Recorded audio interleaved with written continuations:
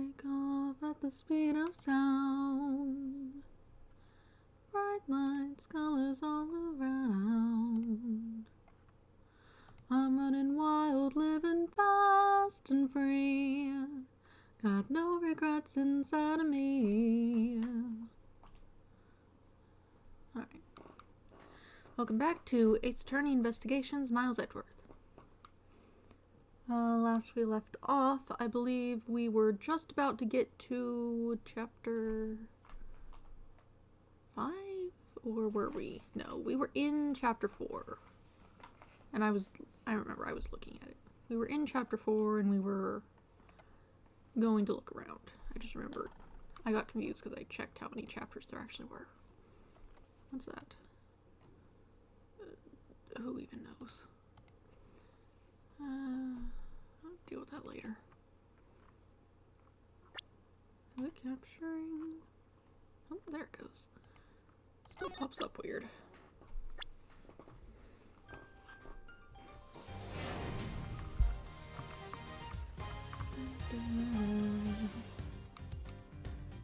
Alright.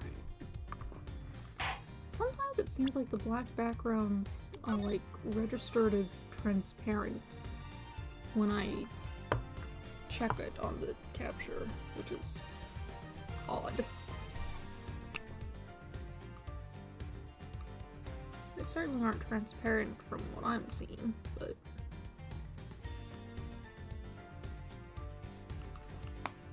pretty sure the other Ace Attorney games were also having that issue. But it's not like they're always like that either.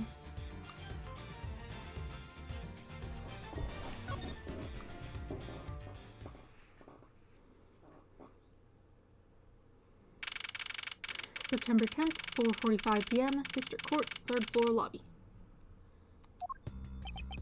Sir, what is to become of the trial in the Code Open Embassy staff?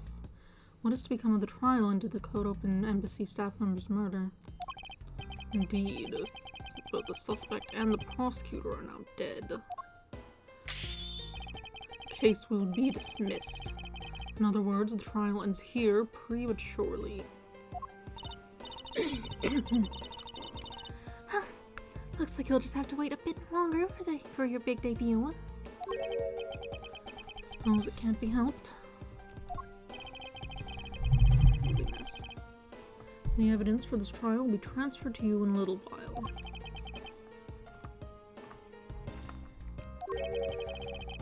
Sir, what do you think about the murder of the Code Open Embassy staff member?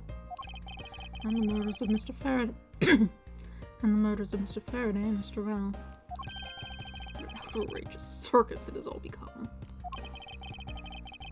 But Faraday brought it all upon himself with his naivete. An outrageous circus. Right, sir. I'm growing weary of this topic. Edgeworth, I will have you assigned to a different case. Papa, you'll come watch my courtroom debut next, won't you? I'll consider it. Sir, if I may, please allow me to continue with my investigation. Whatever for. I know that there is already a suspect in the murder of Mr. Faraday and Mr. Rell. However, there is not enough evidence to prove that it was he who committed the crime. I'd like to continue investigating in order to find the perfect proof of his guilt. Perfect proof? Don't make me laugh. A worthless person like you has no right to claim such a thing as perfection.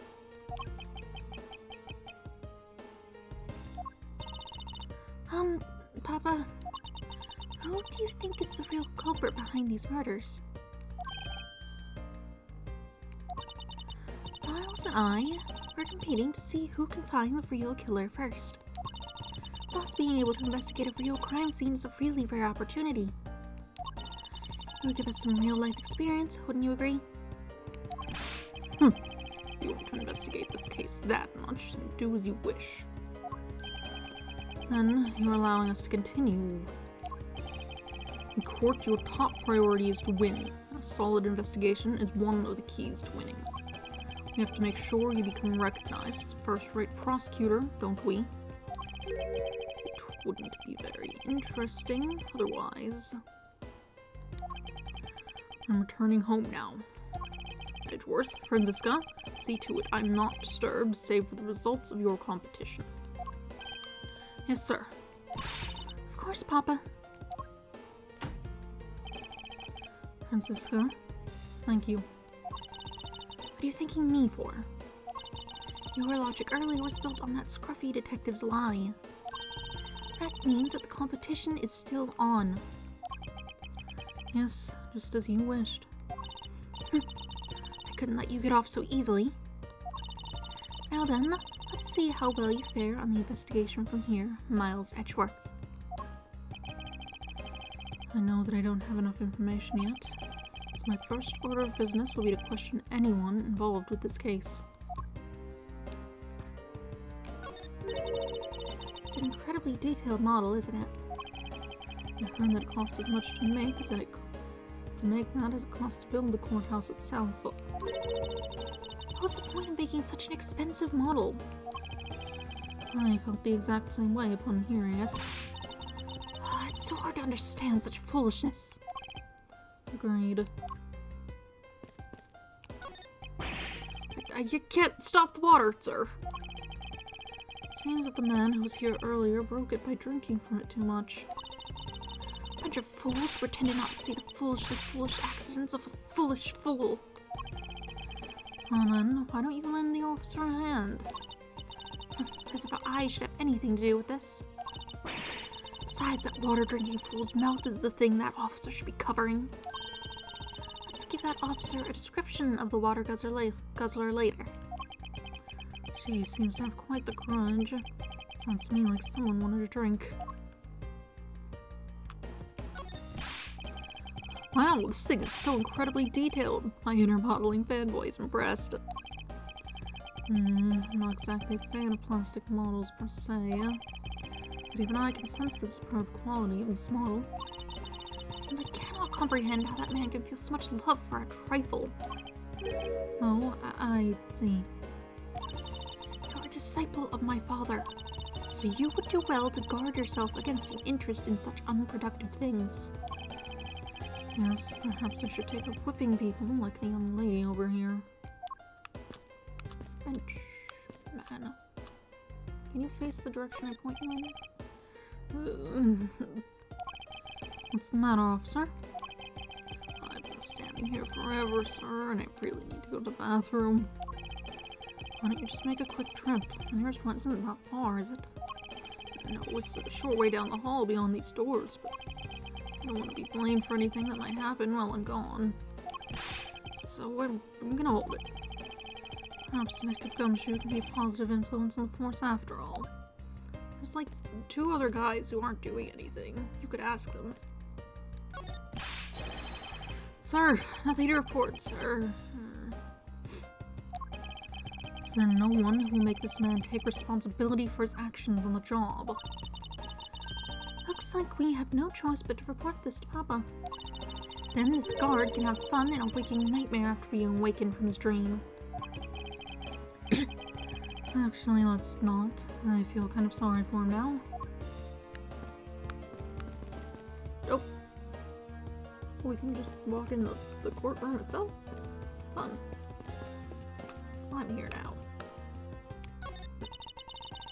This must be the judge's desk. You can tell by the gavel sitting on top. I had a dream once that I was being squashed from above by this gavel. You're such a weakling, Miles Edgeworth.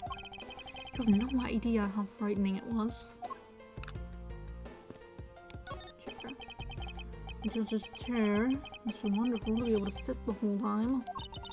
Yes, as opposed to us prosecutors and defense attorneys who have to stand. I think it'd only be fair if the judge had to stand the whole time too. His Honor is an old man. He should be afforded some comforts. Fine, he can enjoy his chair, but he'll share in our pain through my lashes. I fear for the judge if Franziska were to ever become a real prosecutor.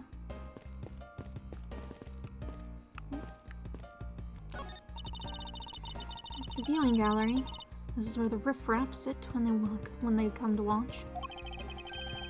situated at the same height as the judge's bench. I wonder if that's to represent the intense scrutiny of each and every case from all sides. Miles Edgeworth, are you or are you not man enough to stand up to all those eyes?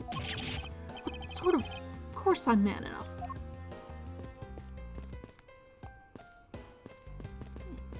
Can't look at that. It's the defense attorney's bench. I'd probably be standing on this side of the courtroom if that incident hadn't happened. What are you thinking about? Lately, the more wrinkly your face becomes, the less I'm able to read what you're thinking. Well, I never have you know that I don't have a single wrinkle on my youthful brow. It's the witnesses stand. I'll make sure that each and every person that ever stands here will be found guilty. There are others besides the defendant that stand at this podium, you know.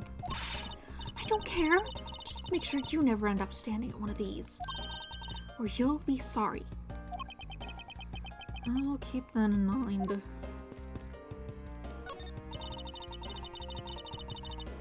Any day now, I'll be taking my rightful place behind this bench. By that time, I should already be standing here. Well, it'd be downright disgraceful if I beat you to it, wouldn't it? If that were to happen, Franziska, I'll eat my cravat. For examining all three benches. Okay.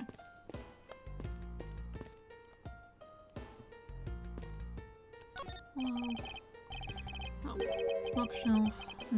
What is this? Judge's Trial Exchange Log. It appears to be a journal where the various judges share their thoughts and ideas. The real daily lives of the judges are laid out here on these pages. There's nothing about the court in here. It's just page after page of unrelated drivel. Judging by the content, they are very enthusiastic about the courthouse's daily menu. It would appear that fried oysters are a favorite. I have no use for such foolishly foolish words from that foolishly foolish crowd. Someone please assure me that this is not the true state of this country's judiciary. It wasn't me, I tell ya. I didn't do anything wrong. Yes, I understand, so let's just calm down, okay, buddy? I don't get anything useful from the detective while he's this agitated.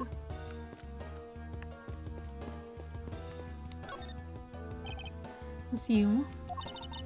Oh, it's you, Edgeworth. And who are you? Wait, you were at the crime scene just now, weren't you? You should be disbarred for not knowing who I am. I am Franziska von Karma, and I am about to become the successor to the family name. About to? Guess that means that from now you're still just another kid. In which case, it's only natural that I didn't know who you are.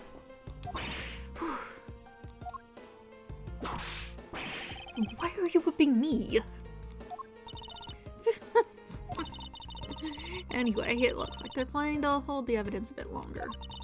If there's one thing I can't stand, it's waiting. I'm terribly sorry, but I have a few more questions to ask of you. Look at you, eyebrows scrunched with lines on your forehead.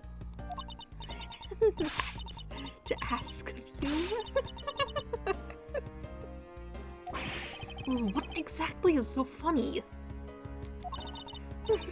Sorry, I'm just bad at dealing with super serious atmosphere.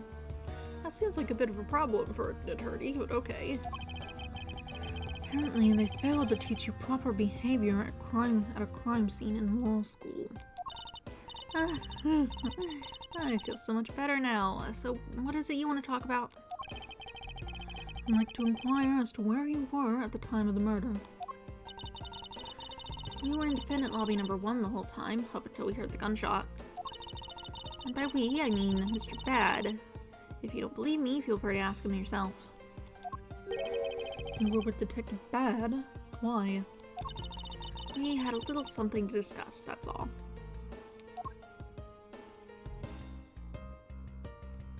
Do I have a map? I don't. There was a window in the defendant lobby, but it didn't look like... There should have been. It looked like it was covered from all sides by the hallways. So I take it that you are acquaintances with Detective Bad? Yeah, he was the detective in charge of the KG-8 incident. Detective Bad is also related to that incident? That's right. He was the one who was supposed to protect my sister, Cece. But you know how that turned out, don't you, Edgeworth? Miles Edgeworth! I have no idea what you two are talking about! I've heard of the KG-8 incident from my papa, but how does that case relate to you, Miss Yu? The victim in that case, CCU, was my little sister.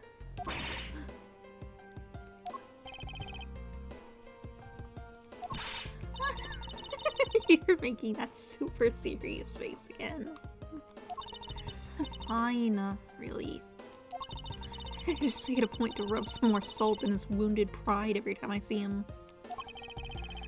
The way she talks about doing that as she laughs away is kind of creepy. Oh, speaking of Mr. Bad, he and Mr. Faraday, I'd say they met up just about every single time the Yatagarasu made a move. It was practically a given that the two would meet up at every one of the crime scenes. I see. He did mention that he is in charge of the Yatagarasu investigation earlier. Maybe I should ask her what she knows about the Yatagarasu in more detail. You claim that at the time of the murder, you were with Detective Bad. But don't you lawyers usually discuss the trial with your clients during a recess? We do, and that's what I was planning to do. But Mr. Faraday was being rather threatening, and he dragged Mr. Rell away. After that, Mr. Bad came into lobby number 1, so we just stayed there and talked. And what did you talk with Detective Bad about? Nothing interesting.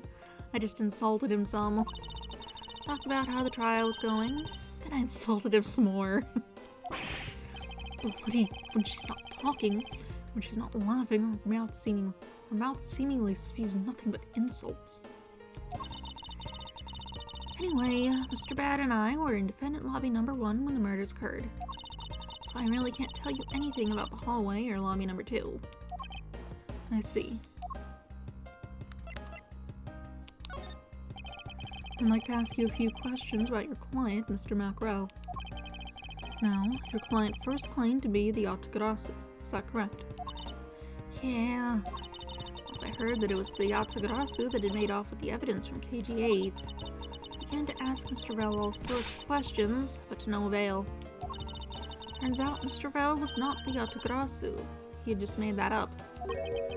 He made it up. Mr. Rell's crime was caught on tape by the security cameras, but there is no footage of him sneaking into the Kodopen embassy itself. Hold on for just 1 second.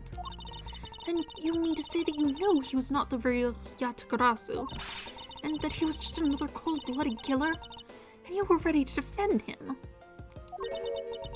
Yes, that's right. I see. So a defense lawyer is actually just someone whose job it is to cover for criminals.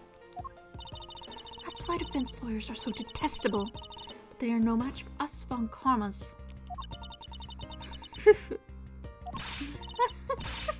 I don't believe it. You're so serious. Why don't you save that face for something really worth being serious about?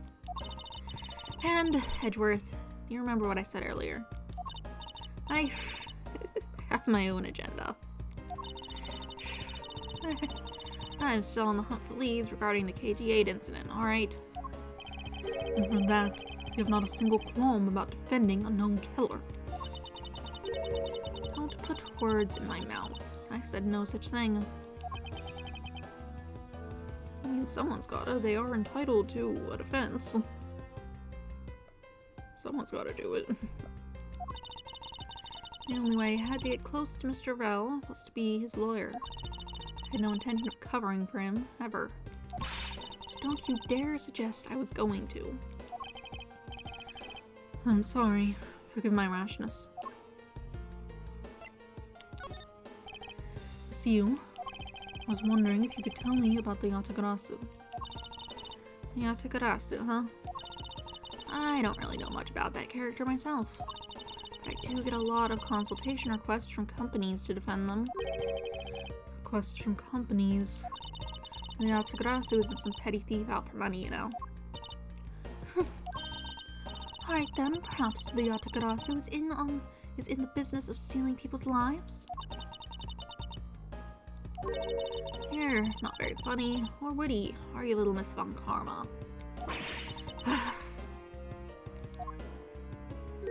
Francisca, be careful about who you whip.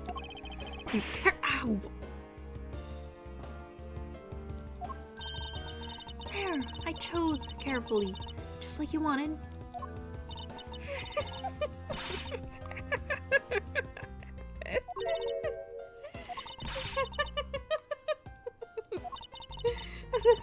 That was hilarious, little Missy. Of course it was. What is wrong with these two women? Why does my pain give them delight? Ugh. My cinnamon roll. Choo. Should have wrapped that up better. Can I wrap it up better? Not really.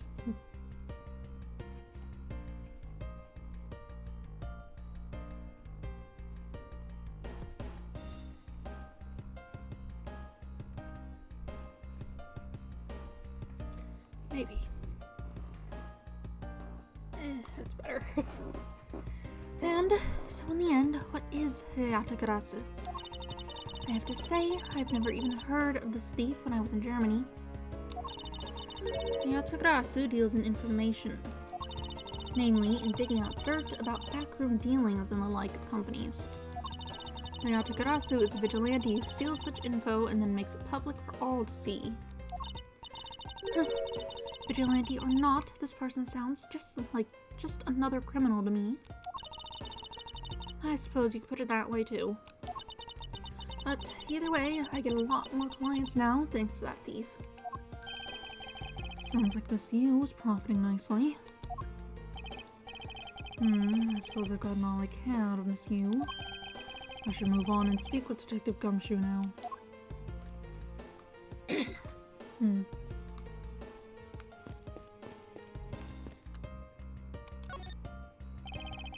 Detective Gumshoe. Hey, it's you, pal. You're here. Ow! As am I. I don't think you needed to whip him to let him know that. Oh, my throat's been like weird.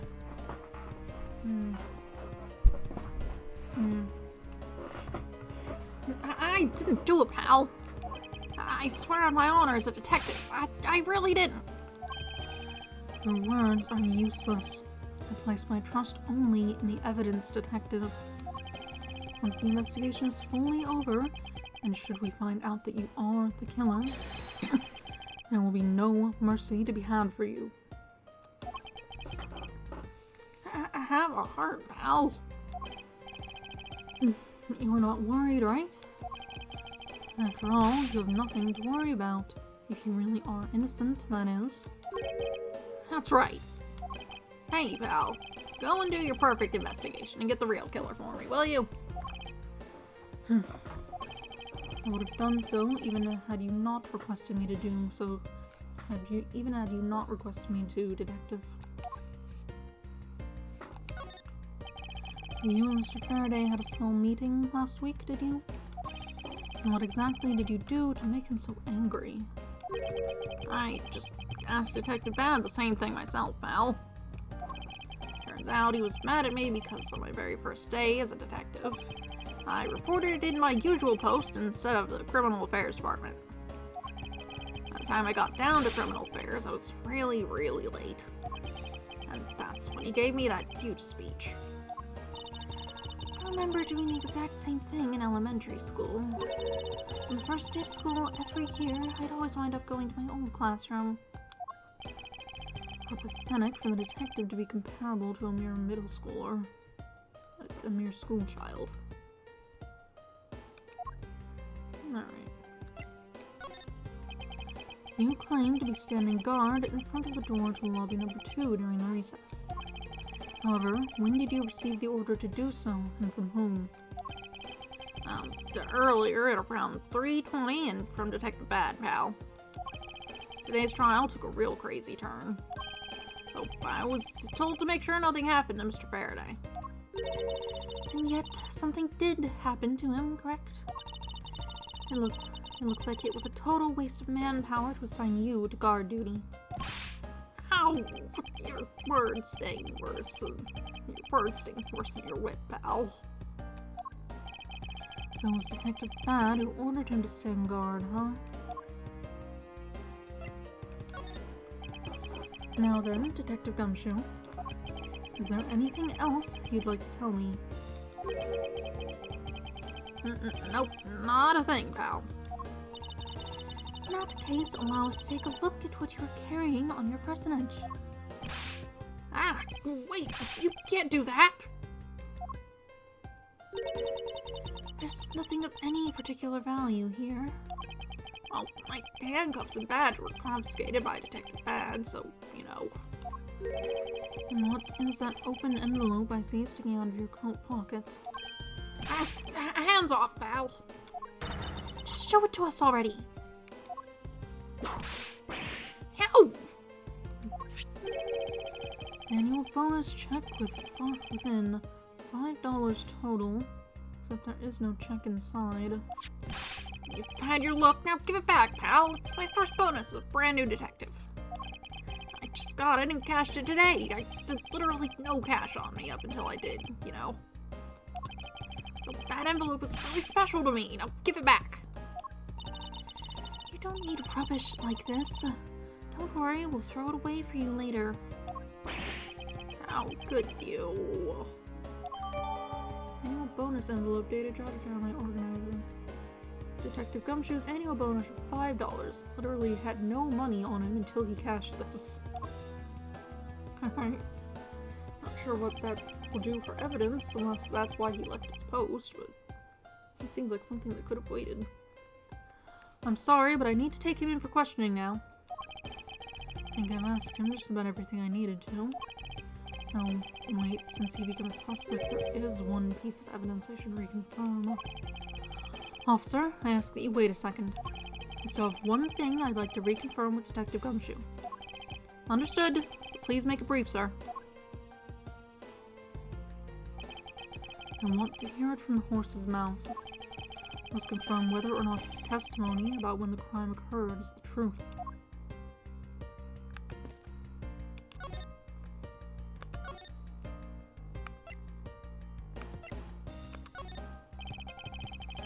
You told me earlier that you heard no sound other than the gunshot out in the hallway.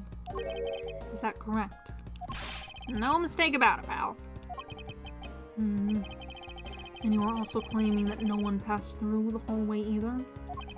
Is that also correct? Yep, not a single ant passed through that hall while I was on duty.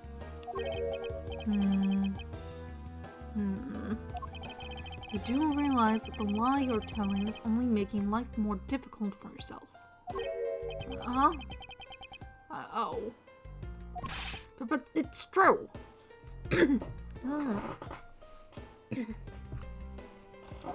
I didn't see anyone go through the hallway, and I didn't hear anything else, pal. I bet the killer found a way to kill the two guys that's beyond what I can even imagine.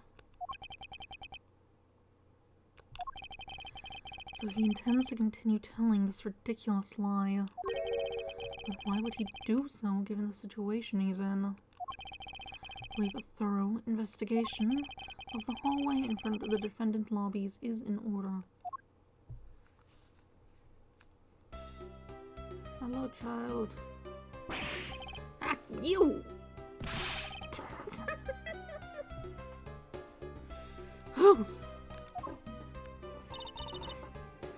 Why are you doing that? How could you have not noticed that coming? Isn't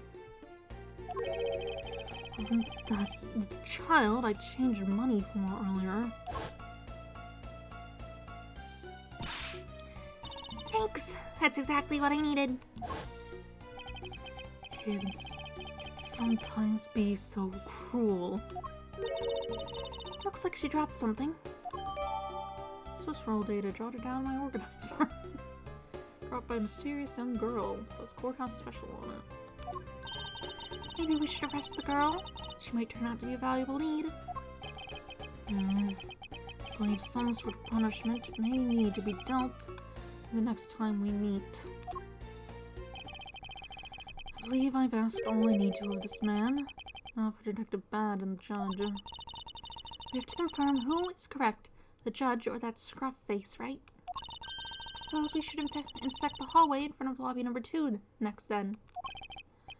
I suppose so. Shall we head on over, Francisca?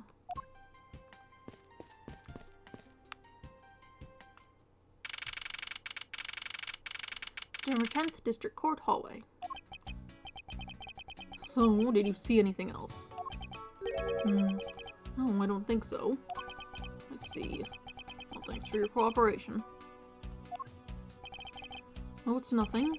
Just doing my duty as a defender of the law. That'll be all for now. I'll ask again if I have any other questions. Anytime, Detective. Now, if you'll excuse me, I have a few loose ends I have to tie up. Oh, you're that new prosecutor Mr. Von Karma recommended, right? My name's Miles Edgeworth, Your Honor. I'm Manfred Von Karma's daughter, Francisca Von Karma. I'm set to become the successor to my genius father any day now, Your Honor. I see. New prosecutor recommended by... Just one on its own. Miles Edgeworth and Miss Jen. I bit my tongue. Are you alright, Your Honor? Please feel free to refer to me as just Miss Von Karma, Your Honor. As for him, just Edgeworth is fine. Apparently somebody doesn't feel that I'm worthy of a proper title. Oh, very well then. I shall call you Miss Von Karma and Mr. Prosecutor Edgeworth. Your Honor, Mr. Edgeworth is fine, sir. How about your earlier testimony? Yes, what about it, Mr. Edgeworth? I would like to ask you a few questions about what exactly you saw. Alright, after all, it is my duty to clarify my testimony as a defender of the law. I greatly appreciate your cooperation, I greatly appreciate your cooperation, Your Honor. Now, the first thing I will need to do is figure out that detective's exact movements. Oh wait.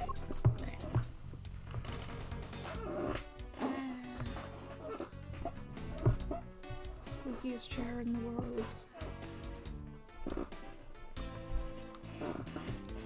I'm just not sat at a way that I can sit very comfortably.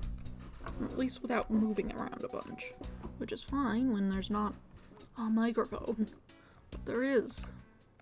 How's that? Looks fine. Everything seems to be working. Cool. Let's speak with you first. Your Honor, I'd like to ask you a few questions if you don't mind. Where were you at the time of the murder? Did you suspect me of something? No, nothing of the sort, Your Honor. Very well, you may continue with your testimony. Your Honor, it's your testimony I'm after. Oh, I had no idea you were chasing after me or my testimony. I'm beginning as a sense that I might want to avoid being a trial run by this judge. Let's see here. Now then, how should I put this? When you get to be my age, you need to pay more frequent visits to the restroom. If you go and take a look through the window at the end of this hall, you'll see a small window. That is the window to the men's restroom. In other words, you can see clearly into this hallway from the men's restroom.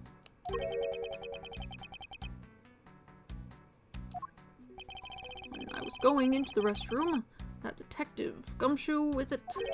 Well, he was standing in front of the vending machines buying something from it.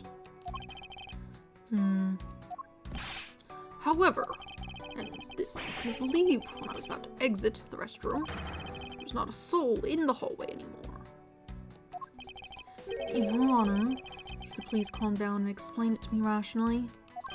Oh, I'm really sorry.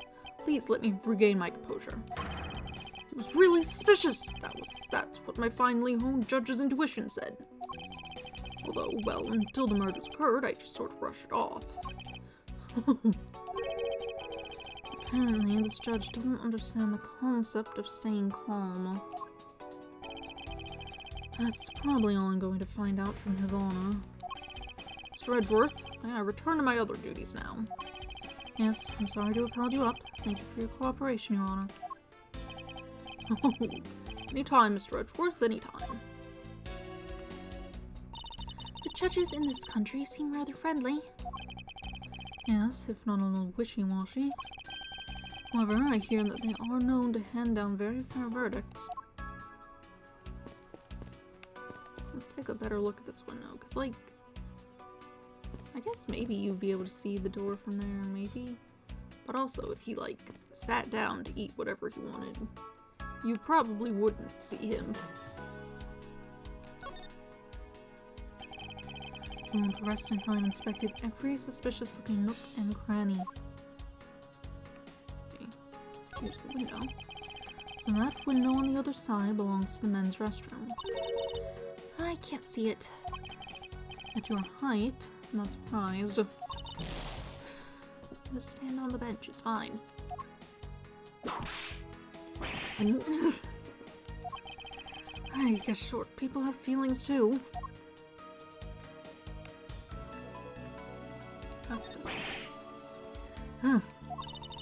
What's the matter? Pricked myself on one of this cactus's needles. I didn't think the needles on this thing would be so sharp.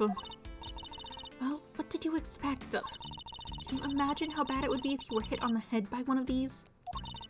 Anyway, this cactus seems to be unrelated to our case. You really think so? Because I believe that this cactus sitting on the windowsill is completely related. What a cactus sitting on the hallway's windowsill. Its needles are dangerous. Oh, well then I look forward to your explanation on how exactly it is related. Got a wrapper. What is this? It's a pink-colored piece of trash made of rubber. Rubber. Like a piece of a balloon.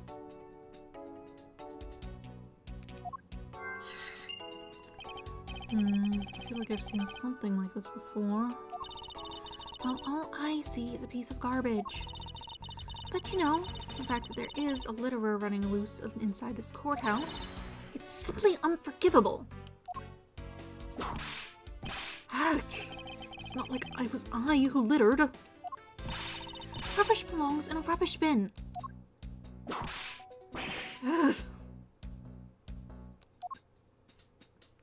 Stop hitting it. The ants are hard at work carrying their food home. It's a marvel that they can pick up such comparatively large objects to their size. Well, if you want to carry the mighty Von Karma name and not be squished under it, you'd better work extra hard, just like these ants. The same goes for you, Franziska. Okay. Handprint. The dirt on this bench smells like some sort of sweet substance. I can't believe there was someone going around dirtying the courthouse. For shame. Hold it! Calm down, Franziska. Now, take a good look. Doesn't this smudge look kind of like a handprint to you? I suppose it could be. Which means that perhaps we can lift the prints of the person who sullied this bench. I see. And then we'll know the identity of our mystery slob. You there, the lab technician. Could you please find out who this handprint belongs to? Sir, yes sir. Got the results of the fingerprint analysis, sir. And do you know who they belong to? Sir, the fingerprints belong to Detective Gumshoe. Oh, interesting. Good work, officer. Detective Gumshoe's fingerprints data jotted down in my organizer, left on the hallway bench. Dark smudge amidst the scent of sweet sugar. Cool. And there you have it. Yes, I suppose so. Now we know the identity of the person who dirtied the bench. I sense that you and I will be using this information in very different ways. Bench itself. Ants are pouring out of this hole in the bench as well. Out of the hole in this bench as well. What if the inside of this bench consists of nothing but ants? Don't you dare continue with that gross line of thought. I'm sorry.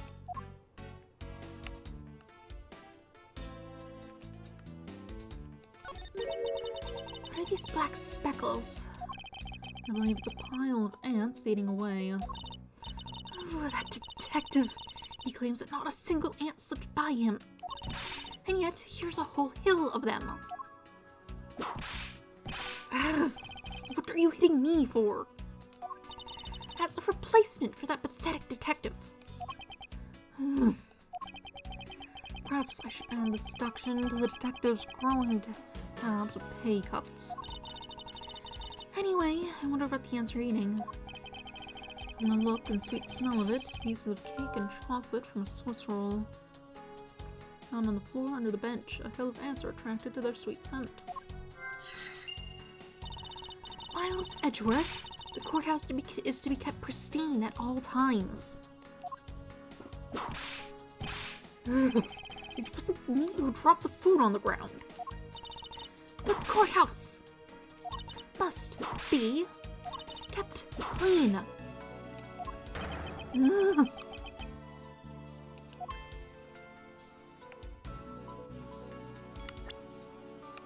really see anything else over here. Garbage can. It would appear that this vending machine sells snacks and various other foods. Just lovely. What will they think of next? Don't be a jerk in court like these beef jerks. 1 packet for $9. Defendant's fresh milk. 1/2 pint for $7. Stay neutral as the switch stew until the end with these for $6. They're awfully overpriced. The lineup is simply awful. Period. Speaking of snacks, I wonder if that Swiss roll the little girl dropped is from this machine. I was wondering about that myself.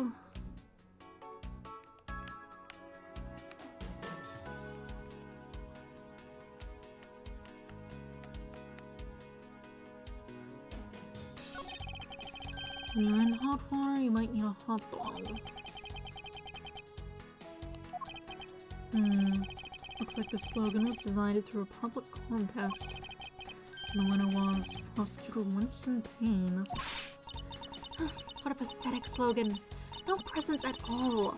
Now, if it was up to me, it would read, if you leave matters in Avant Karma's hands, everyone in court will be found guilty, dogs. Objection! Overruled.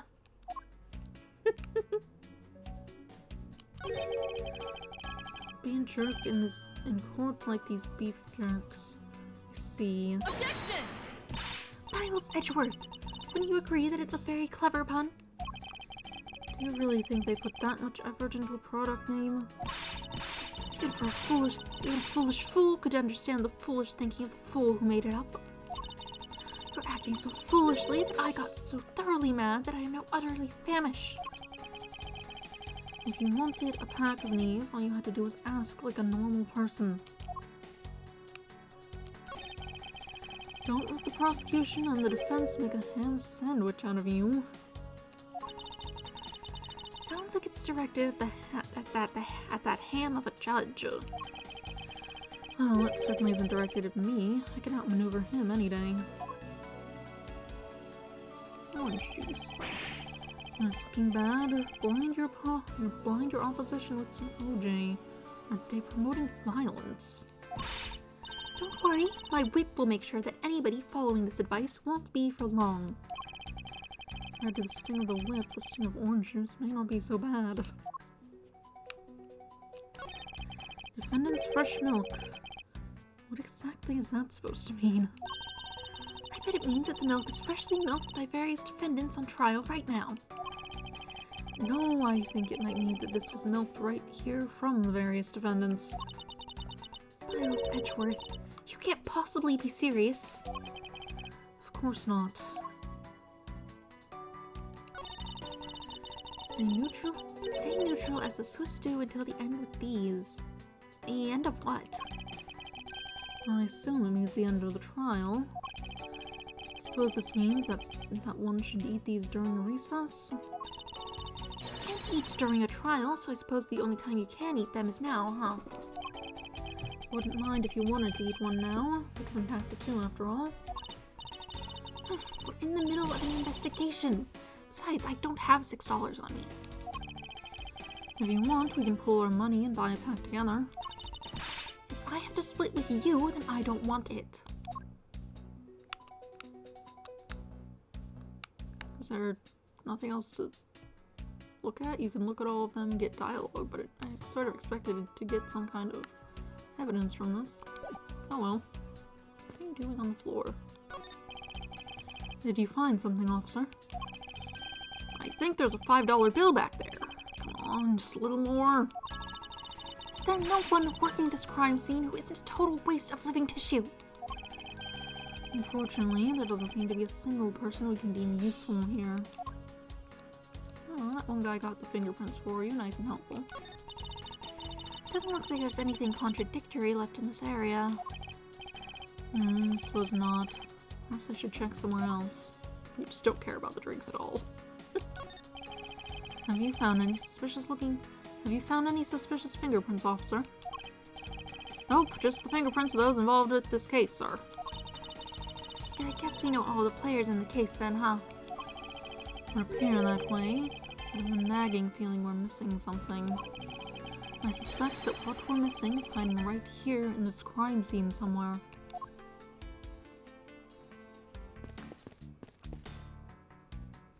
I wonder if the balloon popping, probably caused by the cactus, but that was sitting on the side, unless it got moved later and no one noticed. Could have been when someone was coming through the hallway to check what happened. No, they heard the gun pop in the other room, so it's not like they just tricked Gumshoe. That wouldn't work. He's making a most ridiculous looking face. It may be, but at least he doesn't look like someone who would tell a lie on purpose. I suppose, but to Von Karma, evidence is the only thing that carries any weight. Of course. At any rate, this poster seems to be of no use to us right now. There are no signs that this fire extinguisher was used in the crime. If you could already tell from a distance, then why are you wasting your time examining it? Francisca, let's not try to rush absolute genius.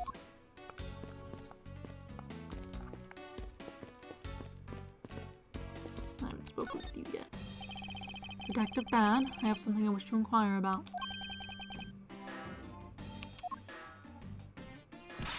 Hey, how about doing some actual work, you?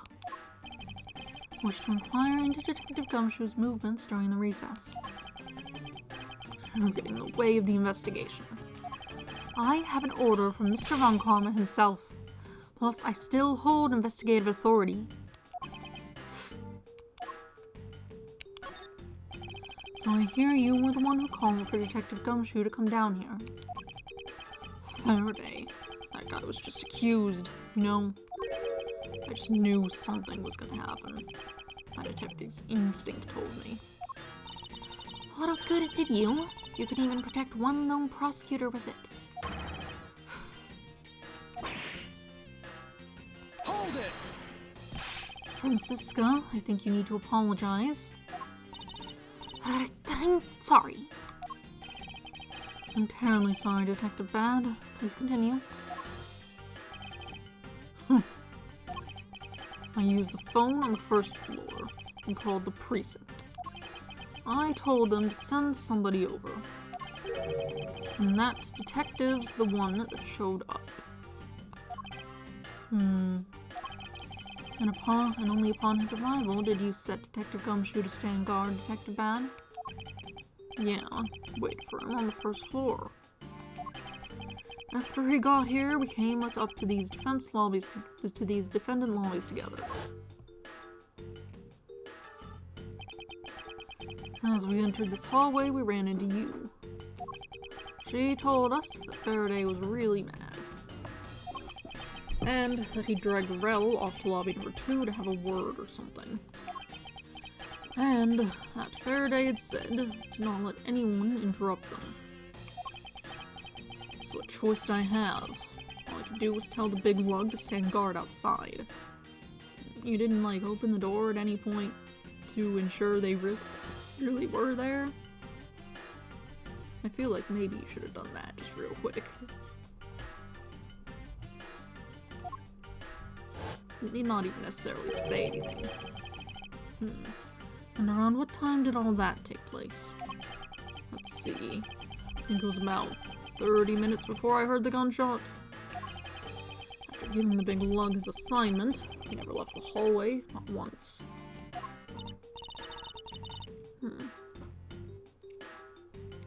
Oh, and how can you make such a claim? One of the guards out in this floor's main lobby swore to me he didn't. That the detective never left the hallway, and where did he disappear off to? That's simple. He must have gone into lobby number 2, just as I suspected. You and I, we were in lobby number 1 next door. The only one without an alibi is Gumshoe. It seems that I'm still missing some key pieces of information. Detective Bad, you also heard the gunshot, did you not? Yeah. I heard it when I was in defendant lobby number 1. That's why I came running towards lobby number 2 together with you. How much time elapsed between you hearing the gunshot and your arrival on the scene? Less than a minute. What were your movements upon hearing the gunshot? I grabbed the big lug who was just walking around in the hall, and raced into lobby number 2. And that's when we discovered the bodies, in that order. That makes you the discoverer of the crime scene, right? Yeah, I guess it does. Miss. I am about to become a prosecutor very soon. You will treat me with the dignity I deserve, or else. You wave that thing around anymore, I'll have you arrested for obstruction, little miss. You wouldn't dare. Just joking.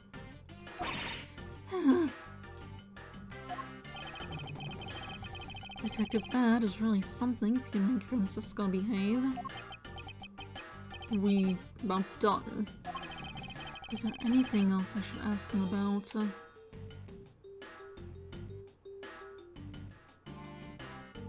I mean, we have the approximate time. That'd be whenever they discovered it. 3 people going in. It must have been reported quickly enough. He was already in there, so... I'd like to know a little more about the circumstances under which you heard the gunshot. Like I said, I was in lobby number 1 with you. I have nothing else to add. Well, his testimony certainly corroborates with what Mr. Yu said. Miles, you already asked him about that, remember? I suppose you should ask about something else. Is there anything else I should ask him about? I'd like for you to tell me the exact time you heard the gunshot. It was around the end of the recess, and the trial was about to start again, I think. He was supposed to make time for himself to transfer the evidence he was holding. But I got the sense he wasn't going to show for the handoff. So I figured I should go get him, or he'd be late. And just as I thought that, bang! The sound of a gunshot hit my eardrums. So he heard the gunshot right before the trial was about to restart, huh? Okay, Detective Bad's testimony. He heard the gunshot right before the trial was about to start again. We're done here.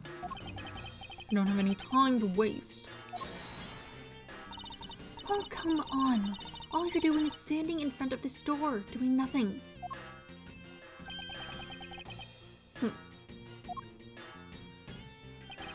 You get the sense that he's somewhat investigating this crime scene. Or rather, that he's keeping us under surveillance. To what end? Detective Bad, may I ask that you cooperate with us for just a bit longer?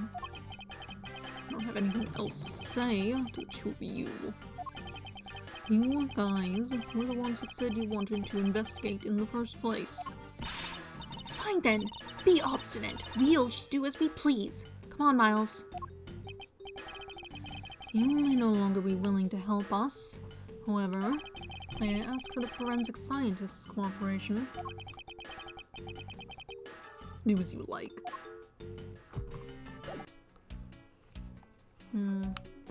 I've looked at everything.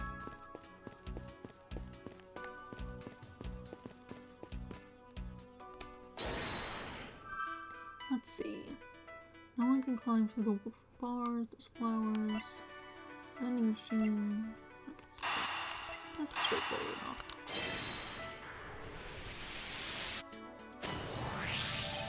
These bits of chocolate and cake, could they not have come from a Swiss roll? A Swiss roll? How would a courthouse sell a thing like that? It may not seem like the right venue, however it is being sold right over there. A vending machine? Ah, I see. Stay neutral as the Swiss do until the end with these. 2 for $6. Talk about expensive. Leaving the fact that it's on the expensive side aside, the fact that the cake crumbs and chocolate bits were found in this hallway suggests that they came from a Swiss roll that was purchased from this machine.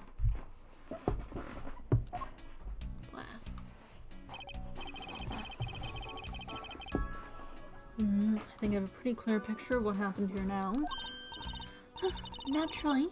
After all, I'm here, aren't I? Detective Gumshoe must have sat on this bench as he ate a Swiss roll. As he ate, he dropped it on the floor and sullied the bench. Detective Gumshoe's fingerprints data update my organizer.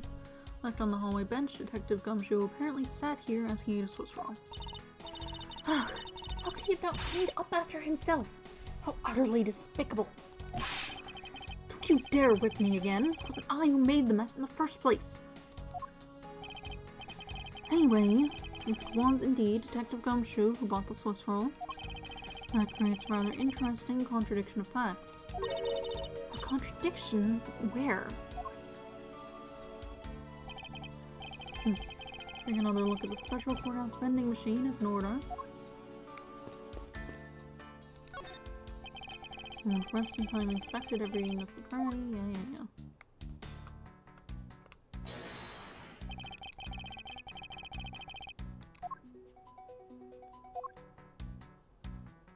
Eureka!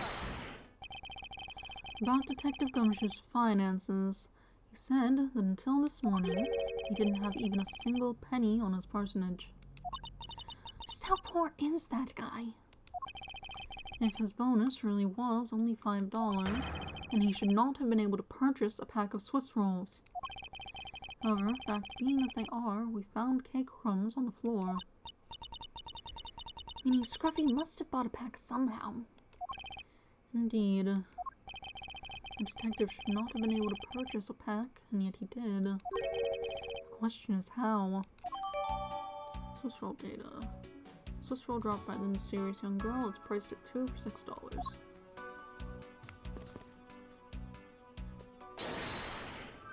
I suppose we can probably connect these.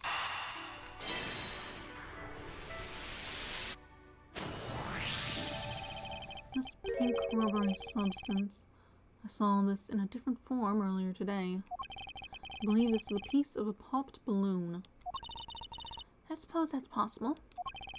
The balloon probably got a little too close to our friend, the windowsill cactus. That would be the logical conclusion, yes. Balloon piece, dotted and jotted down.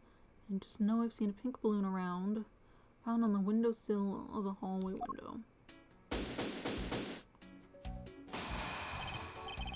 I believe I now have a very firm grasp on what happened here. Well, I do too. Alright, Francisco, but you should care to share what conclusions you've come to. Why should I do that? We're still in the middle of the competition, you know. I didn't mean to open that. We should be checking to see if your conclusions are wrong first. So you go ahead. It's almost cute that she's going this far to ensure that she wins. Almost. Very well, but first we need to pay His Honor a visit to correct his testimony. September 10th, 5:15 p.m., District Court number 3. Your Honor, if I may, I'd like to test your witness testimony to see how it stands up. Did you doubt me? Am I your new suspect? In a sense, I suppose you could say that. Even you, a judge, are nothing but a common witness before a Von Karma. Silence in the courtroom. Silence, I say. Mr. New Prosecutor recommended by Manfred Von Karma and Mr. Genius Prosecutor You bit your tongue again, didn't you? As a defender of the law, I could never give false testimony. You can even place me under oath if you want. Very well then, your testimony if you please.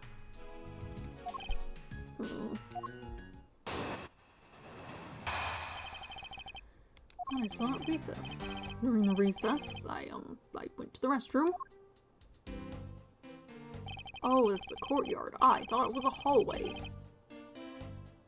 I see. That makes sense. There's a window on the hallway side. In other words, I could see into the hallway.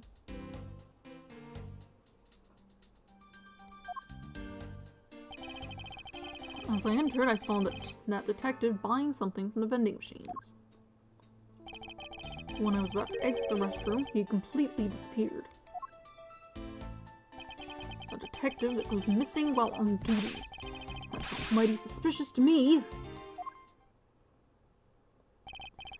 Your Honor, can you please try to remain calm?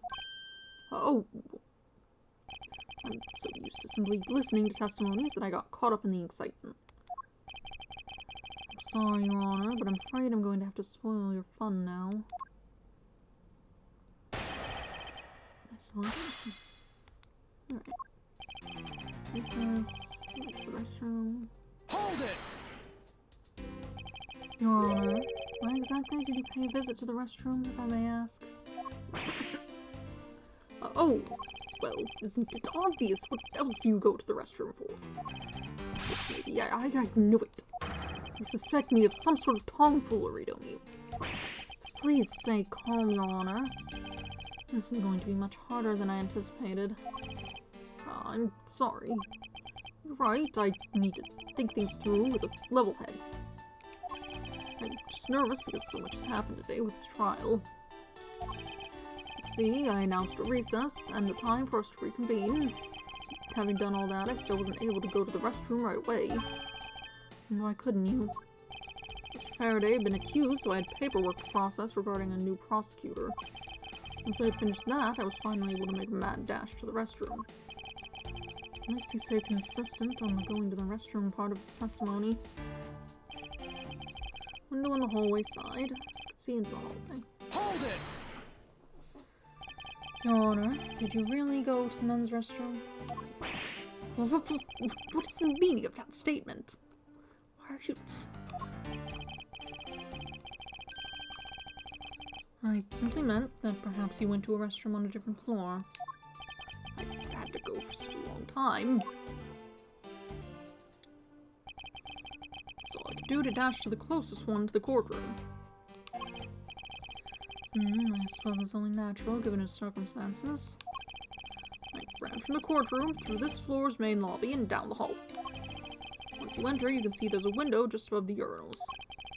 And it was through that window that you witnessed Detective Gumshoe, Your Honor. Yes, exactly. Your Honor, there's no need to yell. I can hear you just fine. Oh, I guess I put a little too much into that last answer. Now then, let's continue with the testimony. As I entered, I saw the detective buying something from the vending machines. Hold it! Are you sure that the person you witnessed was Detective Gumshoe, Your Honor? Yes, I'm absolutely sure. It's hard to miss someone of his stature, even from as far away as the restroom. Besides, I can't think of anyone else that with that kind of hairstyle and big beige coat. Well, I was simply wondering if you were mistaken in what you saw. What preposterous! My eyes are as sharp as can be, ready to see through lies to the truth. Although, recently things do seem to be a bit fuzzier than they used to be. Clearly, his eyes are not the only things that have gone fuzzy. But allow me to say with all the honor and dignity of a judge, I am not mistaken in what I saw. I was about to exit the restroom, he completely disappeared. Hold it! He disappeared, but Your Honor, didn't you just say I saw that detective buying something from the vending machines? Why, yes, I did. The restroom window looks over the courtyard and right into the hallway. We have to reiterate this so much. But, just as I was about to exit, I took another look, and there was no one in sight. That led me to the only solution to this mystery. That detective must have gone into the crime scene, lobby number 2 at that point. So he looked into the hallway from the restroom and over the courtyard, did he? The detective goes missing while on duty. Sounds mighty suspicious to me. Hold it! Your Honor, I ask that you please remain calm. No, I'm perfectly calm. Being anything but perfectly calm. It appears that His Honor could not have been mistaken in what he saw. I suppose so, given his line of sight. However, Franziska, why do you suppose our lines of sight are so different? If you're referring to my height, can't you hold that whip still for just a second? Now, about His Honor's testimony. I believe his line of sight to be an important factor. If it's that important, why don't you hurry up and tell him already? I will, but there's one more thing I need to do if I am to correct His Honor's testimony. I do need to retrace Detective Gumshoe's movements. Let's see into the hallway. Find something from the vending machine. Disappear. He sat down. Objection! What's that finger wag for, Mr. Edgeworth? Don't you know it's rude to shout objection when someone is giving testimony? Huh. If you truly are a man of the law, then you must always be vigilant. For example, I never let an opportunity to shout objection pass me by. Miles Edgeworth, it's one thing to be passionate about your job, but this is real life. This is what some people may say is the pot calling the kettle black. Your Honor, I wonder if you might take a look at this for me? What is that filth? How dare someone dirty the hallway bench like that? Who is the culprit? That party is hereby found guilty of uncleanliness. If you must know, the uncouth bench sullier has already been placed under arrest thanks to your earlier testimony, Your Honor. Oh, well, that's good, but who was it? We were able to discover something from the smudge on the bench. Namely, Detective Gumshoe's fingerprints. Not happy with just committing murder, he had to go and dirty the courthouse, too. Guilty! Your Honor, please calm down. While it's true that the detective is the one who made the mess on the bench, we have not yet established that this action is related to the double murder. What do you mean? I believe that detective bought a pack of Swiss rolls from the vending machine, and then promptly sat down on the bench to eat one.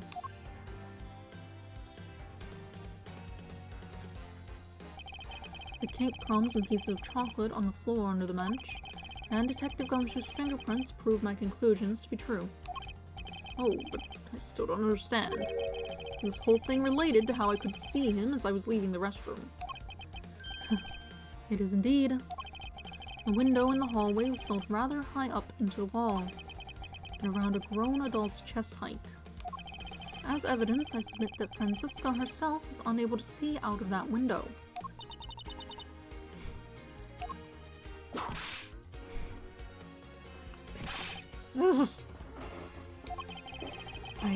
I shouldn't have used her height as evidence.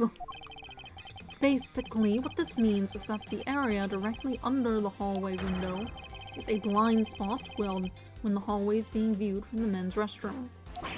Then... it seems that you have made the connection. If someone were to sit on the bench under the window, yes, even someone as large as Detective Gumshoe, he would effectively disappear from sight. What? You finally see, Your Honor.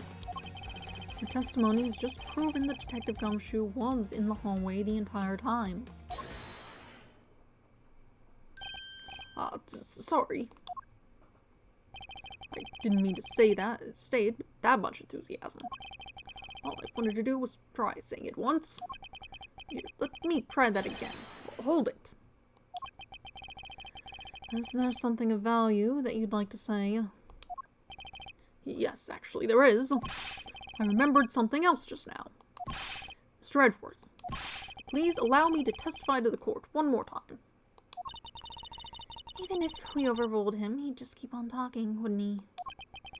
That might not be a bad thing. The more info, the better in a perfect investigation, right?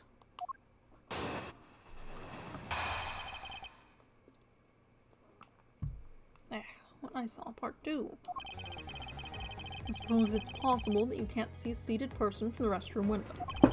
However, that doesn't mean that the detective was sitting there when I looked. Anyway, I forgot to testify earlier about probably the most important detail. As I was leaving the restroom, I heard the loud bang of a gunshot.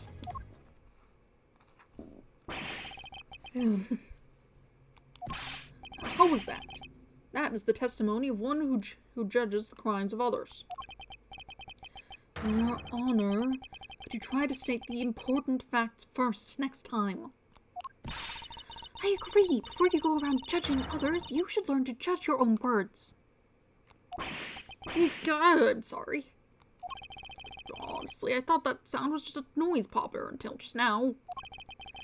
Now that he mentions it, right before we restarted the trial, he did talk about that. Oh, by the way, was there someone celebrating a birthday during the recess? I could have sworn that I heard a popper going off. Come to think of it, the other day with my grandson. The most critical point in this argument is when did the judge look into the hallway, and whether that lines up with when the gun was actually fired. Your Honor, if I may, I'd like to clarify a few details in your testimony. That one's probably going to be the balloon. Can't see a seated person from the restroom window. Hold it! In that case, do you concede that you were overconfident in your last testimony? Now, hold on there. I just said that it's possible you can't see a seated person from the restroom this time. But you know something? I don't think you know when the prints you referenced were left on that bench, do you? Well, you have proven that it's possible that the detective was sitting. I still have a problem with just when those fingerprints were left. He's right. I have yet to prove when the fingerprints were left on the bench. While he feigns ignorance, his honor has seen a lot of life. This judge, I mustn't underestimate him. However, that doesn't mean that the detective was sitting there when I looked. Hold it! As we established, you went into the restroom during the recess. However, at what point in the recess did you look into that hallway? After I called for a recess, I handled the change of prosecutor paperwork. Maybe about 20 minutes until we reconvened. Yes, that sounds about right. Just as I expected. What were you expecting? I demand to know what that all-knowing smile is for. Your Honor, that statement you made just now is very important. I'd like for you to append it to your testimony. All right, if you insist. Let's see, I looked into that hallway about 20 minutes before we were to reconvene. Hold it! 20 minutes before we reconvened. Very well. What did you do after that? Let's see, I had to make some preparations, so I rushed straight back to the courtroom. I also had to track down a few pieces of paperwork for the various bailiffs. So you rushed back to the courtroom despite having just heard a gunshot. Well, at the time, I thought it was just the sound of a noise popper. I really couldn't think of any other explanation than someone having a birthday party. Now this has happened. I see. Thinking back, the judge did mention something to that effect when we reconvened. Anyway, I forgot to testify earlier about probably the most important detail. Hold it! If it's something that forgettable, I don't need to hear it. Did we forget to mention it? That sort of excuse may work on other people, but not on Ivan Karma. Oh, but it's such an important piece of testimony. Please give me a chance to present it. I suppose I have no choice in the matter. As I was leaving the restroom, I heard a loud bang of a gunshot. Hold it! Your Honor, about what you just said. I couldn't believe myself. But bang! With the gunshot, I had a knee-jerk reaction. I jumped in the air like this. Just like this. Ah! Your Honor, please remain calm when you're trying to explain yourself to me. Yes, sir, sorry about that. Now then, I must gather myself, yes. When I heard the gunshot, there was no one in the hall. I should know, I looked. There was no one there! This judge's emotion circuits seem to be stuck on overreact. I believe that we finally found the flaw in His Honor's testimony.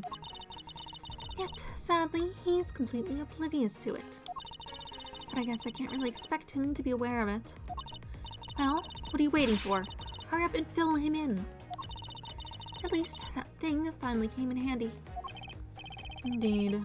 Now, let's see what happens when I present it to His Honor. Let's see, 20 minutes. I believe it should be right before the... Objection! Your Honor, I cannot allow you to make an objection. What the? Your Honor, I'm really sorry, but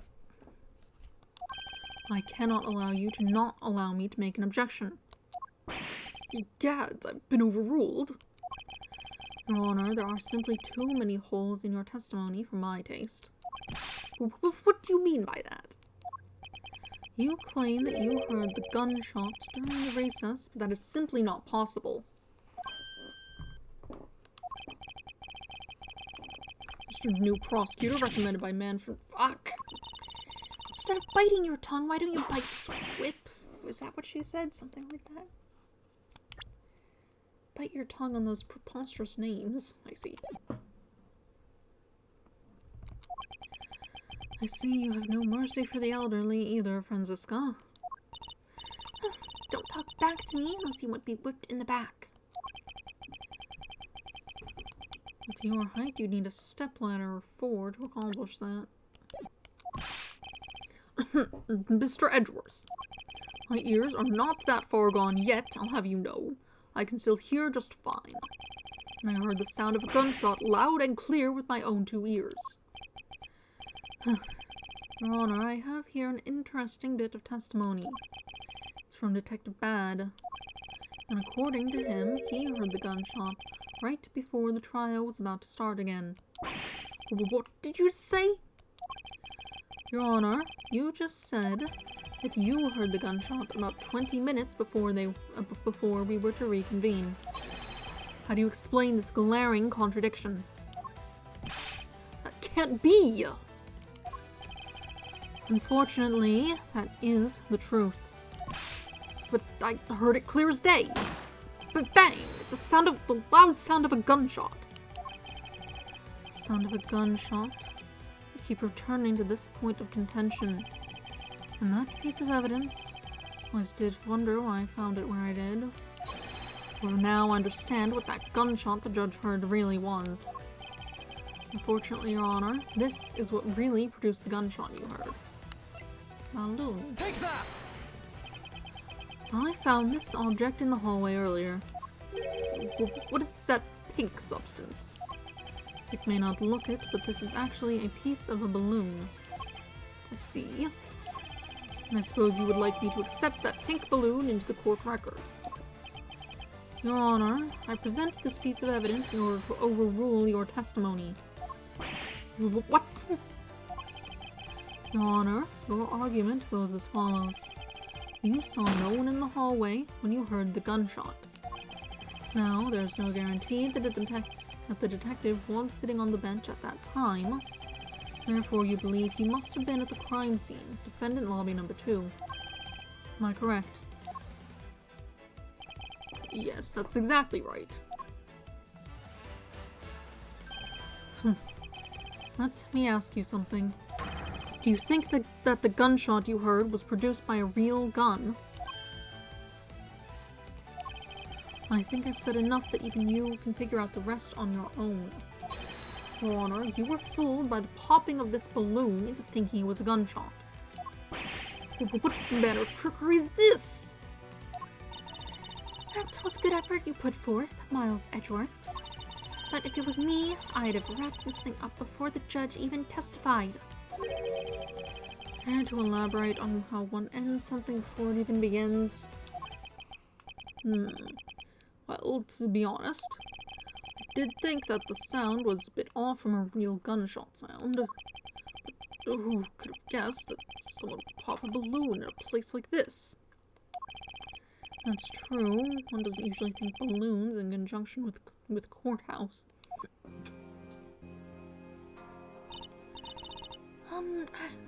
I want to trade these coins with you. That's it.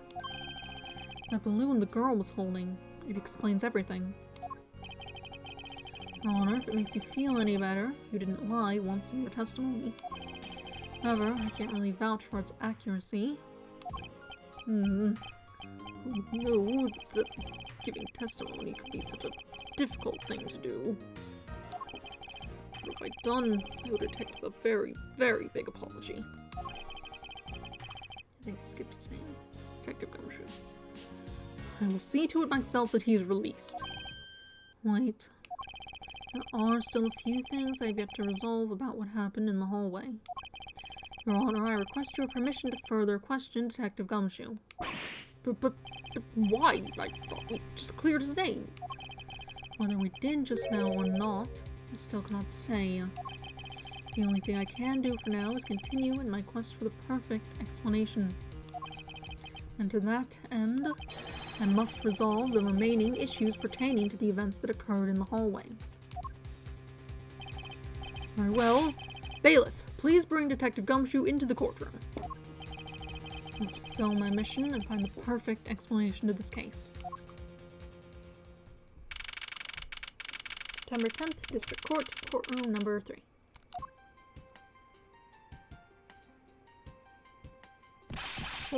What is it now? Is it time for my trial already? I've already told you a gazillion times, pal. I didn't do it. I'll be the judge of that, Detective Gumshoe. No, you won't. I'll be the judge of that. No, I'm the judge around here. And I'll be the judge of that. Why can't you guys be a little less judgmental? Yes, well, speaking of hasty judgments, Detective Gumshoe, I'm afraid I must apologize for an error in judgment on my part. Your Honor, I don't believe you should apologize just yet. We've had to prove he is completely innocent of this crime. I guess so. What are you guys talking about? In any case, I would like you to testify as to your actions while you are on guard duty. And please remember you are not on trial. This is all just part of the investigation. As such, you may still be found to be innocent. However, if you should give false testimony... Ow! My whip will object, loud and clear. If you are found to be lying, you will be held indefinitely. Understood? I gotcha, pal. Thinking back on the state of the crime scene and the judge's testimony, it's obvious that Detective Gumshoe is lying. If I can't break his lie, then we may never get a break in this case. Well, I was on duty. I came down here to this courthouse on Detective Bad's orders. As soon as I got here, he ordered me to stand guard in front of lobby number 2. From that time on, until I heard the gunshot, I was in that hallway the whole time. On my honor as a detective, I swear it wasn't me, pal. He's still singing the same tired tune. In that case, I'll just have to change the melody. I know he's lying. It's time I pulled the information I need out of him.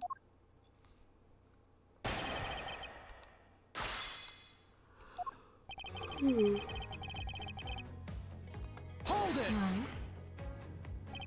So was it really Detective Bad who called you down here? You bet it was, pal.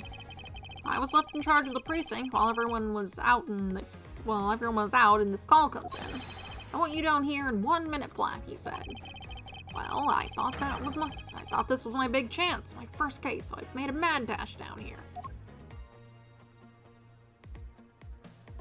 Although I couldn't exactly get here in a minute flat. So how long did it take you? About 10 minutes, I guess.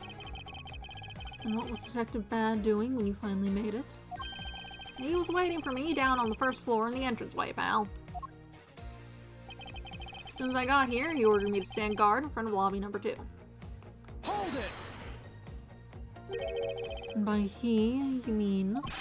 Detective Bad, of course, and this being my first time at this courthouse, he also walked with me up to the 3rd floor hallway in front of the defendant's lobbies.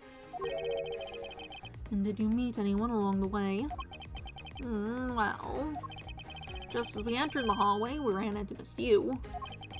When he heard from Miss Yu that Mr. Faraday was not to be interrupted, that's when Detective Bad told me to stand guard in the hallway, pal. So far, Detective Gumshoe's testimony is matching up with Detective Bad's. From that time on, until I heard the gunshot, I was in that hallway the whole time. Hold it! You claim to have been in that hallway the whole time. However, is it not a fact that you did something while you were in that hallway? Of course I did something. I guarded the door to lobby number 2, pal. What else? Very well then, and what exactly does guarding that door entail? Well, to put it simply, I know it was my job to stand in front of the door without moving an inch. Oh. Detective Gumshoe, you mean to tell me that you didn't take a single step away from the door to lobby number 2? Is that really what you wish to testify to the effect of? You got it, pal. I didn't take a single step away from that door, just like I was ordered not to.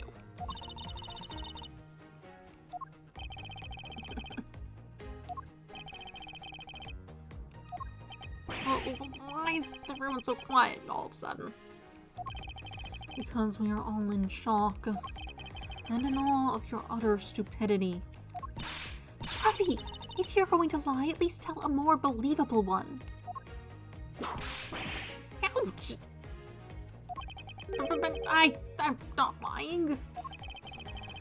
I should hurry up and bring this insipid testimony to a close. Until I heard the gunshot, I didn't take a single step away from the lobby number 2 door. Hold it! I'm only going to ask you one more time, Detective Gumshoe. Are you sure that you stood in front of the door to lobby number 2 the entire time? Yep, and after I was told to by Detective Bad, I stood guard in front of that door without a single break. So believe me when I say that I was in that hallway the whole time already, pal.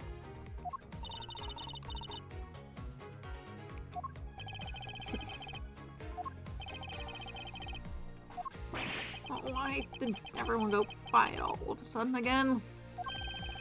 Apparently, someone has a bit of trouble reading between the lines. What's that supposed to mean? I don't... Be quiet! Ow! I should hurry up and bring this insipid testimony to a close. On my honor as detective, I swear it wasn't me, pal. Hold it! Would you also be willing to swear there was no one else in that hall besides you? What are you talking about? I just swore to you that I was doing my job, pal. Oh, then what are you acting so nervous for? What? I'm not nervous at all, pal. Anyway, not a single person other than myself was in that hall the whole time.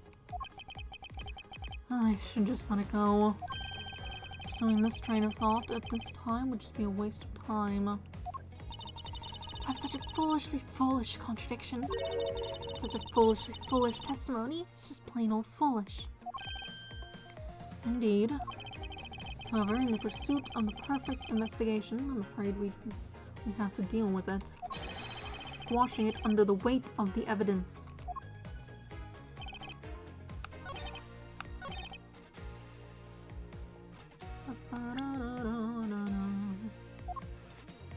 Let's see, what's this? No. I believe.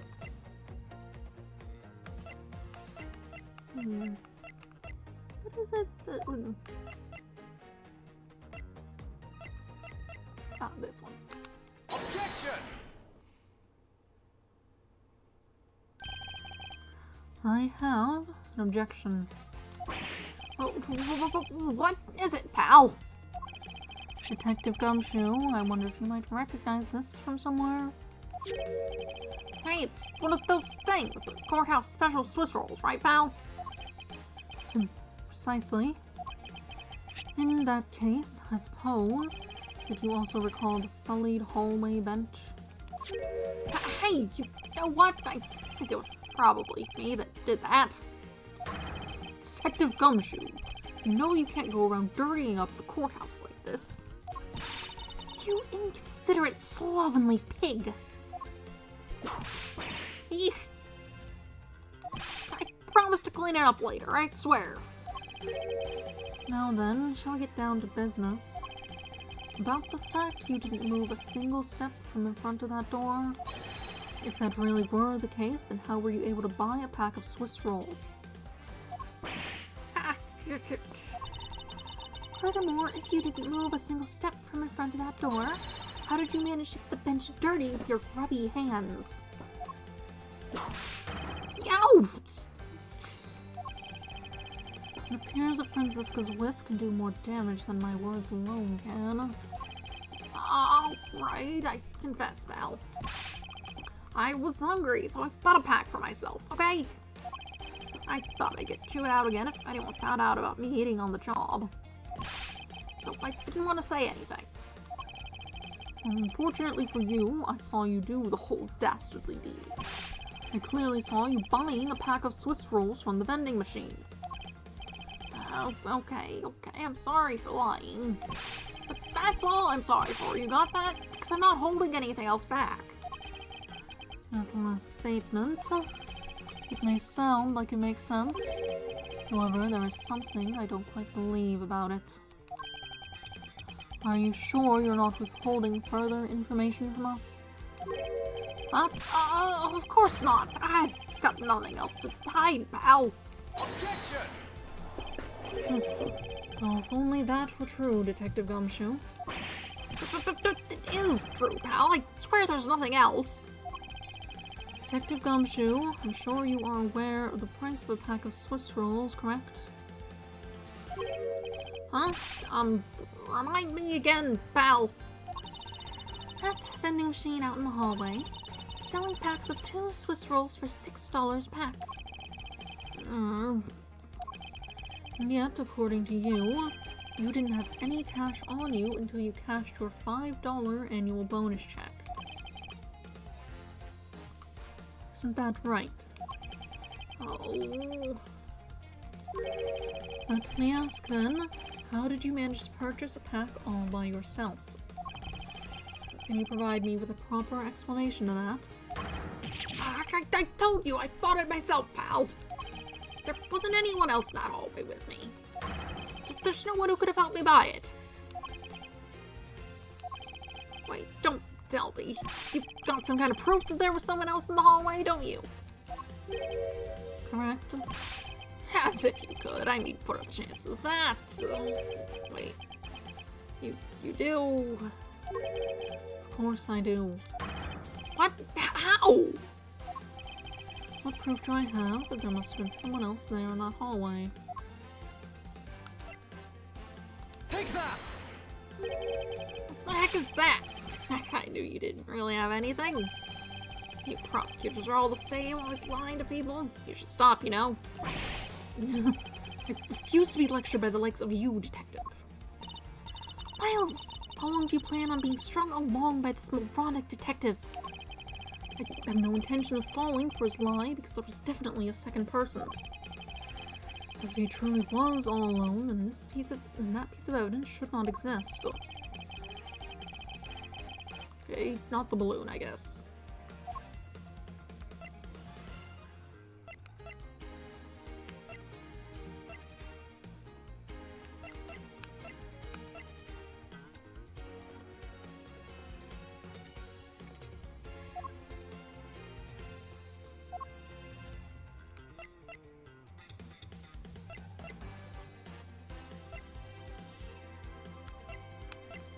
I can look at this closer.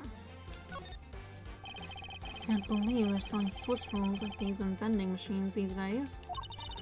Yes, and I can't believe it's $6 for two. I mean, who charges that much for a commoner's junk food? Francisca, if you want one, all you have to do is buy one for yourself. But I'm working right now. It won't do for me to eat while there's a case to be solved. Your ideas of working is vastly different from mine.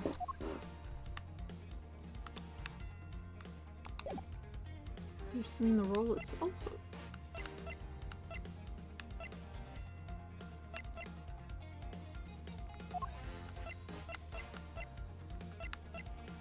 Yeah, none of that's helpful.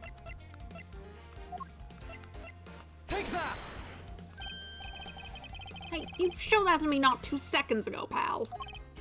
Oh, I think you're under the mistaken impression that I bought this pack of rolls. Wait, if you didn't buy it, then that means you must have stolen it, you thief! But I would never do such a thing. All you liars are the same. Start out as thieves. You're under arrest, pal. I believe you meant to assert that all thieves start out as liars. Whoops. That didn't mess that up, did it? No, it looks fine.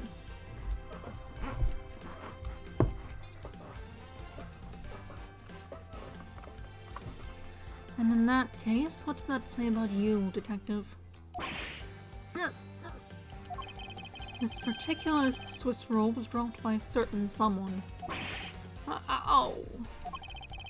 There were 2 rolls in this package.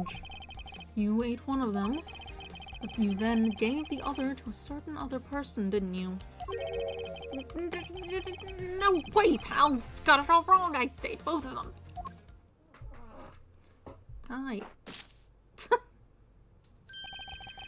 It would appear that we've caught you at last. Hey, don't you dare do anything bad to that girl. It would appear that they do know each other after all. So why do you continue to come up to me and kick me? Have I wronged you somehow? I have a name, and it's Kay. Kay what? Kay Faraday. Faraday, are you perhaps Mr. Faraday's daughter? I'm not a you, I'm Kay. Kay, you know, good little girls don't kick other people. Especially not hard enough to give me big, nasty bruises like the way you do. Well then, you shouldn't have put Gummy under arrest, mister. Gummy? My guess is that she's talking about Detective Gumshoe. What a cute nickname you've given him. Gummy didn't do anything wrong. Okay. It appears that I will need to speak with her in a bit more detail. Ah!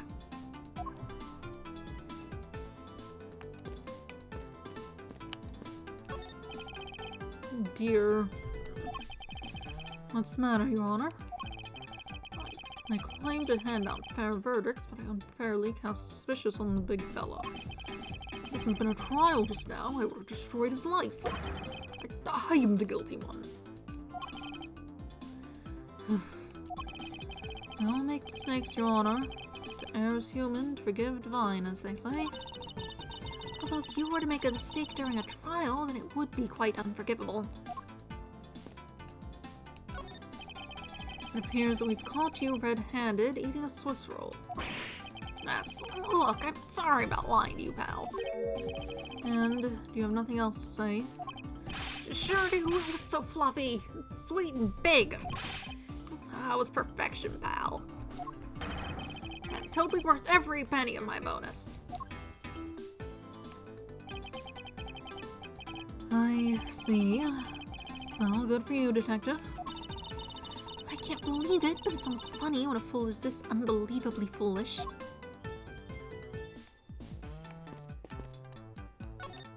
Alright. Now then, Kay. She's like a stray cat. Wonder if I should feed her something. I'm gonna have this back. We're done Take with that! it. Okay, I promise to give this to you if you calm down. Oh, a Swiss roll. It really belongs to you, though, doesn't it? Yeah, I was saving it for Daddy.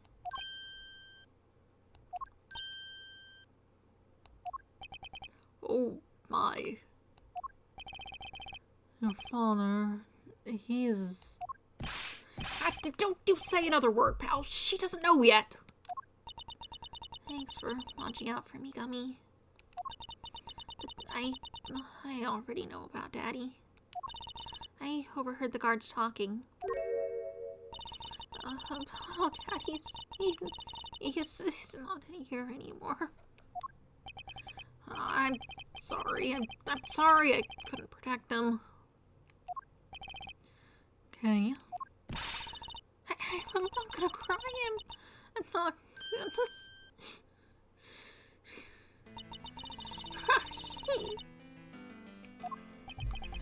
It's alright. Let it all out.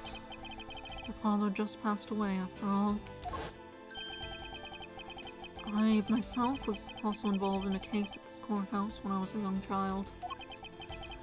A case in which my father, who was a defense attorney, passed away.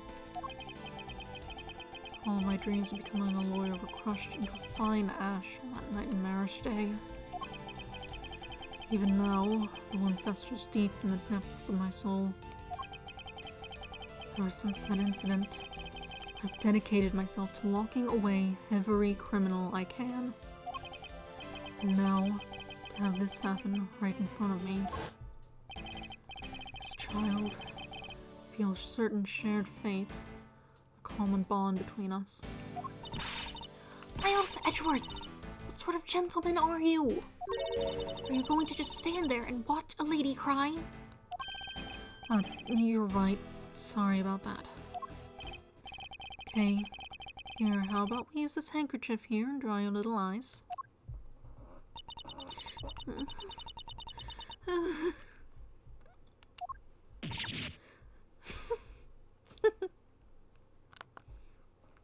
Cute.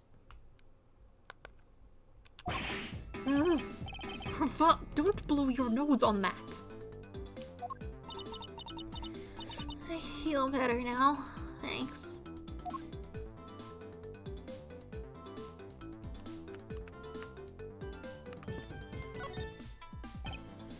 Hey, you're going to be alright. already alright. Somehow, I highly doubt that, but I'm not going to push it. I promised Daddy I'd never cry in front of strangers. And you're a good kid, aren't you, Kay? You always keep your promises, right? That's right. Even if I can't see Daddy anymore, I'm still going to keep all my promises. You're a very brave girl, Kay.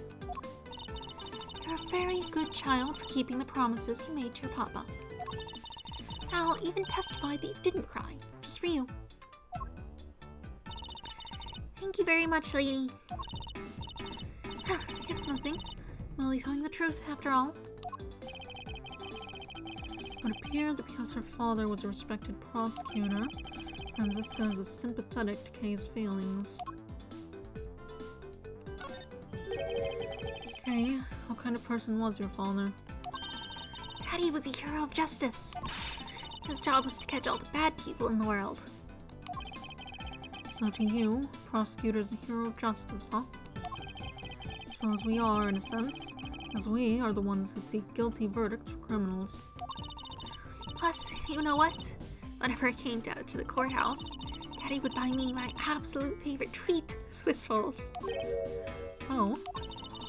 I want to be a hero of justice someday, just like Daddy. So I've been working really hard. I see. What have you been working hard on? I've been working hard to keep all the promises Daddy and I made together. A promise notebook? May I take a look inside, Kay? Sure, okay. Appears to be an exchange diary of sorts between father and daughter. Mr. Faraday's writing conveys a sense of the kind of man he was. This little notebook might come in handy later. Jot it down. Exchange diary between Mr. Faraday and Kay. Thank you for showing it to me, Kay. I hope you'll continue to work hard and become a hero, just like your father. I'm gonna try. Hey, Kay, so I'm a detective that catches the bad people, right? That makes me a hero, too. Yeah, you're really too cool too, Gummy.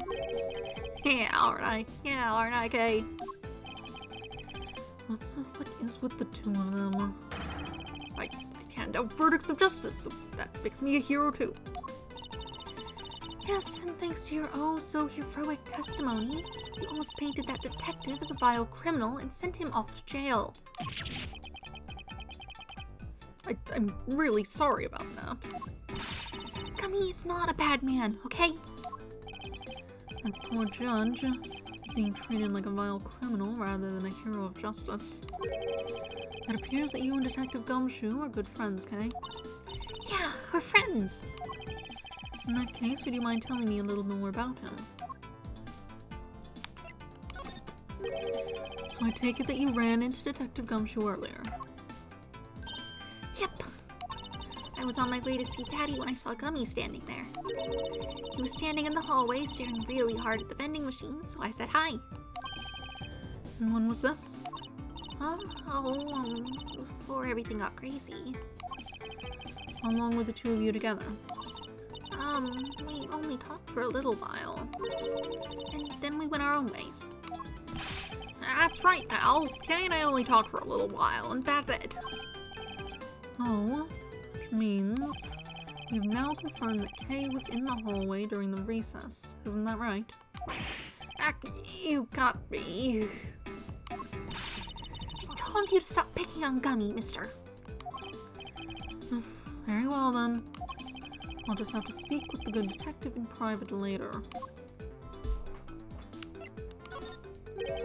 Were you the one who bought this pack of Swiss rolls, Kay? Well, I didn't really have a lot of money. And I somehow made $1 out of all the pennies and quarters I had. That still wasn't enough, and I really wanted one. Come to think of it, she did come and ask me to exchange a handful of change for $1. And that's when you came and asked me to change your money, correct? Yeah, thanks so much for doing that, mister. Sure. But let me ask you, even with that $1, you still didn't have enough, correct? Well, Well, that's why. Hey, if you bully Kay anymore, I'm gonna have to arrest you, pal. Need I remind you that you're the one already under arrest? Yow! I sense that Kay is going to be less than forthcoming with this question. Sorry about your roughly thing. Yes, I'll know that it's positively drenched in your nasal mucus. Don't worry, Kay, I have a spare. So here, you can have this one.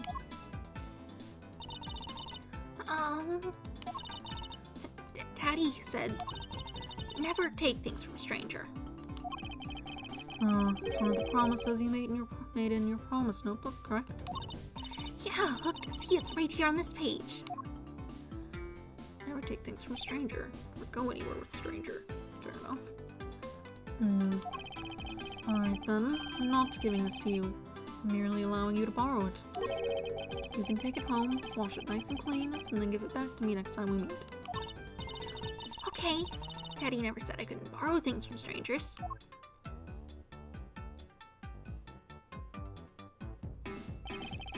Now then, Detective Gumshoe. Uh-oh. I believe it is now crystal clear that you were with little Kay in that hallway. Ugh. I told you to stop being so mean. Stop being mean to Gummy. Miles Edgeworth, there is still something you have yet to resolve. I beg your pardon. You still haven't offered an explanation for why that man would lie to us. That's... well... Gummy, don't tell me you lied for my sake. Hey, don't worry about it, Kay. Everything's gonna be okay. So that's why. So what was Detective Gumshoe's motive for lying? If you can't explain that, then you can't call this a perfect investigation. His reason for lying is very simple. What? Here is what I believe to be his reason. From simple observation of the detective's actions and his interactions with Kay, it's obvious the detective was lying for the young girl's sake. And this piece of evidence will show you exactly why.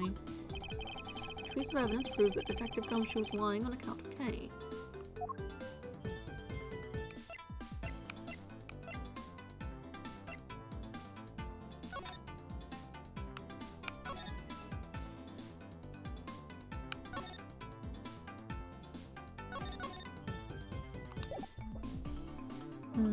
Maybe this? Take that! Mr. Faraday in Kay's promise notebook. How does this explain anything? If you could take a look at this page, it's clearly written that Kay should never take things from a stranger. When Detective Gumshoe heard about that promise, he tried to cover for Kay. What a foolishly foolish fool's full of foolish reason for a fool. Ow! Gummy, you lied because of me, didn't you? Because I'm your friend, Kay, that's why. Gummy. At long last, Detective Gumshoe, can you please tell me the whole truth now? Yes, there's no beating you, huh, pal? Okay, I'll spill the goods. I'd been standing guard for a while. I was getting really hungry and that snack vending machine was taunting me. All the cash you had on you was $5, and that wasn't enough to buy anything, right? After all, the cheapest item in that machine is a $6 pack of Swiss rolls. Yeah, but then, like an angel from heaven, Kay showed up. I was thinking about sharing a snack with Daddy, so I wanted to buy a Swiss roll. But I only had about $1 in coins. So we pulled my $5 and her $1 together, and bought a pack of Swiss rolls together. But I was worried about breaking one of my promises. So then Gummy said, Mr. Faraday's one scary guy when he gets mad. But don't worry, he won't get in trouble if I don't tell, right? Besides, you bought it with me. You bought it with me. So you didn't really get it from me, you know? He told me that it'd be okay. And he gave me a whole roll to save and give to Daddy. Who knew that Scruffy could be so considerate? Indeed. Detective, I take it you then sat down on the bench and ate the rolls together. Yeah, we split the other roll and ate it right then. The sweet taste of that cake's chocolate. I'll never forget it as long as I live, pal. Anyway, okay, I believe this also belongs to you. Oh, that's from the balloon I popped. It's bad manners to leave garbage lying around, Kay. I'm sorry. Well, I guess I can't blame you for not throwing this one piece away. It was sitting high up on a windowsill where you couldn't see it. It's just this once, I forgive you. That balloon, it wanted to surprise Gummy a little, so I popped it on purpose. And because of me, Gummy dropped his half of the Swiss roll. Wow, you really got me there, pal. So I thought maybe I should give Gummy this other roll. And then I saw you picking on Gummy, mister. So you kicked me, is that it? You sure are a feisty one. I'm really sorry, mister. It's alright, I'm perfectly unharmed. What about the Swiss roll? Would it be alright with you if I held onto it until Detective Gumshoe is cleared of all charges and free to go? Yeah, sure. Just make sure you give it to Gummy afterwards, okay? Of course, I promise. Now then, I believe we have proven beyond the shadow of a doubt that Detective Gumshoe was in the hallway for the entire duration of his duty. Which undeniably proves that Detective Gumshoe could not have committed the double murders. Objection! Actually, it proves just the opposite, Edgeworth. You've just shown that Detective Gumshoe is the only one who could have committed the crime. What do you mean? It's quite ruse to eavesdrop, Miss You.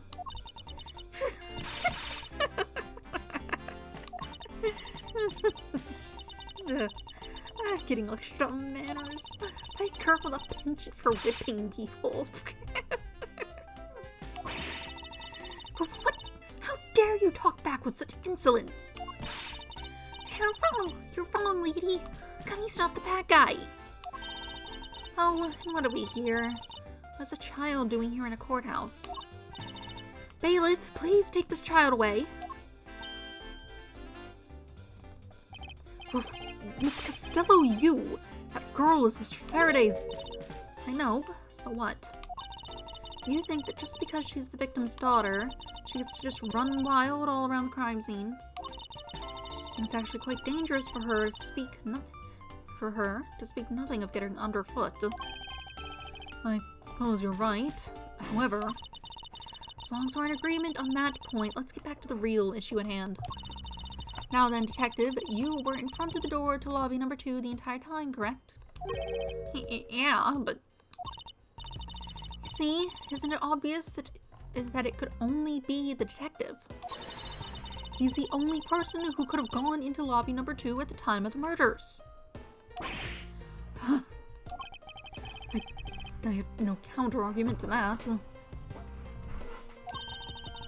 Don't worry, I've already put in the necessary paperwork for his formal arrest. The investigation is far from over. Oh, that's right. I was going to speak with you about that. Don't you think it's reckless to talk to the suspect out in the open without a guard? I suppose it is. Well, as someone with more experience in law than you, allow me to share something. Always keep a good eye on a criminal, or you may regret what comes of your negligence. Ooh, Miles, I can't believe you're letting this woman lecture you like this. This is unforgivable as a disciple of Von Karma. Down, Decris. Now then, I'll be looking forward to the results of your investigation. So, we're back to square one.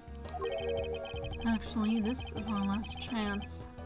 I can tell that if we fail to solve this case, Detective Gumshoe will be formally charged under all the circumstantial evidence. This investigation is not over yet. There's still one location we have yet to inspect. It's where Detective Bad and Miss Yu were at the time of the crime. Lobby number 1. Be continued. Progress, yes.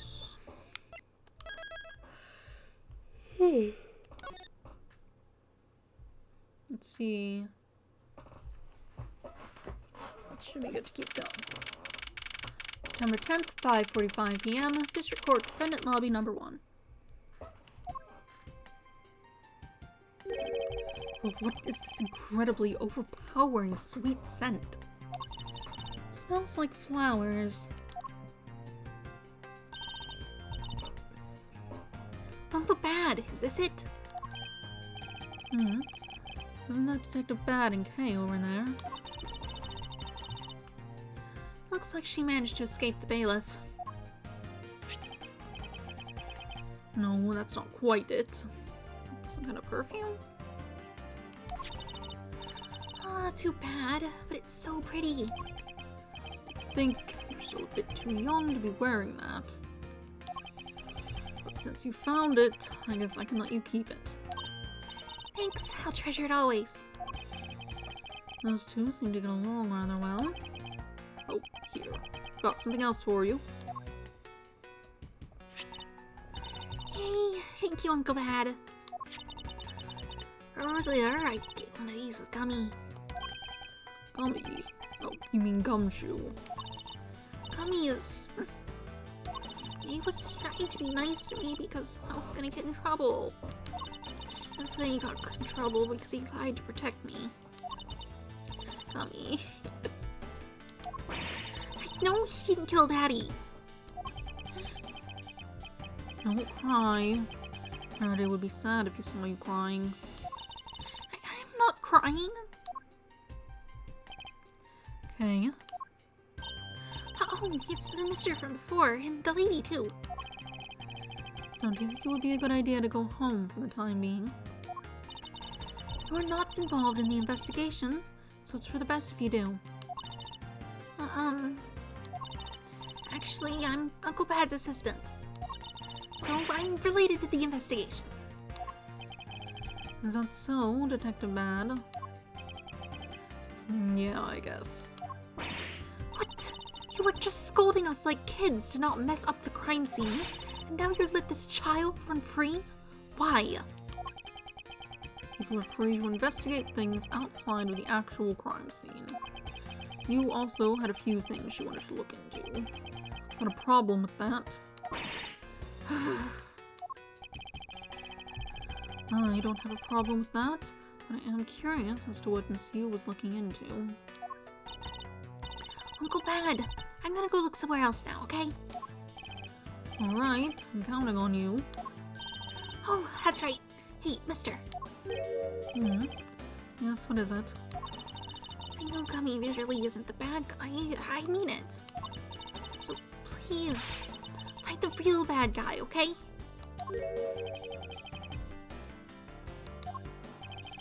I won't forgive whoever did this. But in the absence of the perfect piece of testimony and evidence, there is no one else who could be the true culprit other than Detective Gumshoe. She wandered off while I was pondering. Time to look around, I guess. What an incredibly strong-scented herbal tea. I fear that more than being relaxing, the scent might make one a bit heady instead. You put in a special request for that. No wonder she's so violent if she's been drinking this stuff the whole time. Neither woman should be allowed to comment on this particular topic, ever. Table. It may not look like much, but I find that ordinary tables like this one are very useful. I think it's time they bought a new one. I wonder if they will replace this table if I hit it with my whip. I wonder if they will replace this table if I hit it enough with my whip. A much too heavy-handed method if I ever saw one. Television. This television is the same model as the one in the defendant lobby number 2. Looks like the two rooms are basically the same in terms of layout and supplies. Yes. The two rooms are basically the same, huh? Window. Sure. I can see down into the courthouse courtyard from here. What is that mess supposed to be? It's like an optical illusion. I believe it's supposed to be postmodern in design. More like thoughtless in design. Thoughtlessness in design. I can't disagree there.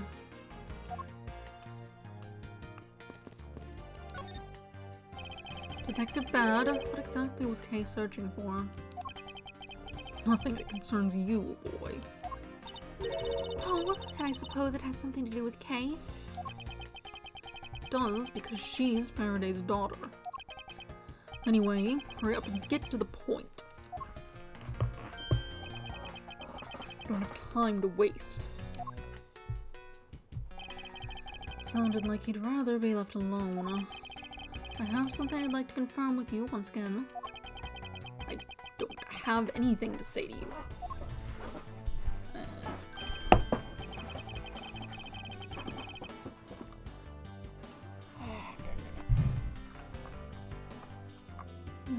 Okay. Be that as it may, we still have questions that we need answers to. Now then, first of all, what is the overpowering smell that is permeating this room? Upon entering this room, I thought I was going to suffocate. It's that ultra-strong perfume he wears. She spilled some of it. I was having a bad time with it myself. I didn't think twice and opened the window, but that smell's still here.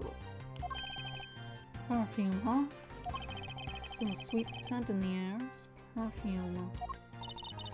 Well, it's giving off quite a stench. Bet it's some cheap no-name brand. She said it's a famous brand from overseas.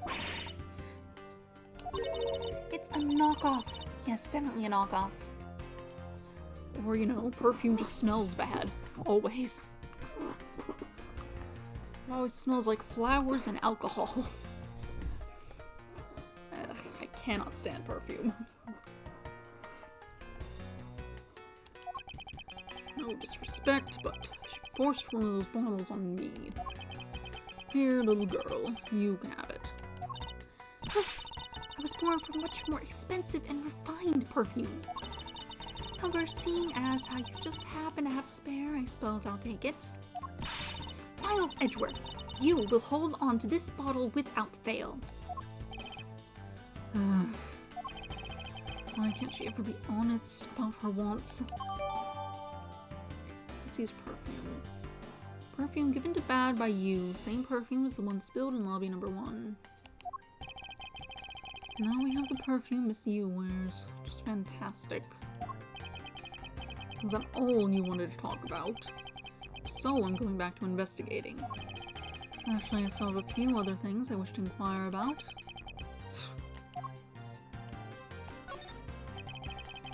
So you were in this room the entire recess. Like I said, I made a call to the precinct to get that big lug down here. Other than that, I was waiting for the recess to end in here. At least your story is consistent. Earlier, you stated that you were in this lobby with Miss Yu. Yeah, I ran into her in the hallway. She said she wanted to talk to me about something, so we came in here. Then, what you're saying is that until Detective Gumshoe's arrival, you and Miss Yu were in 2 different locations. Yes I am. Interesting. Speaking of that lawyer, she seems to have a great dislike for you. Let's see. Miss Yu is the sister of the victim of the KG-8 incident. And as I recall, Detective Bad was the lead detective on the case. I wonder if the reason for her disdain isn't simply because you failed to guard Cece, but because you were the lead detective on the case. You knew. I also know that today's trial involving the Code Open Embassy staff member is being referred to as the second KG-8 incident. Now then, Detective, I believe it's time you were honest with me and told me the truth behind your relationship with Miss Yu and Mr. Faraday. And the KG-8 incident. You already know that much. Guess it'd be alright to tell you.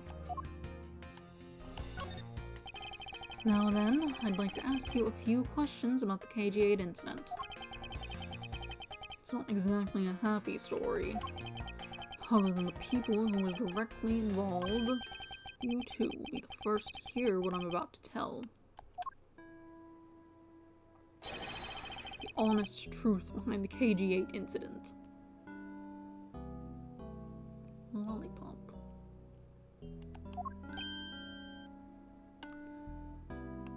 Now, was that edited, or was that always the joke? Faraday, you and I. As you already know, we three were involved with the KG-8 incident. Faraday and I were originally on the trail of a smuggling ring.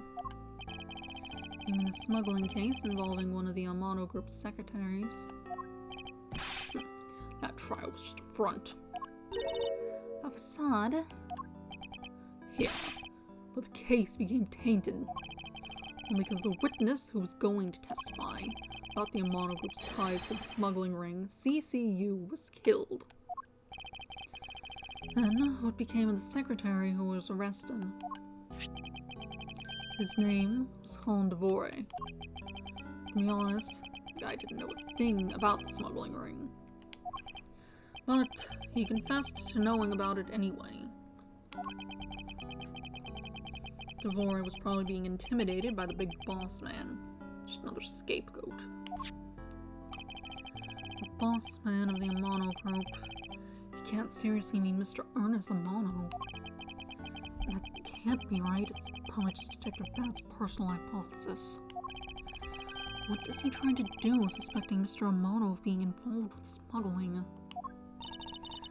I suppose it would have been quite difficult to secure an acquittal after he confessed. But the man who killed CCU, Manny Cochin, was a completely different person.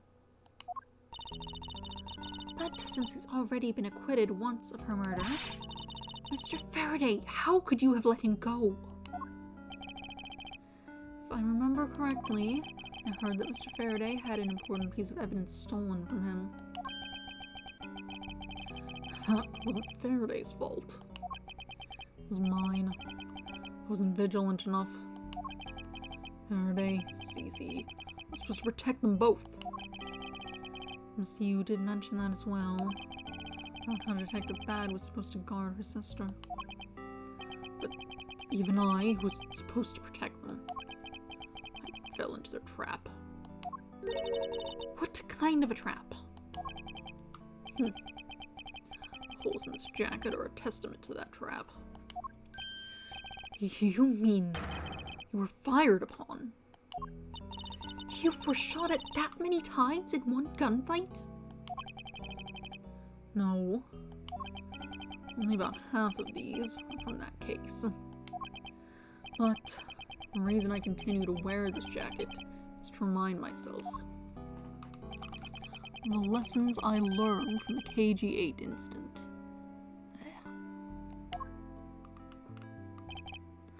I see. I couldn't protect CCU. The suspect was found not guilty. We'd hit a brick wall, as far as the law was concerned. And that's when she came to the courtroom, the victim's sister. That's when I first met Callisto Yu.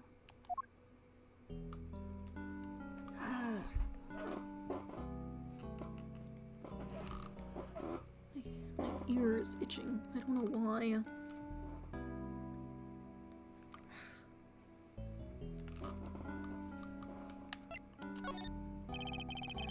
About when you first met you. It was on the day of the verdict of the KG8 incident was on the day the verdict of the KG8 incident was handed down, was it not? Yes. Faraday and I, we apologized to her from the bottom of our hearts. That's all we can do, but just saying you're sorry won't bring my sister back, she said. And then she gave me a hard slap across the face. Well, she certainly had a lot of self-control to stop at just a slap. If it was me, not even 100 lashes would have been punishment enough. I suppose not. You said it herself. She never wanted to see either of us ever again.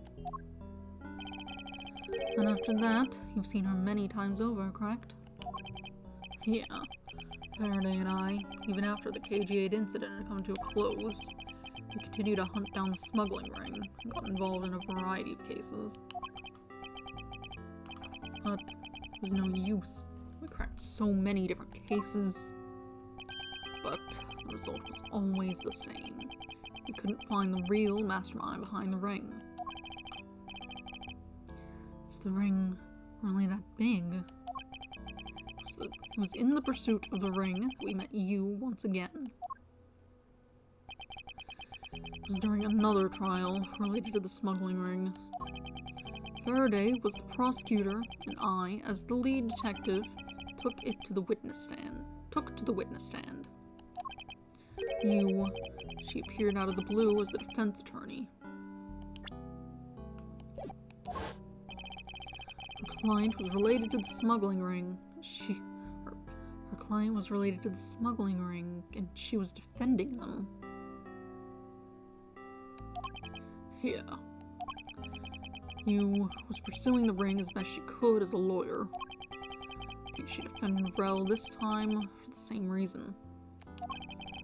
Come to think of it, Miss Yu did say something to the same effect. I have my own agenda. I'm still on the hunt for leads regarding the KG8 incident, alright? And for that, you have not a single qualm about defending a known killer. Don't put words in my mouth. I said no such thing. The only way I had to get close to Mr. Rel was to be his lawyer. I had no intention of covering for him. Ever. So don't you dare suggest I was going to. It doesn't matter what her reason is. Helping a criminal is just despicable. You're so naive, little girl. I could have stolen this lollipop from you. That's how naive you are. How dare you insult the daughter of a Von Karma? Just like us, you felt that she had hit the limit of what the law could do. That's all. The law is merely a tool. There's no limit to it, only the skill of the craftsman. You two, still too young, but one day you'll know what I mean. But enough sidetracking. What matters is that we meet you again, in pursuit of the smuggling ring. That's all.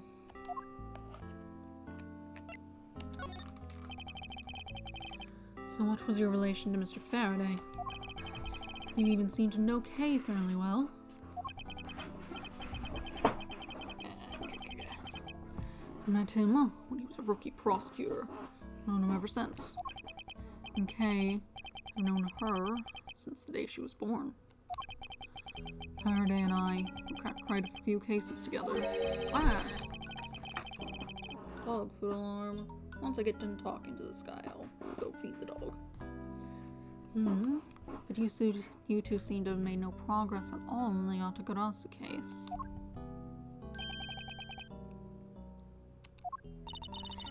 Did we touch a nerve? I only have one thing to say to you. No one knew more about the Yatagarasu than me and Faraday. Probably because he was that. If Kay is the successor. That's his kid. Maybe you knew, and you were trying to reach beyond the limits of what the law could do in that way.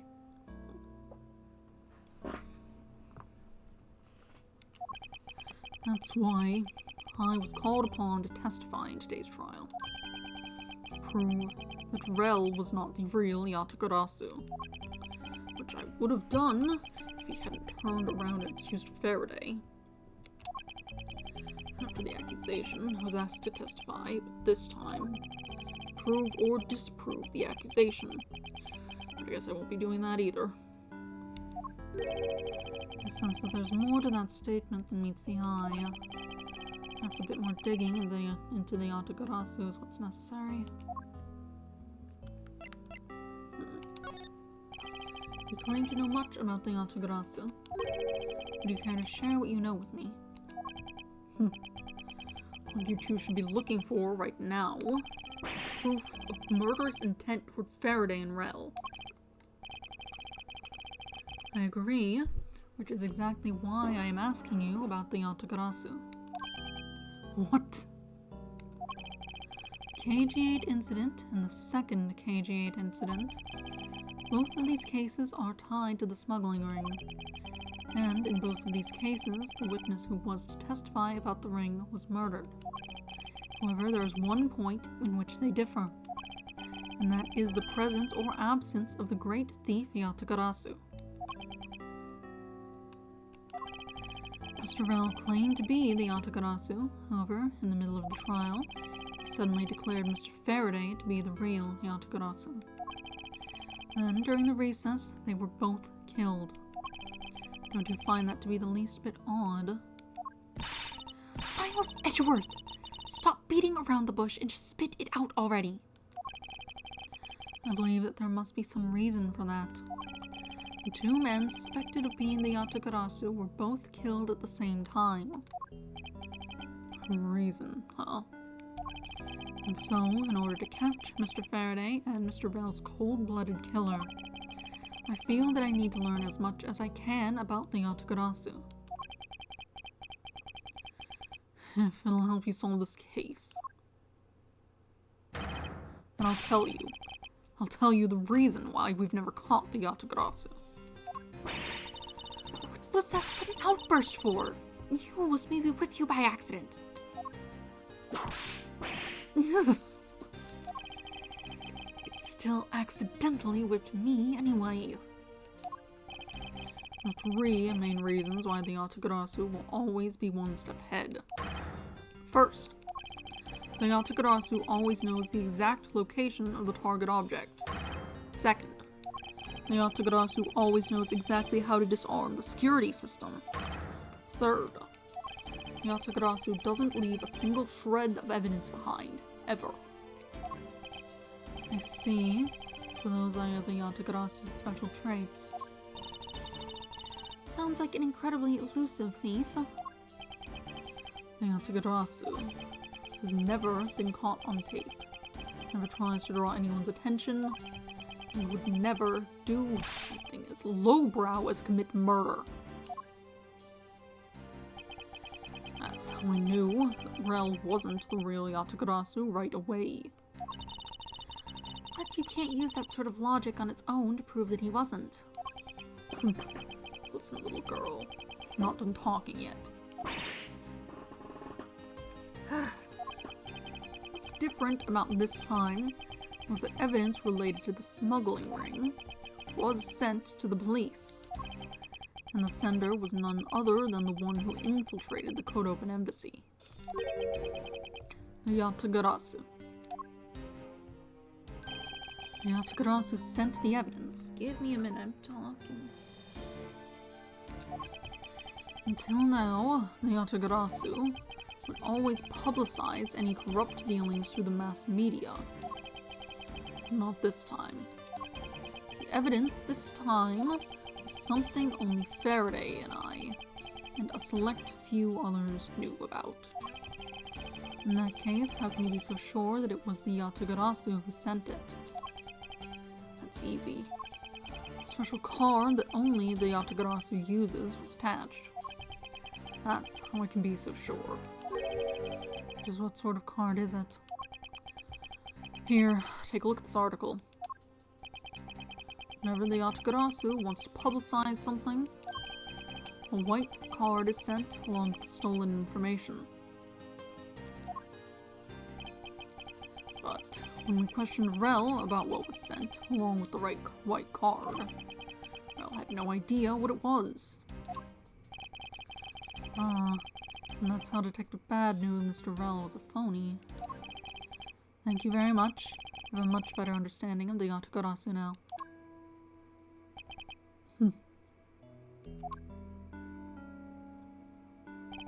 Excuse me, Mr. Edgeworth. Yes. His Honor would like to transfer the evidence from today's trial over to you. So if you could please head over to the courtroom, it'd be much appreciated, sir. Understood. I'll be there shortly. Detective Bad, what does the law mean to you?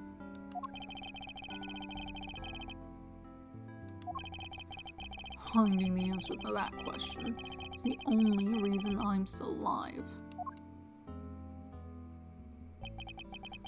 I became a prosecutor to find the answer to that question myself, and to play a part in ensuring that all criminals everywhere are found guilty.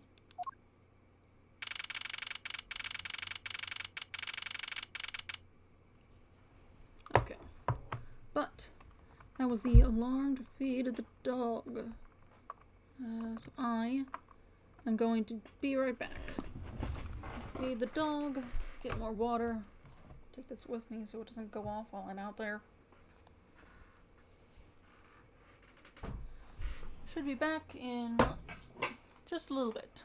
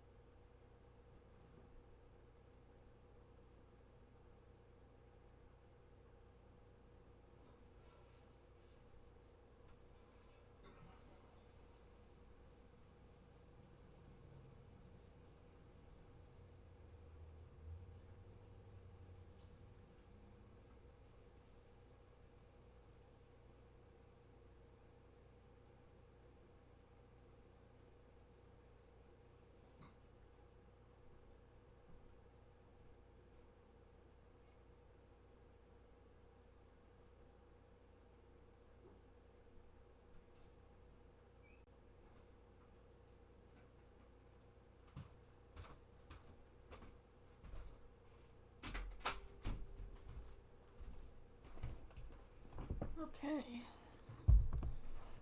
Lollipop. Look what I got for you.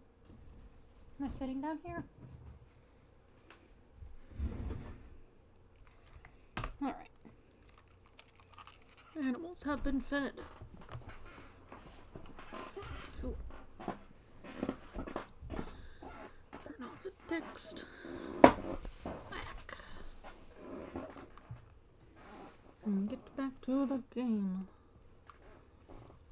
Alright.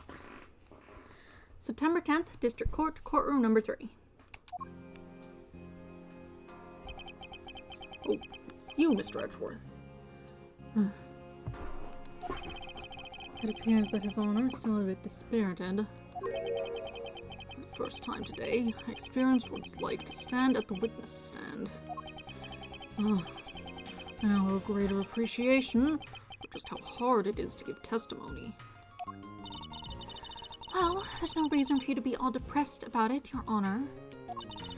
As a judge, no one expects you to think about anything other than the verdict. Franziska, there's no need to further depress His Honor. But I'm not trying to, Miles. Your Honor. Your Honor, I've come to collect the evidence that was to be transferred to me. Your Honor, the evidence... Your Honor! Oh! Yes, can I help you? I'd like to collect the evidence now, sir. Your Honor, do you think you can stay focused long enough to at least do your job? Yes, I'm sorry. I would, except that the defense attorney has yet to arrive. She's busy with the investigation, so let's keep this brief, shall we? Very well. In that case, please confirm that all the pieces of evidence are present. Furthermore, the evidence that was used in the murders of Mr. Faraday and Mr. Rell are also included, so please go ahead and use them in your investigation into their case. Understood, Your Honor. The pieces of evidence that were used in the murder of those 2 men. This could be a very good chance for me to find new leads regarding their case. Maybe even something that will finally lead me to the truth. Placed all the evidence over at the prosecutor's bench for you. I see. Thank you very much. I will go and confirm that they are all accounted for.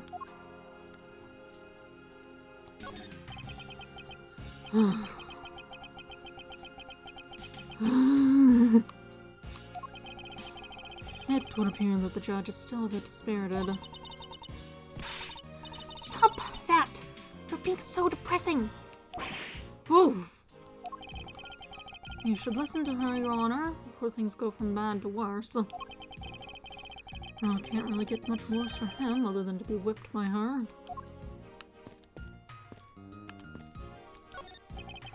So this is the evidence related to today's Code Open Embassy trial from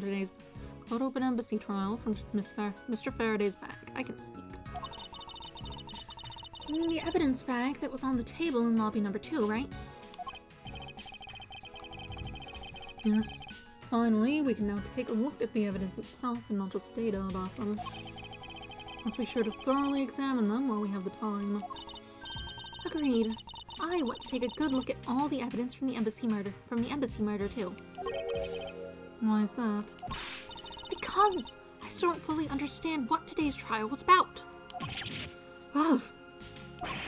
Don't point your crop at me just because you don't know something.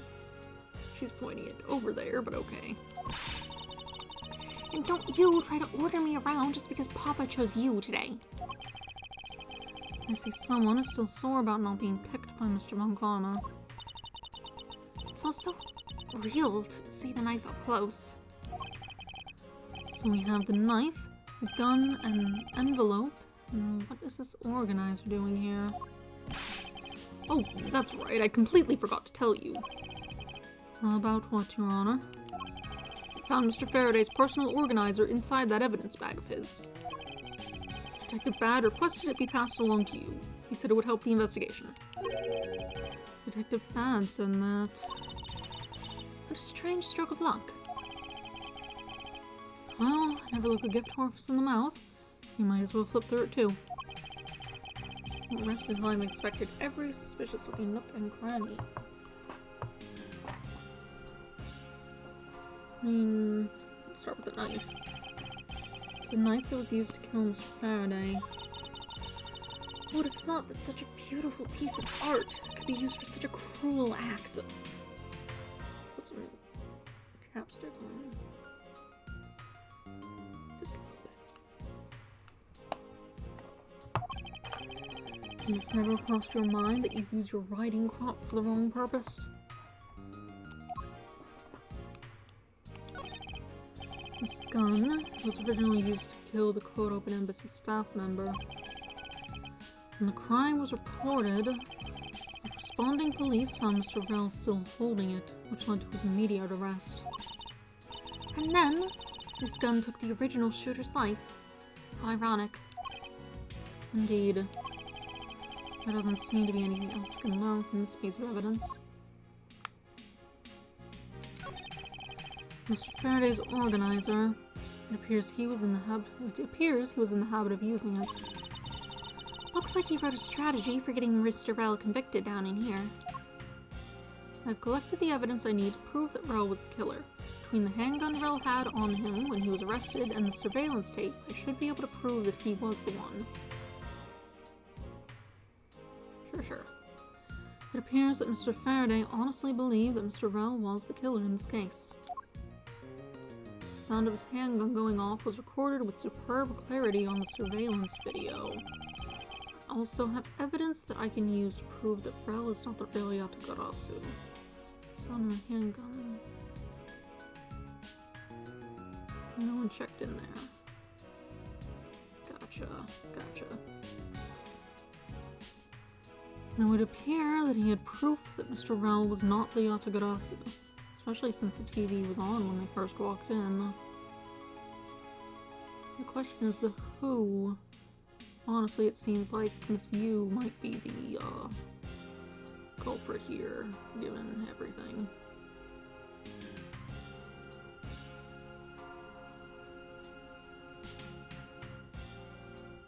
It also appeared that he had proof that Mr. Rell was not the Yatagarasu. No matter how he may try to play it, as long as I have the Yatagarasu's key, I can prove he's a phony. If I present it to him in court, it should clear everything up. And he apparently also had a very definitive piece of evidence. What's this key? It's been a long battle. I hope this will finally bring it to an end. Yes, I believe Mr. Faraday was very well prepared to discredit any claim Mr. Rell may have had about being the real Yatagarasu. And he had a way to prove Mr. Rell was the guilty party in the embassy murder. This organizer is a clue straight from Mr. Faraday. I'll have to take my time and give it a thorough read later. Are there more words? Mr. Faraday's organizer data jotted down my organizer. Sure. Look, there's a picture stuck between these pages here. That doesn't look like a picture. Oh, wait, no, I see. It's a photograph. And of that object. That makes more sense. It appears to be a key. Same sort of design as the knife. Actually...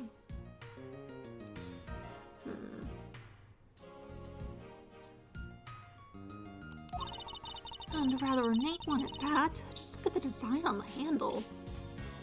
Like, butterfly? Maybe?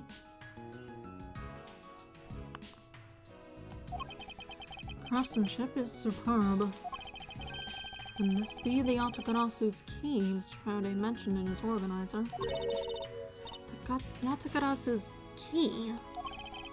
Detective Bad said something earlier. What's different about this time was that evidence related to the smuggling ring was sent to the police. And the sender was none other than the one who infiltrated the Code Open Embassy.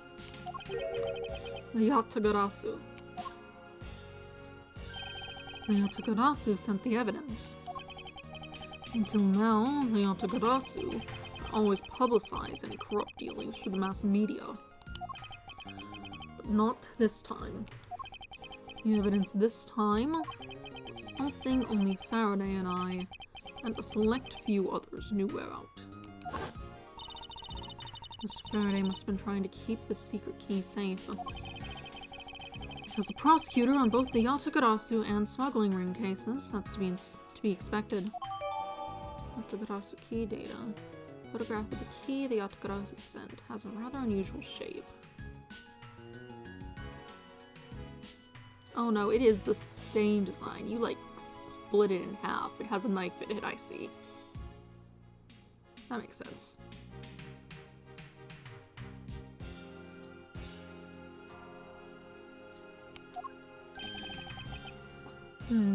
That's odd. What is it? Mr. Faraday didn't mention anything about a knife in his organizer. That certainly is odd. The weapon that was used to kill the Kodopen Embassy staff member was the gun. But if that's the case, then where did the knife that was used to murder Mr. Faraday come from? Isn't it obvious? It was brought into the courthouse by Mr. Rell. That's the only logical conclusion, right? No, because it's not that easy to smuggle a weapon like that in here. Every person who enters the courthouse doors is checked thoroughly for contraband.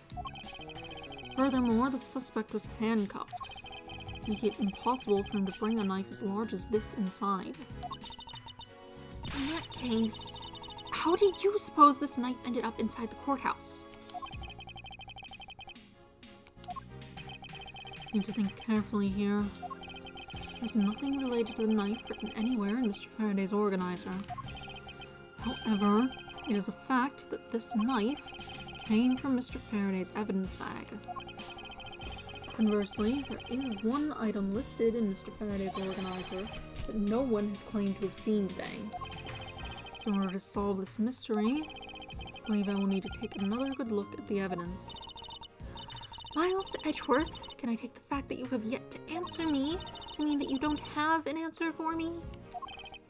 Actually, I do know the answer, Franziska. What is it? One of the pieces of evidence we've been holding has been hiding a secret of its own. It was through this piece of evidence that the knife was brought into the courthouse. Okay, we're getting on top of that. Take that! This Yatagarasu's key, Mr. Faraday mentions in his organizer. This is how the knife was brought into the courthouse. You're not making any sense, Miles Edgeworth. You just need to look a bit closer, Franziska, to see what I mean. Don't the color and ornamentation of the key's handle remind you of anything? They do remind me of the knife. Very good. Both the Yatagarasu's key in this photo and the murderous knife have this very unique design on their handles. Furthermore, even though Mr. Faraday mentions the Yatagarasu's key, the only object we found at the crime scene was the knife. You don't seriously mean to say... It appears that you finally caught up. And yes, I do mean to say that these two pieces are in fact one and the same. But that's impossible! Even if that is what you believe, we should still investigate this possibility. Now then, let us examine this knife in a little more detail.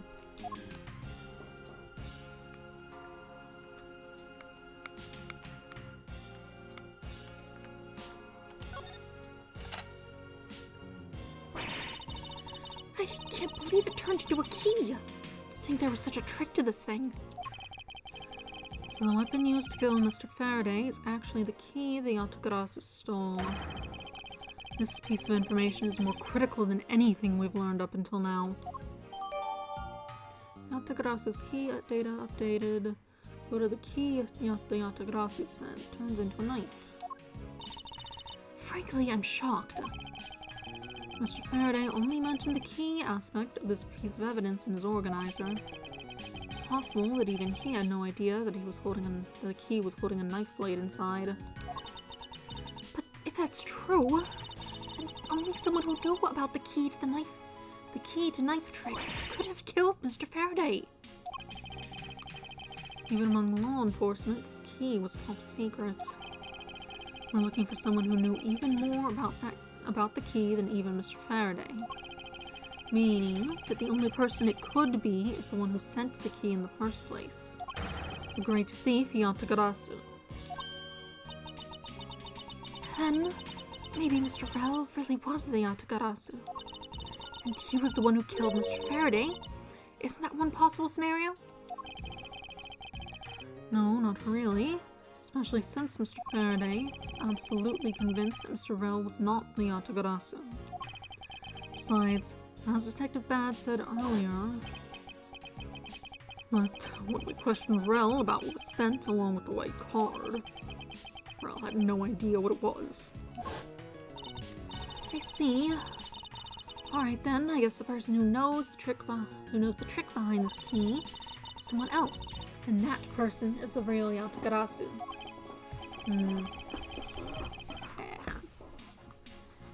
Seems that this key is truly the key to solving this case.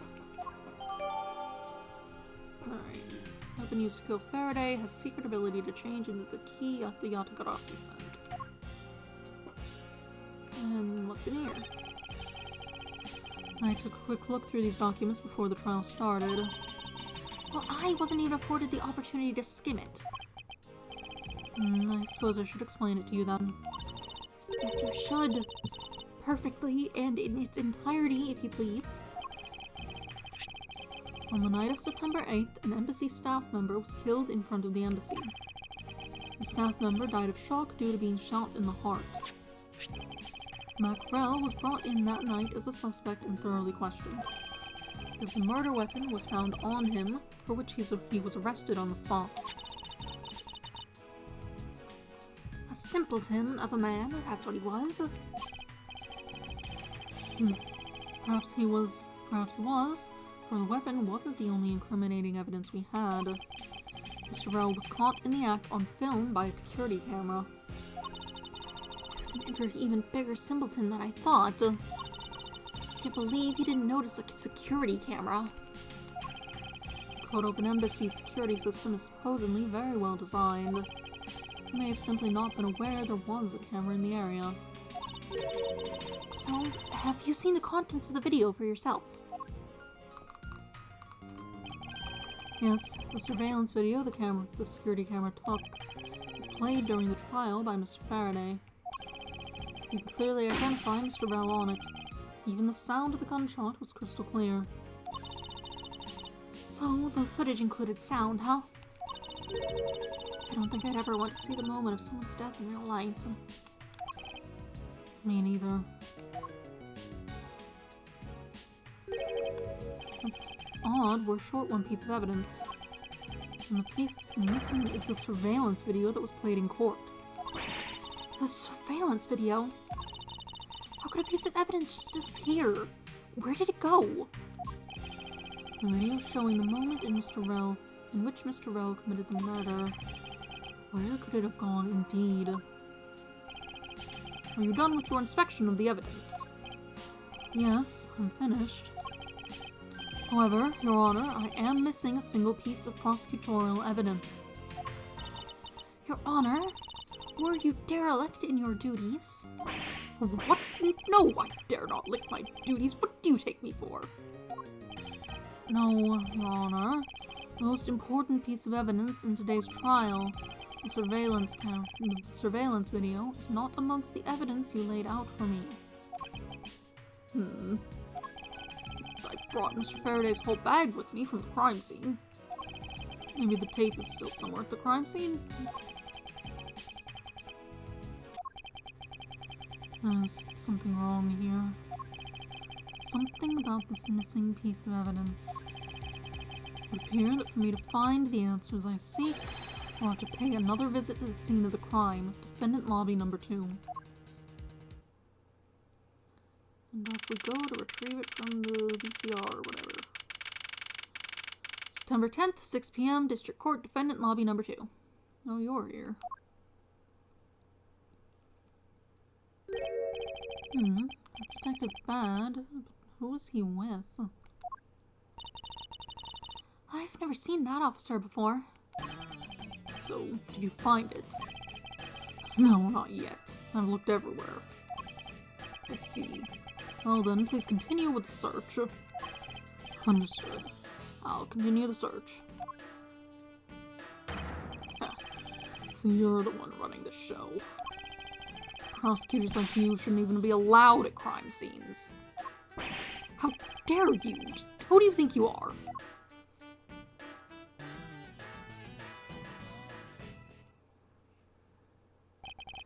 What was that all about? And who was that man just now? Whoever he was, I've never seen a more impudent officer in my life.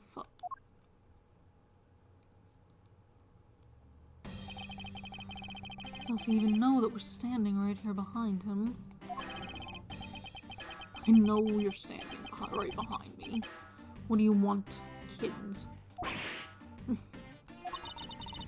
Looks like you were paying attention after all. Of course I was. I have eyes in the back of my head. More like you have a mirror. So that mirror isn't for vanity's sake. It's for him to keep an eye on who or what is behind him at all times. So tell me, Detective Bad, who was that rude man just now? The guy came here from the Republic of Zingfall to study. He's Agent Lang. He's trying everything he can to revive the lost honor of his family. He's traveling the world to study different philosophies of detainment from scratch. By visiting various police departments around the world, he has a lot of dedication. He's still just a rookie cop, but I sense a strong grudge of some sort from him.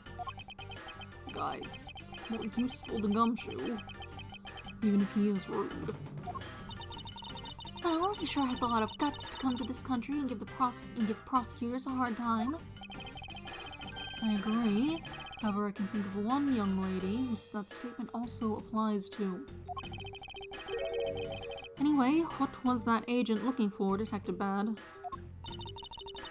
Earlier, that little girl was poking around in lobby number 1 as well. I said before, it's got nothing to do with the two of you. I highly doubt that it has nothing to do with me.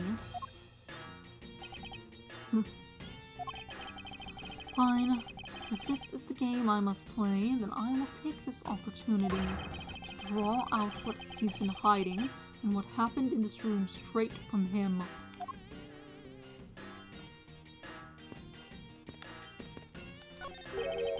Wonder if the killer uses plastic bags and a flash of inspiration.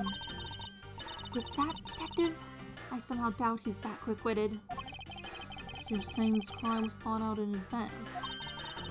That, Detective? I doubt he's capable of making such a complex plan. Francisca, when will you learn to take responsibility for your statements? Oops, that's not what I meant. I did want to look at the window in that other room, though, since I can leave. I didn't do that yet. I can still smell that perfume, even with the window being left open there out the room. Are you sure they didn't just forget to close the window, Miles? Yes, well, I hadn't thought of that. You've still got a long way to go if you think you can best me, Miles Edgeworth. These decorative plant leaves are shinier than the ones on the plant in Lobby 2. That's probably because it's next to the windows where it's easier to photosynthesize. You may be right. Plus the curtains are always drawn in Lobby number 2. The caretakers of this courthouse don't think enough about the plants, do they? It's because they're the courthouse's caretakers, not a bunch of botanists. Oh. An expensive painting is ill-suited to be hanging on the wall of this room. What regard detail should be placed on it? Why do you say that? Well, a desperate, low-paid detective might make off with it someday. You never know. She may be thinking about hiring a guard. It's obvious she isn't factoring in that guard's salary whatsoever.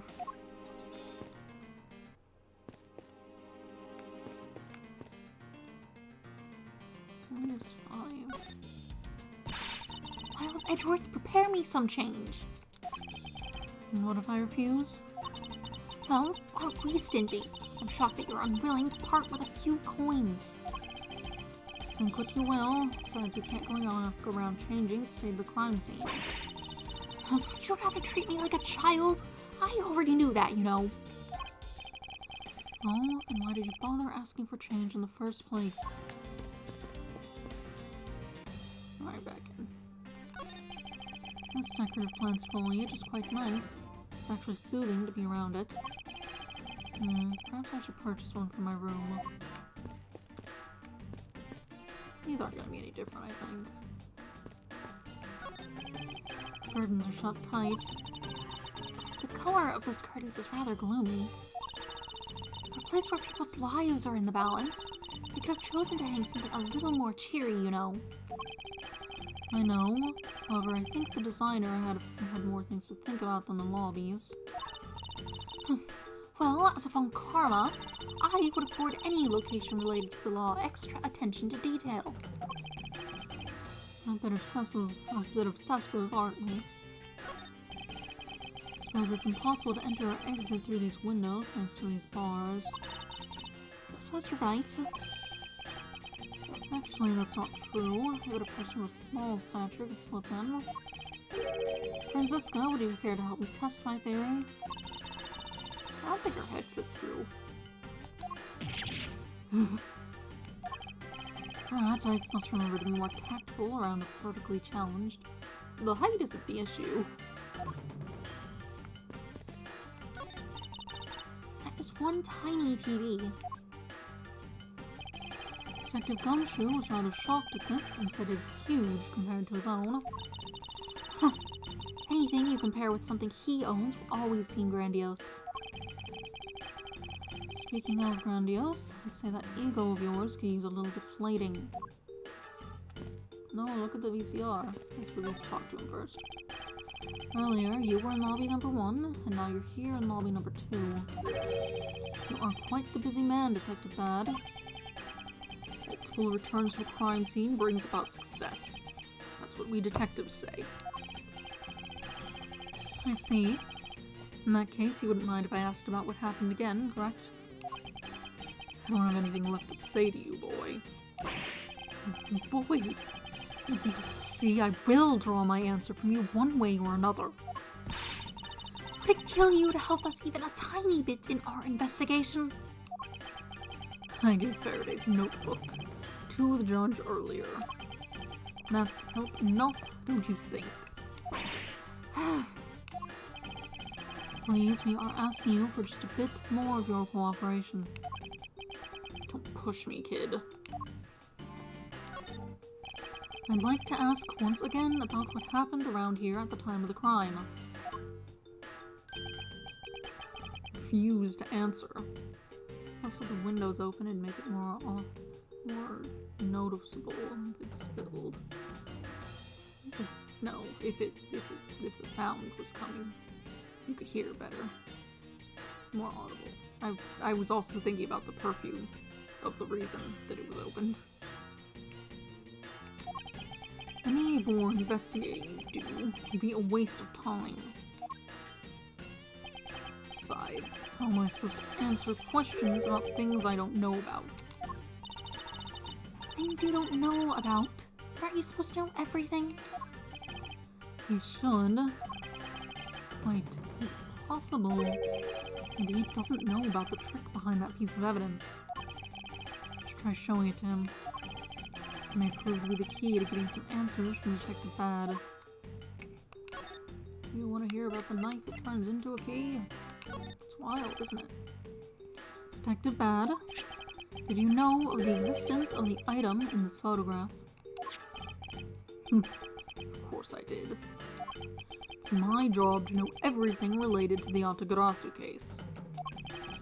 In that case, let me ask you something. Did you know that the knife that killed Mr. Faraday and the Yatagarasu's key are one and the same? What?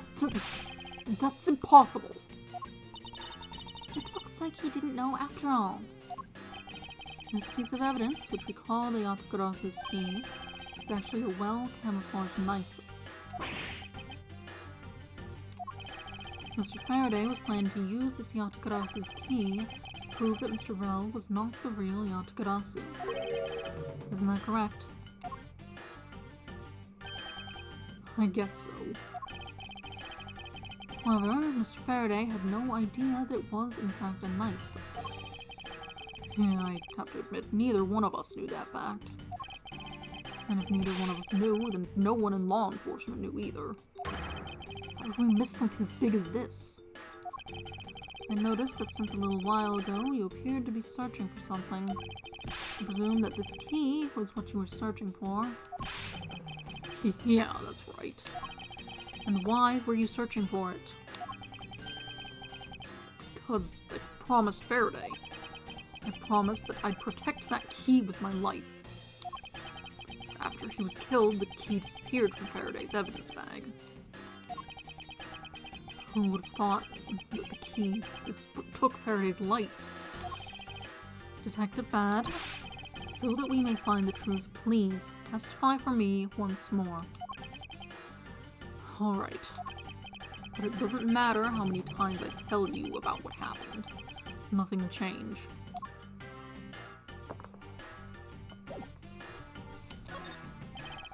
Detective Bad, I ask that you please testify once more about what happened in lobby number 2 and what you experienced in lobby number 1. My answer is still the same. And this is the last time I'm going to do this. That's fine, because I only need this one last time to clear everything up and find the truth behind this case. Detective Bad's movements. I was in lobby number 1, talking with you. We were talking about some trivial things. I heard the gunshot right before the trial was about to reconvene. When we heard it, you and I immediately dashed out into the hallway together. I saw Gumshoe goofing around there, and we all ran into lobby number 2. Sounds like the exact same story he told us before. Indeed. However, I feel we have yet to draw out all the information we can.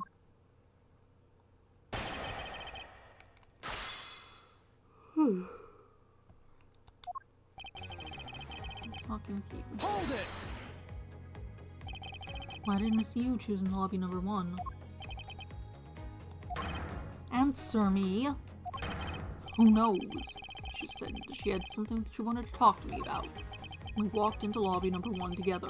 That's all. So his answer remains the same as before. I see. We're talking about some trivial things. Hold it! I was hoping you could expand on what exactly you were discussing with Miss Yu. Trivial stuff. It's nothing important. That's for me to decide.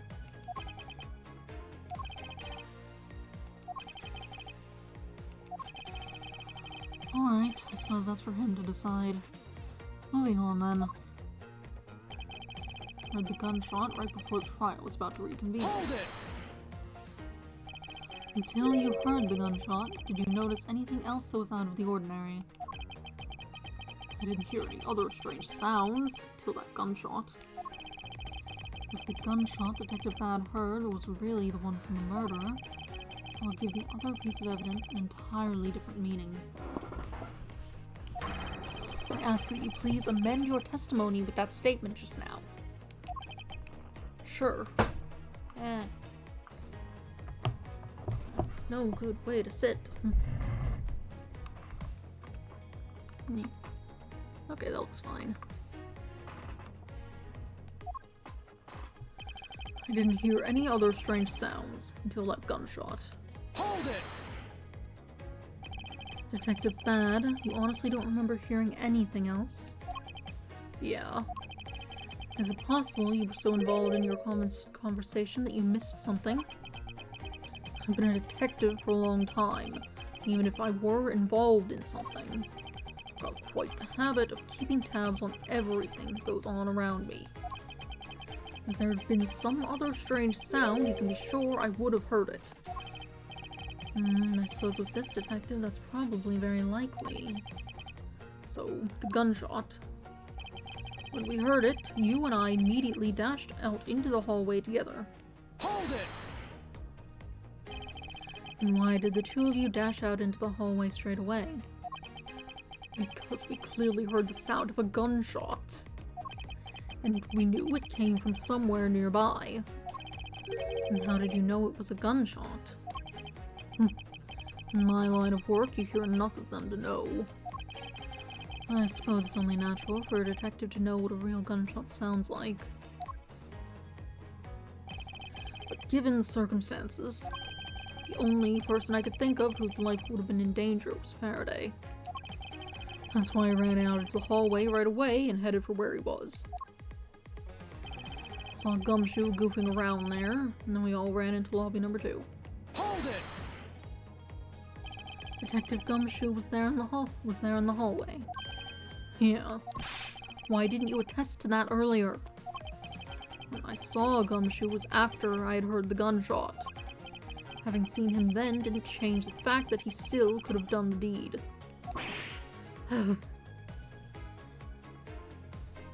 Takes some time to do the setup, though.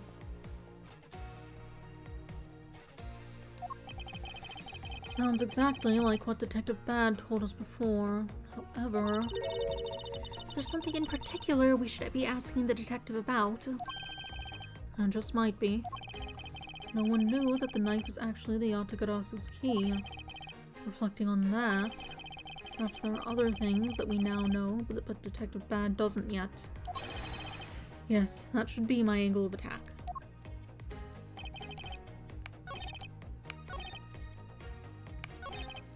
Didn't hear any other strange sounds.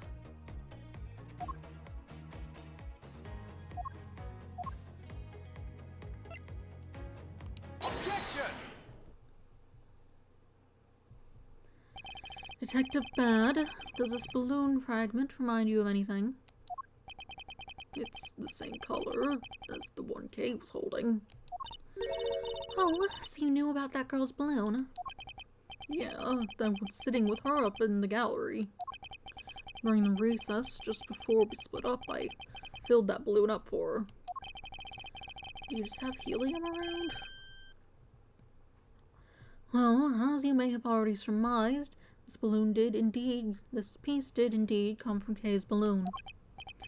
So, what about the balloon? I wonder if you might remember hearing this balloon pop at some point. What are you getting at? This fragment was found in the hallway right in front of lobby number 2. Furthermore, it was the sound of this balloon popping that the judge mistook for a gunshot. Oh, so the sound the judge heard was not actually a gunshot, huh? On top of that, His Honor said that he heard the balloon pop about 20 minutes before the trial was to reconvene. Yes, which means that His Honor heard the balloon pop in the hallway when you were in lobby number 1, Detective Bad. And if you were in lobby number 1 at that time, you were close enough that you should have heard the balloon popping as well. So? Don't give me a so. We just proved there is a flaw in your testimony.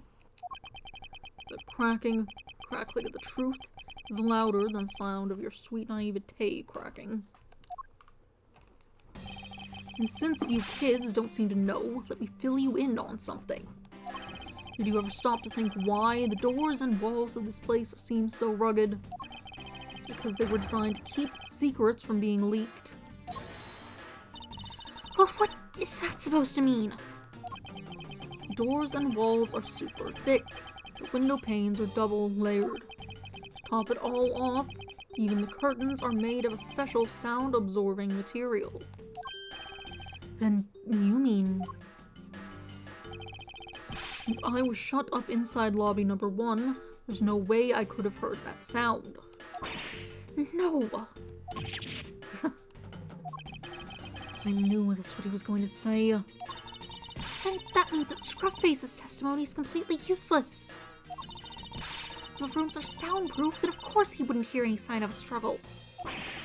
Ugh. What? Who is knocking on the door? Hold on a second.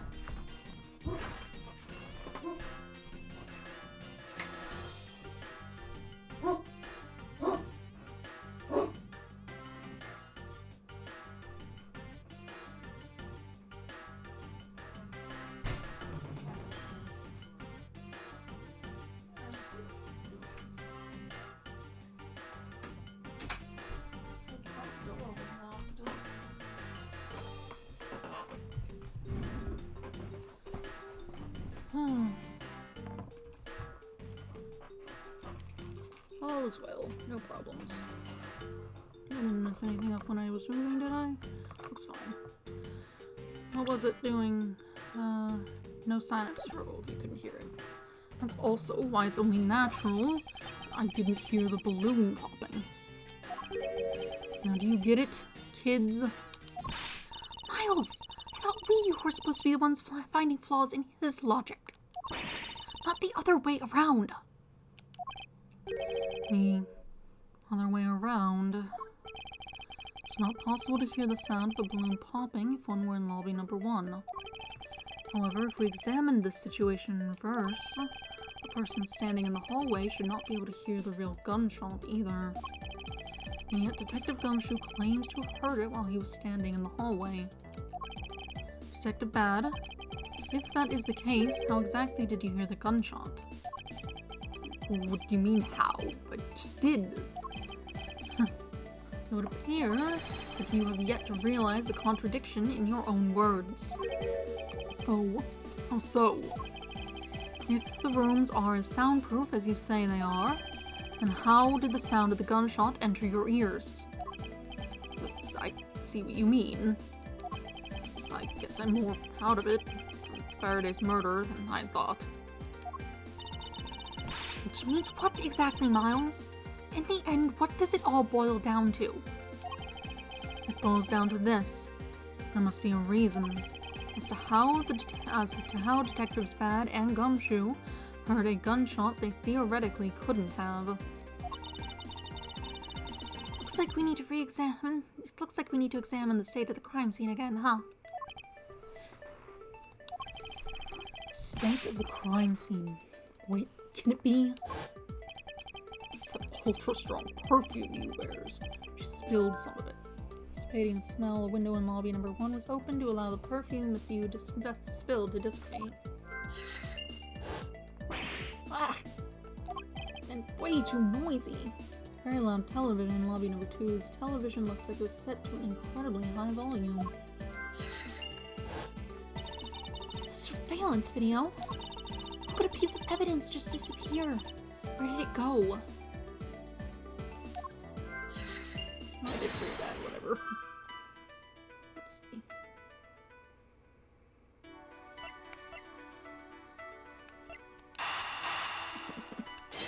Not exactly hard to piece that together. It's simply not possible for the killer to have escaped through barred windows. And yet, the fragrance of the perfume managed to escape from defendant lobby number 1. Of course, incorporeal things can move freely through these open barred windows. A scent is very much corporeal. It's very small, though.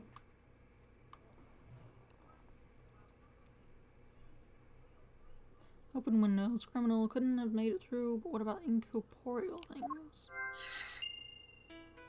Very loud television. Missing evidence.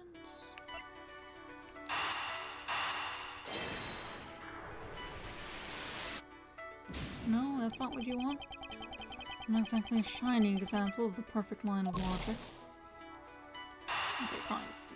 Very loud television in the windows. Enjoy.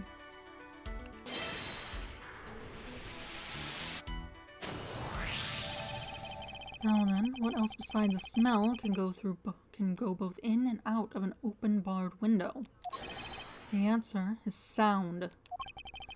So, no matter how careful the killer was, if the windows were open, the jig would be up. And since the windows in both the defendant lobby number 1 and the hallway were open, that explains how the sound of a gunshot could be heard in both locations. Gunshot could be heard, windows were open, so the gunshot could be heard, but where did it originate from?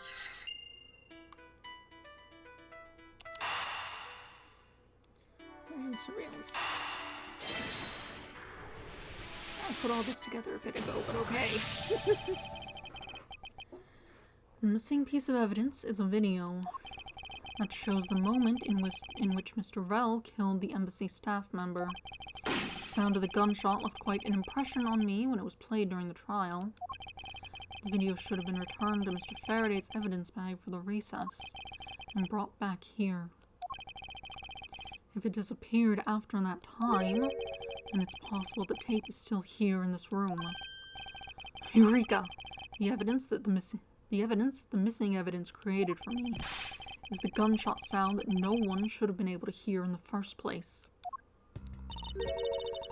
Miles, what have you been thinking about? Stop wasting time thinking and let's start looking again. It's not a waste of time to think. I have figured out where we should look. And where would that be? I believe we should examine the television. The TV. Well, you kids have fun going to examine whatever you like. Won't rest until I've inspected every suspicious looking nook and cranny. The window is wide open. The scent of flowers is being blown from the outside. I think it softens the heavy air in here somewhat. Windows in both lobby number 1 and number 2 were open. Maybe they were trying to air out the room, just like in lobby number 1. Or maybe they thought to ease some of the tension through some fresh air. With Mr. Faraday and Mr. Rell in the same room, I imagine the latter to be the case. Was there really a need to open the window just for that? Earlier, when Detective Gumshoe touched this, it made a most terrible racket. You mean when Scruffy turned the television on, right? Actually, come to think of it, I don't think Detective Gumshoe actually touched the television at all. Furthermore, it seemed more like when a video feed suddenly stops. At least it did to me. I wonder why that is. It's a video player. There seems to be a videotape inside. Look, it looks like it. This tape must have stopped on its own when it reached the end. This tape? Could it not be the missing surveillance tape? I suppose, but... Detective Bad, would it be alright with you if I verified the contents of this video? Sure, knock yourself out. Alright, let's rewind this and see what we have. If I remember correctly, the footage of Rell killing the embassy staff member should be at about the 30-minute mark from the start of the tape. Understood. That should be about right. Now then, let's see.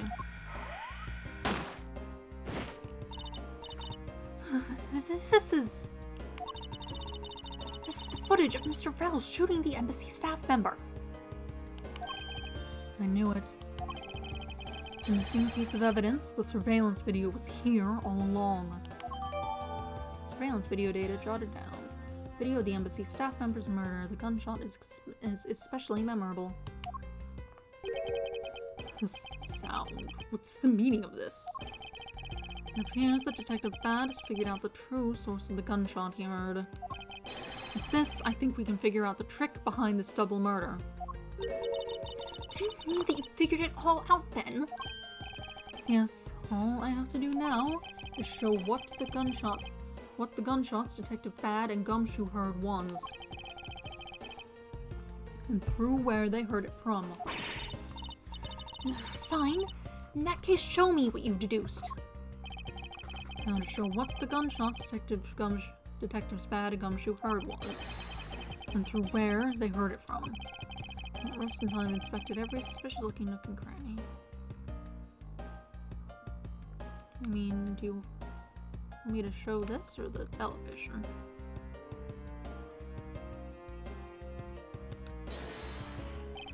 The spot somehow connected to the evidence I hold. Noisy.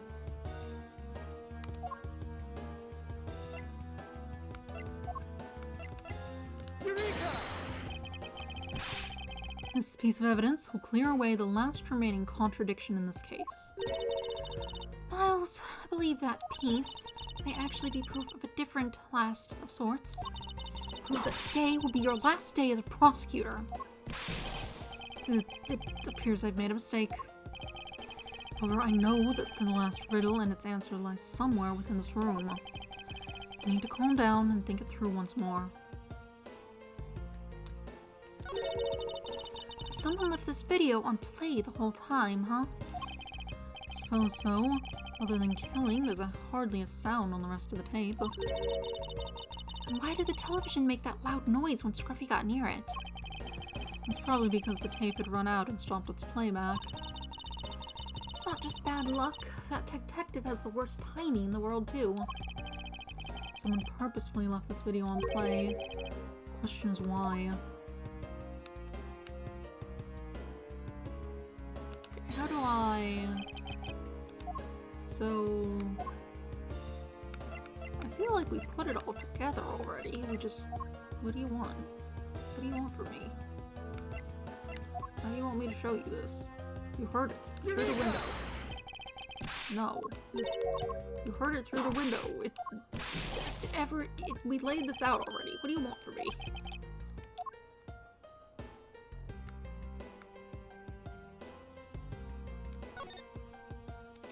How exactly do you want me to show this to you? We literally already covered it. Like,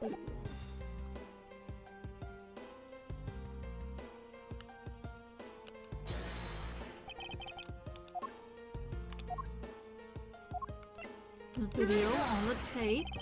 No. What do you want from me?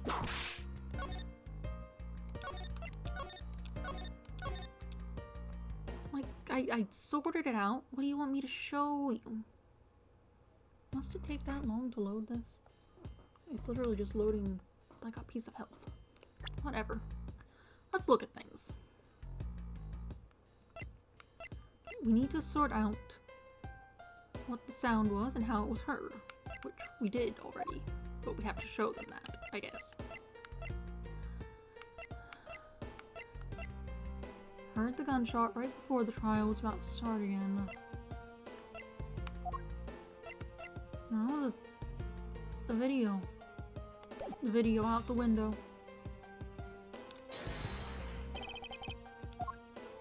The video made noise out the window.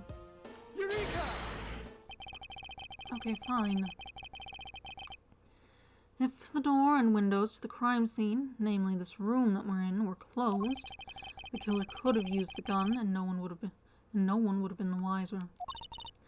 That's true. This courthouse does seem to be well designed for such a thing, as it were. However, what happened in reality was Detective Gumshoe, Detective Bad, and Miss Yu, all three of them heard the gunshot. Well, the windows in lobby number 1, number 2, and the hallway were open. So naturally, the people in those locations could hear it. Ah, but then, why would the criminal open the window in the first place? To allow the gunshot to be heard, I suppose. Correct. That's the only logical conclusion we can draw from this. But why was that necessary in the first place? I want a real answer, Miles. I demand satisfaction. Very well. I believe that the killer wanted to manipulate our perception of a certain fact. What was it the killer wanted to manipulate our perception of? The time. The killer wanted to fabricate the time of death to their precise wishes. And they used the gunshot in the surveillance video to do so. You're not checking for more accurate time of death through rigor mortis or whatever? It should have been at least half an hour. Surely you could pick that up.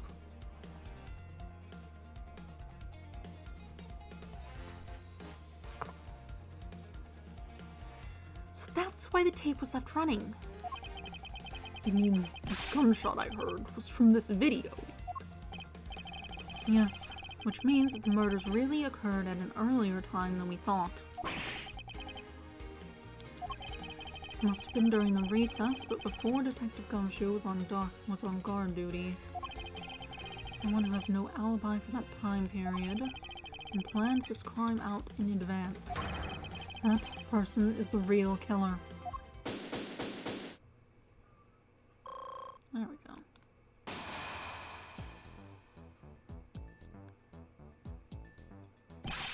Mr. Edgeworth.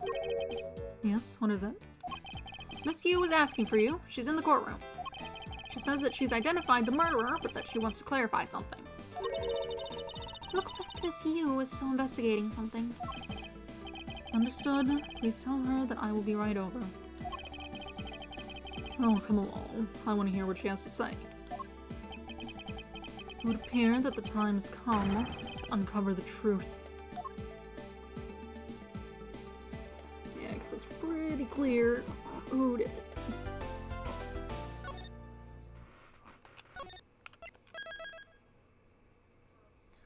Ladder, confrontation former, close to you. We can keep going, wrap this up. We've already got it pretty much figured out, so it shouldn't be that bad. I feel like the things in this are a little easier to puzzle out the meaning of than in the main Ace Attorney games.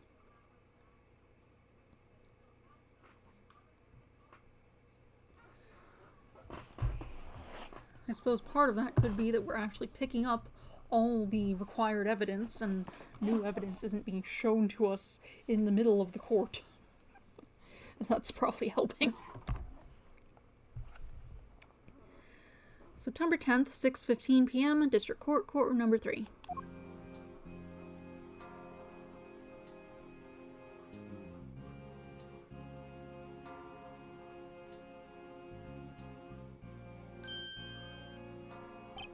Okay, what are you doing here? Oh, hello, mister. I'm still investigating. And the object you're looking for is already... Okay. Don't find him. Please continue with your investigation. Okay, you got it. Detective Bad, haven't we already found what you were looking for? If it means I can keep her in the dark just a little longer. Any little task will do. Oh, you're more sympathetic than I thought. Hmm. 10.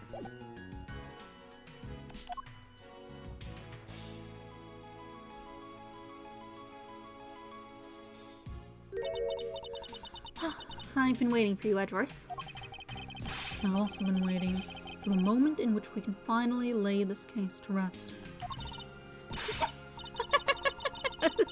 The moment in which we can finally lay this case to rest.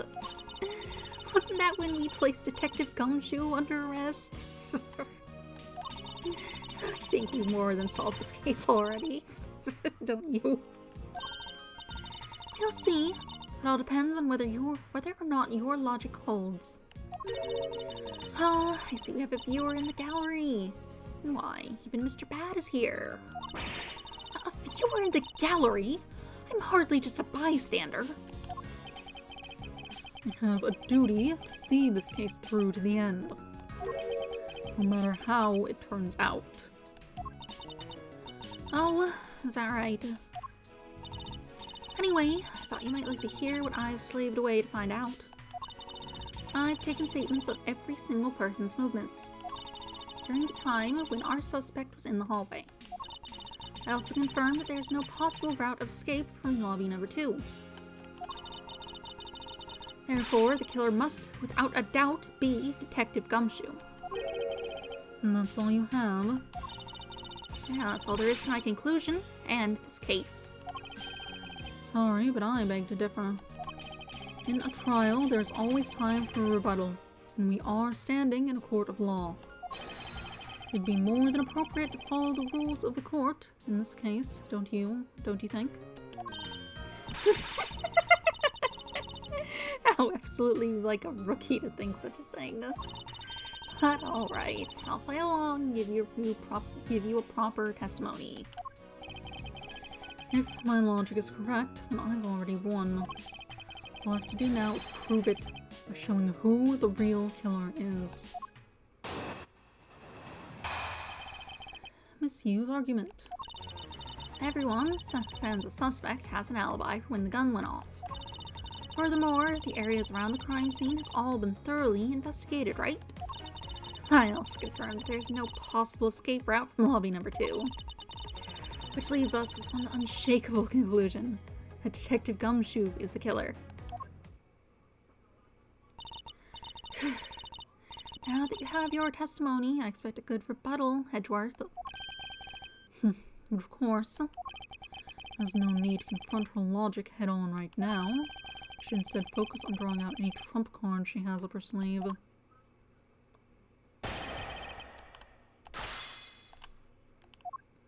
Everyone says the suspect has an alibi for when the gun. Hold it! The suspect, but I thought that Detective Gumshoe's alibi has already been proven. Are you joking, Edgeworth? I assure you, this is no joke. Look, I know you heard from the judge earlier that the detective was in the hallway with Miss Faraday's daughter eating a Swiss roll. Yes, that is correct. But see, that was 20 minutes before the real gunshot went off, right? And the problem is that there's no one else who can corroborate what he did since the snacking. I see she's done her research well, which means that I should focus on drawing out whatever trump card she's withholding. Furthermore, the areas around the crime scene have all been thoroughly investigated, right? Hold it! Whether they have been thoroughly investigated or not is for me to decide. The scrunched eyebrows and lines on your forehead are back. Anyway, even if you believe it hasn't been exhaustive, the crime scene, lobby number 2, has no way out other than the hallway Detective Gumshoe was standing in. Because he claimed to be there, that makes him the only possible suspect. But isn't it also possible that someone escaped through a window and into the garden? That's the first place everyone looked silly. The police aren't a bunch of lazy bums. They looked into every possibility, you know. Isn't that right, Mr. Bad? Yeah. There wasn't a scrap of evidence to suggest someone used one of the windows. There also weren't any footprints or anything in the courtyard garden. I suppose they really did check everything that could be relevant to the case.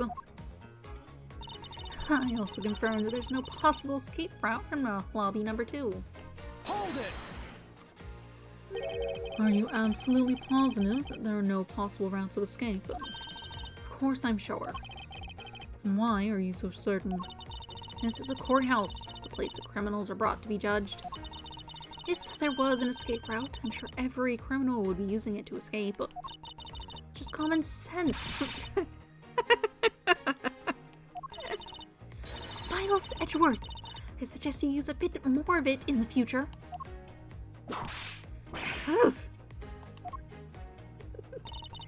Which leaves us with one unshakable conclusion, that Detective Gumshoe is the killer. Hold it! You may think it's unshakable, but to me there are still too many unanswered questions. For example, who was it that placed the gun in Mr. Faraday's hand? You're the only one still wondering that. Detective Gumshoe probably had no idea which hand Mr. Faraday used to write with. Even if you know someone, it doesn't mean you'll know which hand they write with, right? I mean, I certainly don't care about that sort of thing.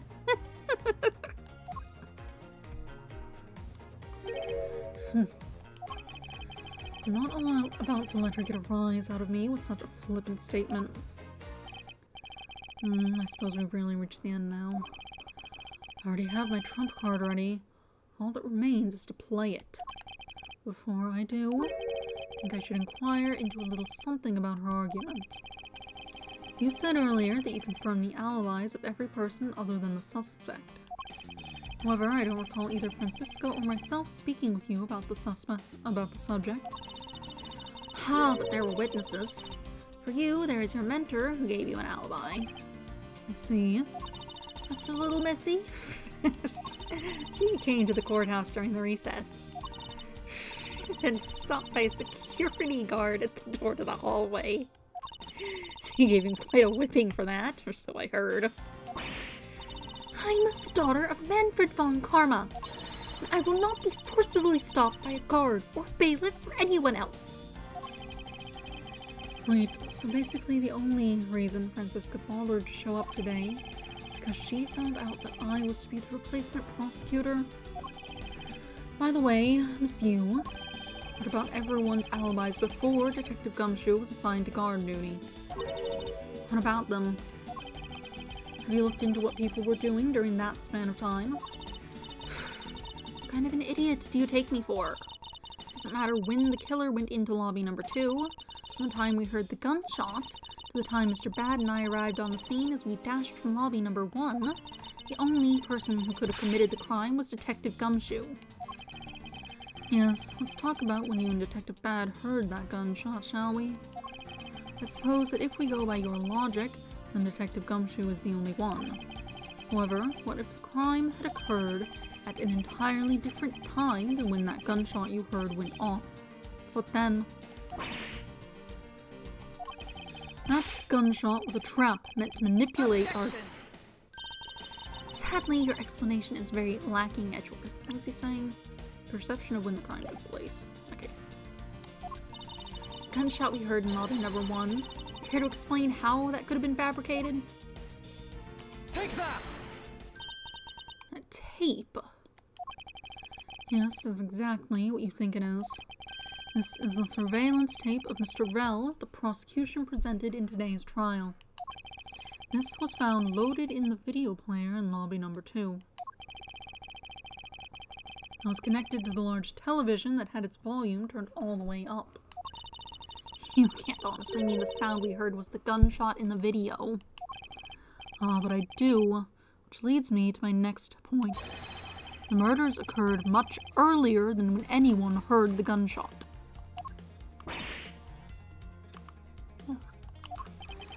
That's the only thing I can think of, too. After committing double homicide, the killer took the surveillance video out from Mr. Faraday's evidence bag, turned the television's volume all the way up, and left the video to play. If played from the beginning, it would take 30 minutes for the gunshot sound to come on. And since we now know that this method of time manipulation is possible, it opens up the possibility that the killer is someone other than Detective Gumshoe. Objection! Sounds for television don't amount to much here. But of course, Mr. Prosecutor Edgeworth and Little Miss Von Karma already knew that much from the very beginning, right? Of course we knew, didn't we, Miles? Yes, of course. We know about the soundproof quality of this courthouse's rooms. Of course, I'm not about to admit we had no idea until only a little while ago. That's right, and if the rooms are soundproof, then we should not have been able to hear it. And yet we heard the gunshot clear as day. And? That's it, end of story. But it's not. I should explain why she was able to hear a gunshot from a soundproof room. There is actually one common point between lobby number 1 and lobby number 2. And it is that, despite the fact that both rooms have air conditioners installed, a window was open in each. Now, we know that the window in lobby number 2 was opened by the killer. However, a window in lobby number 1 was also opened. Objection! It's probably just coincidence that they were both open at the time. Objection! It was no mere coincidence, I assure you. Why was the window opened in lobby number 1? The answer is that a certain person did something to cause the window to be opened. And the person who triggered that action, that person is the real guilty party. The real killer in this double murder is Take that! Miss Callisto Yu. I hereby formally indict you of the murder of Mr. Faraday and Mr. Bell. What? Are you not following? You wouldn't take me. Are you serious, Miles? Why do you think she's the killer? I don't understand her motive just yet. But of course I'm serious. Because she is the only one who could have done it. Well, Miss Yu, do you still feel like laughing now? Of course I do, Edgeworth. My argument must not be tight enough yet. Although, I never thought things would spiral into this. But I'll have you know I'm enjoying this dance quite a bit. I guess this means it's time for my own rebuttal now, right? Miss Yu's rebuttal. You argue that the window was opened. However, do you have proof it was I who did that? Furthermore, do you have proof that the tape was used in committing the crime?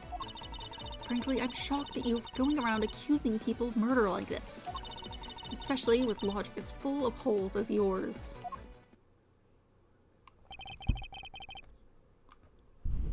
This is where it really starts. I mustn't let my guard down for even a second, or the truth will blow away. Now is the time to put the patented Von Karma perfect proof to the test. Rebuttal. The window was opened. Do you have proof it was I who did Hold it? it! Evidence. All I'd need to do is have some prints analyzed and we'd know straight away. Be my guest. Sounds as though she had the room to maneuver, which means even if we were able to lift prints, they'd only show that it was someone else. But why that someone else was forced to open the window? That's simple logic. Why don't I try presenting that piece of evidence? I have nothing to lose. What's wrong? The scrunched eyebrow lines on your forehead, they're all back.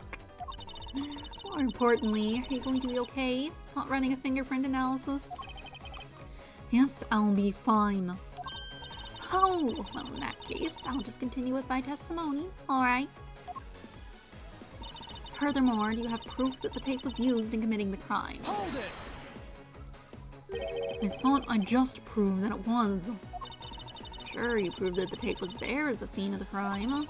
However, that doesn't prove that it was actually used in said crime. Unfortunately for you, Miss Yu, the fact that the tape was there at the crime scene is in itself very important. How so?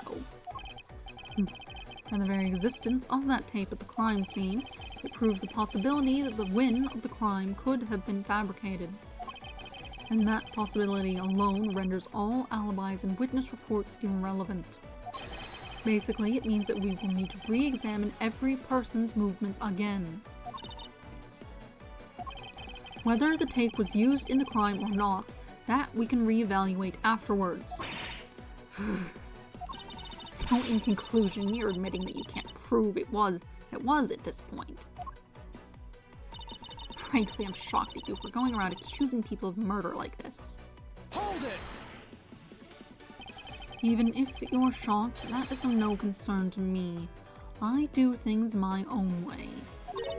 Oh. I see that you're not laughing for a change. Because I'm shocked.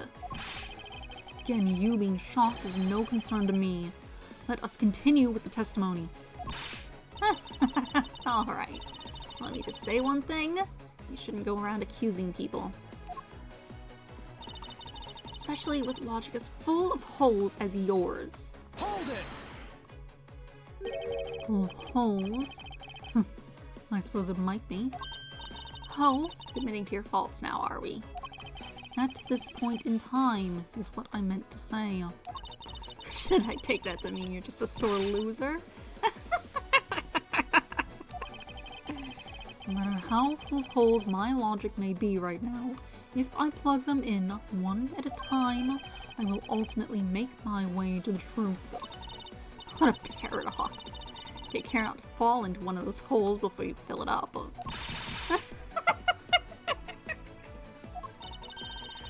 Miles, you remember, don't you? About why a window in lobby number 1 was opened? Yes, of course I do. And that's how I'll attack. I'll present the reason why the window had to be opened. Argue? You have proof? Look at this. Look at your terrible perfume. Objection! I'm sure you've seen this before, haven't you, Miss Yu? Edgeworth. I never knew you were into wearing that kind of perfume. It's not exactly what I'd recommend for boys, you know. What? This isn't mine. That's right, it's mine. And I received it from Detective Bad, you see. Miss Yu, you can pretend all you like, but we know at least this much is for sure. That you are the one who gave this bottle of perfume to Detective Bad. And that you're super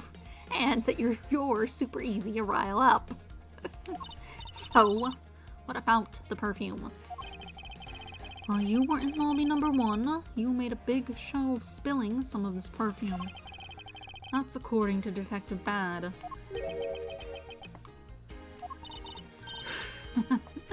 Oh, I know.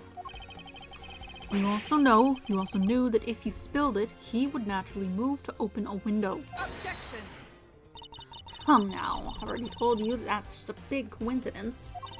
After we opened the window in lobby number 1, I just left it open, you know. So maybe it was just dumb luck that we heard the gunshot through the window. Objection! The timing of when you were going to spill the perfume is something you could control. And the most important fact about this case is when people were made to hear the shot. Furthermore, it would have been pointless if you didn't have an alibi for yourself at the time. You mean? Miss Yu, you were the one who called Detective Bad into lobby number 1. When you saw him bring Detective Gumshoe into the hallway. Is that correct? All of today's premeditated events could only have been thought up by you, Miss Yu.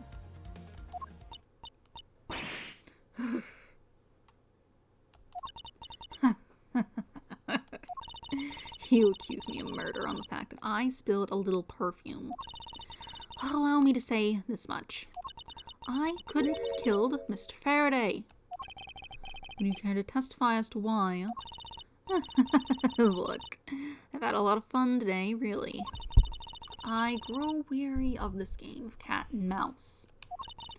Let's make this the last testimony and wrap up this absurd case once and for all.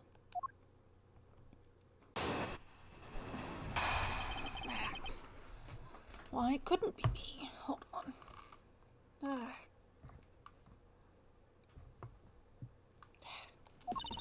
Accusing someone of murder over a spilled bottle of perfume is a bit over the top.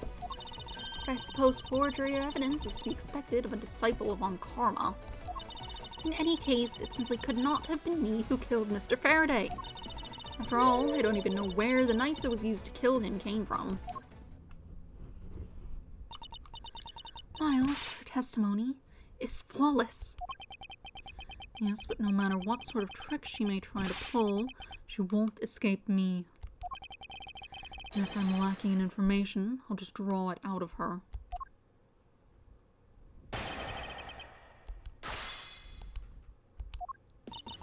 Accusing someone of murder, spilled bottle of perfume, bit open. Hold it! I think I already explained the significance of that earlier. You only confirmed that I did spill some perfume. That's all. That you would accuse me of murder based on a simple spill? Don't you dare complain when I sue you for defamation of character. Do as you like, but as for me, I believe. You believe?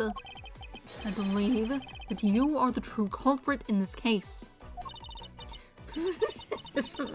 You're enthusiastic. Of course, I should have guessed. I suppose forgery of evidence is to be expected of a disciple of Von Karma. Hold it! I formally request that you desist in your attack against my mentor. Yes, or we'll sue you for defamation. All I'm doing is telling the truth. Hell, maybe more like spreading gossip. Although your adamant denials are, shall we say, just adding fuel to the fire. How dare you say such a thing! Calm down, little girl. Don't let her get to you. Aw, why'd you have to ruin my fun? Well, shall I continue?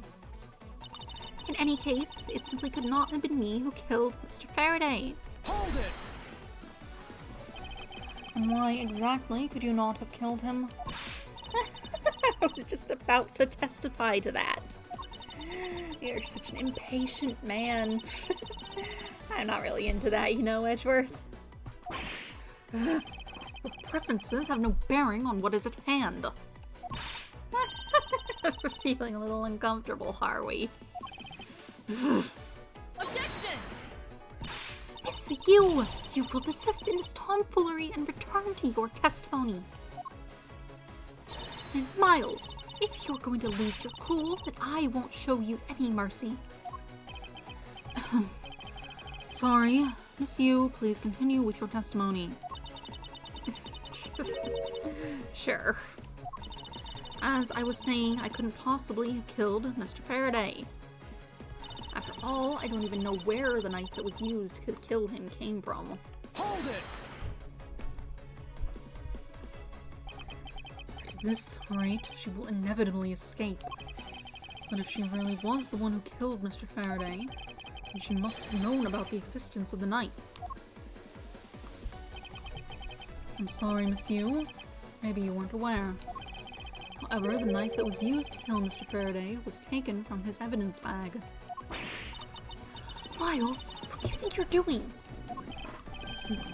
I'm drawing truth out of her. That's what I'm doing. Huh? I don't recall a knife being presented at the trial earlier today. Well, I suppose that's because the evidence was something Mr. Faraday had yet to use.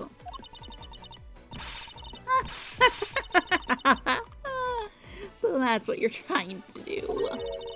Look, why didn't you cut it out with the lies? I already figured you out. There was no knife inside Mr. Faraday's evidence bag. The only evidence he had yet to present was the key that the Yatagarasu had sent. And unless a key can magically turn into a knife, you really don't have a leg to stand on.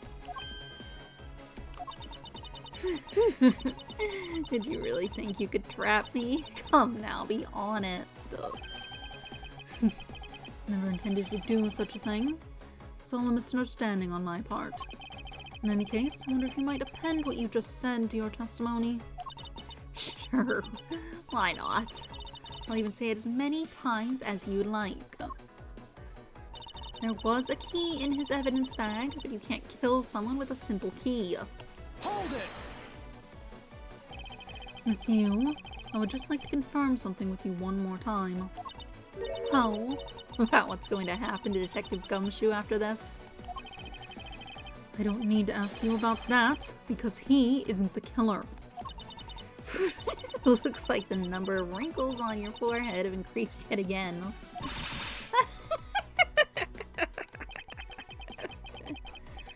That issue aside, Miss Yu, I'd like to ask you about what was inside the bag. You are sure it was the Yatagarasu key, correct? Yes, I'm sure. Which is why I'm completely baffled as to where that knife could have come from. I think I've just spotted a road to a perfect victory. Finally, it would appear that you've revealed your true identity, Miss Yu. Miles, her final statement. Yes, I know. All I have to do now is present the evidence. What is this ominous feeling I can't shake?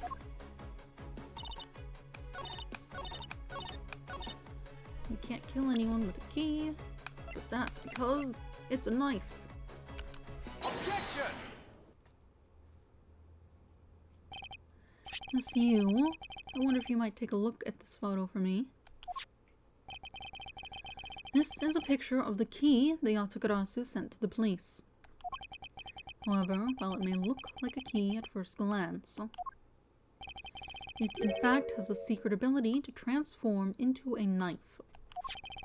Which means that what was inside Mr. Faraday's bag was both the Yatagarasu's key and the murderous knife. You knew that the key was inside Mr. Faraday's bag, did you not? Yes. Well, with the Yatagarasu's key alone, it's more than possible to kill Mr. Faraday. Do you understand now? Just knowing of the existence of the...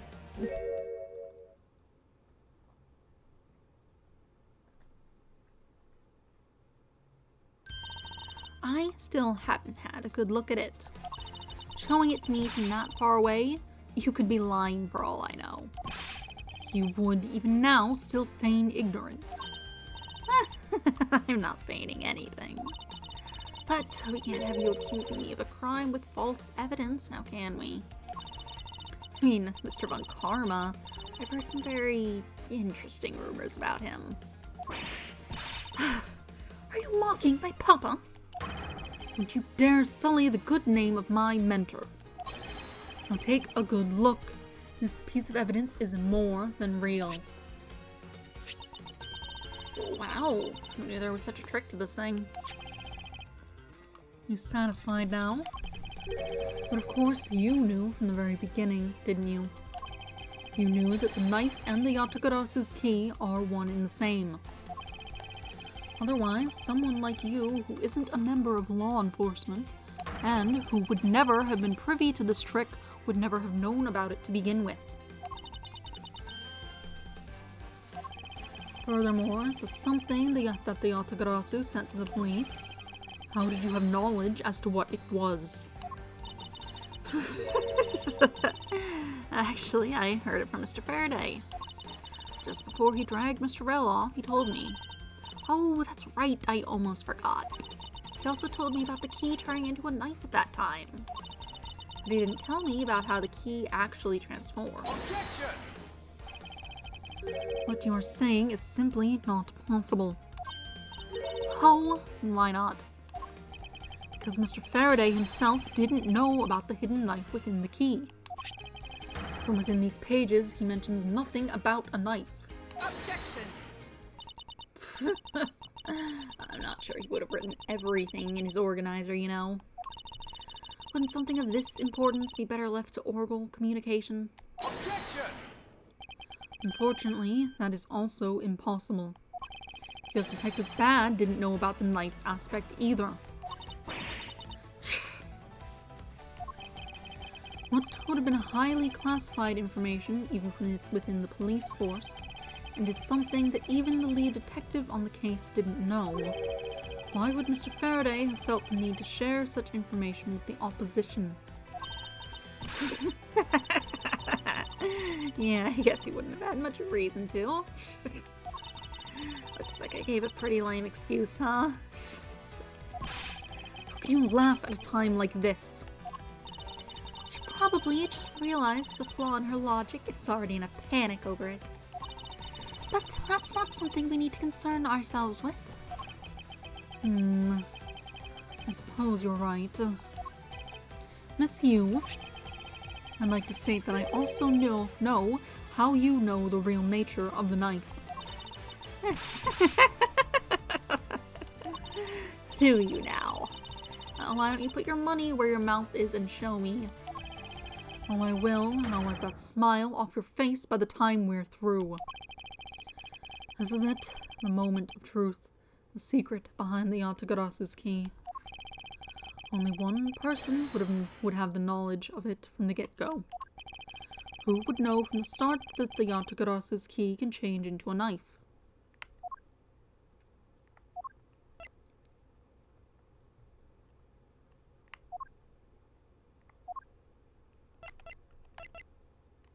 Take that! Yes. There is only one person who would have known about the dual nature of the key. And that is... And that is the person who sent the Yatagarasu's key to the police. That is to say, the Yatagarasu herself.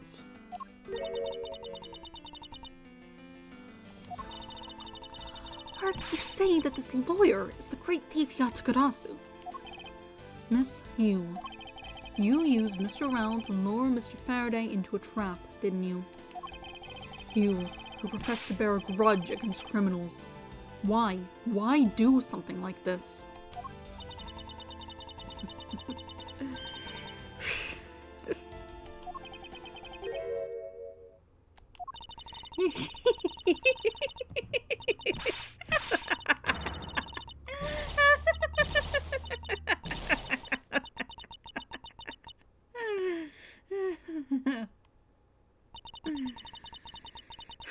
Who would have thought that you, stupid rookie prosecutor, would see through me? You're sending the biggest chill down my spine right now, Edgeworth. This feeling of thrill, it's even greater when I sneak into someplace. You killed Faraday. Why? Answer me, Callisto, you. Callisto, you, huh? That's not my real name. Because my real identity is, yes, the great thief Yatagarasu. Let me tell you something, Edgeworth. Mr. Faraday was one difficult man to deal with. You see, he had discovered my true identity, which is why I had to erase him from the world of law. I made Rell an offer, an acquittal for a little favor in return. All he had to do was accuse Mr. Faraday of being the Yatagarasu in court. But once we entered the recess, Rell was dragged off by Mr. Faraday, which threw my plan into a complete mess. I chased after them and eavesdropped on them through a crack in the door. That Rell caves to only two things: money and authority, just all thugs do. I feared my plan was going to be ruined if Mr. Faraday held onto Rell any longer. Plus, if I had let them continue on the way they were, I would have been found out. That's why I had no choice. I had to kill them both. Didn't you say that you despised criminals? But I do. But do I really?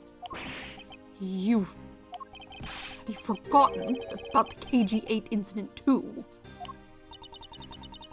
Maybe. What sort of woman would... So then, was it your plan to kill Mr. Faraday with the very evidence that you sent? Well, I had a good idea of what Mr. Faraday was going to do. I anticipated that Mr. Faraday was going to prove that Rell wasn't the Yatagarasu, by using this Yatagarasu's key as evidence, and that he would bring it with him. Which is why I thought to use the knife portion. With a weapon as well disguised as this, no one would be the wiser. Because who in their right mind would think something like this could be a weapon? I casually entered lobby number 2 on the pretext that I had to talk with Mr. Faraday. And in order to get in with him, I pretended to be worried about something. He then let me hold the Yatagarasu's key, just like that. I never noticed that I had changed the key into a knife inside that plastic bag. And he didn't have the chance to take note of the knife that took his life. How could you kill him? I knew him for a long time, you know. At the very least, I thought to give him a quick and... J-Paw, I can't see. J-Paw, please move. Go sit over here. Please move. Don't stand right there. At the very least, I thought to give him a quick and painless death. J-Paw. But if you killed...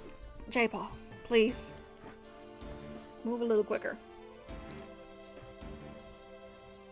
Your nails need clipped. not right here. That's in the way. J-Paw! Okay.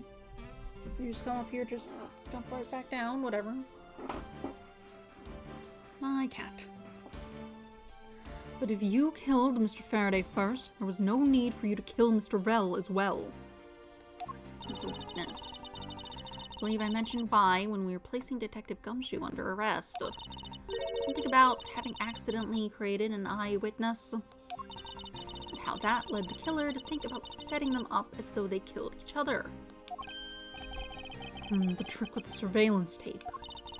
Yes, I hadn't actually planned to use a gun. The risk was too high that I'd be caught. However, that's when I remembered the existence of that surveillance tape. Which is why I had Rel help me set up the crime scene. And, after all was said and done, I rewarded him for all his hard work with a bullet. You're a defense attorney, aren't you? How could you betray a client?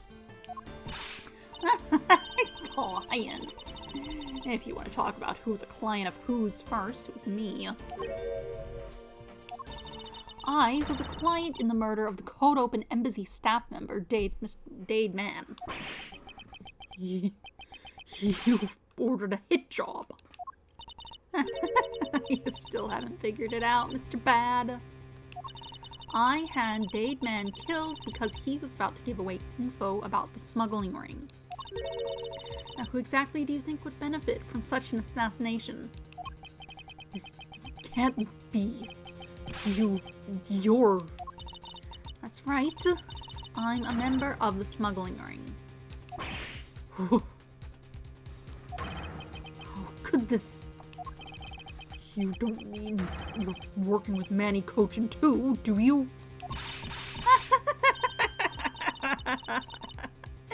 Maybe not. Guess you'll never know. Leotogarasu's claim... Leotogarasu's claims to be noble, but you're just another cold-blooded murderer. That's right, little girl. Leotogarasu is just another killer. Quiet. You. Leotogarasu. You can run from the law, but you'll never escape it. So just humbly accept the judgment of this court.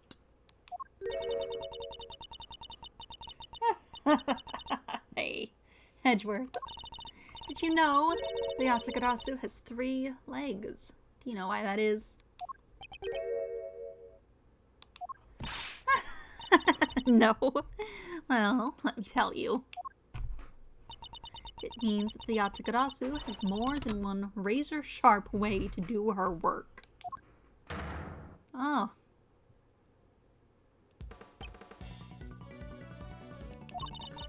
You really are too naive, Edgeworth. You even handed the Leotogarasu's key right to me without a second thought. Everything may not have gone according to plan, but I'll still gladly take it. You mean the key was your real target? And even after I gave you such great advice, didn't I tell you to always keep a good eye on a criminal? You may regret what comes of your negligence. You two, get down!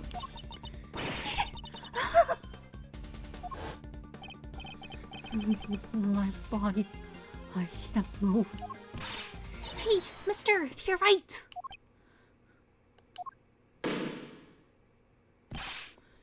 You!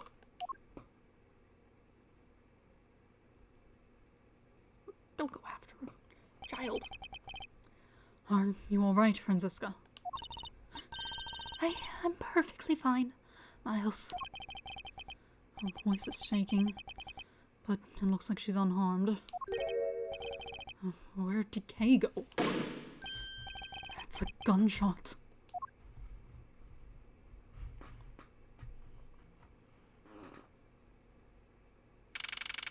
September 10th, 7 p.m., District Court, Courtroom number 3.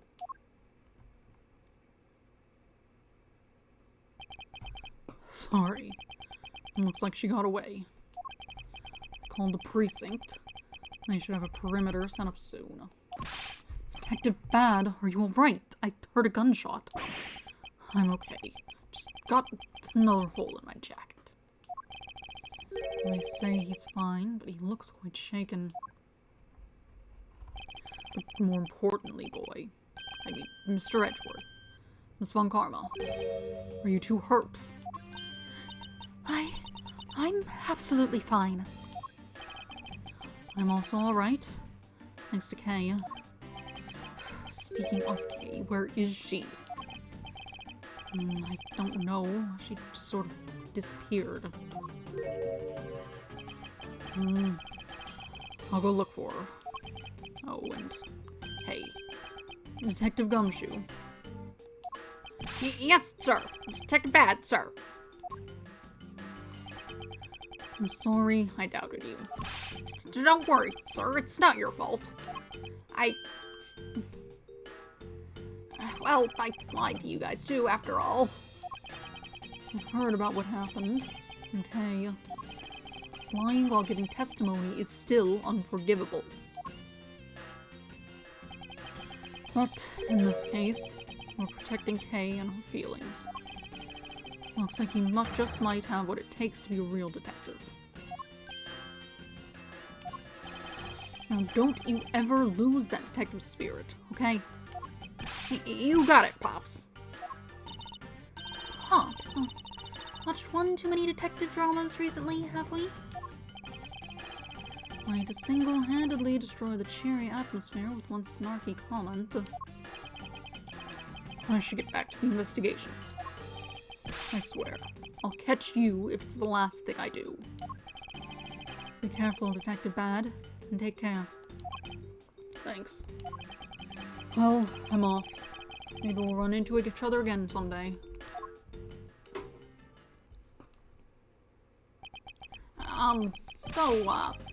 Thanks a bunch, pal. You're the best. You really did find out the truth behind everything. Yes, well, I'm glad we solved everything before you were taken to prison.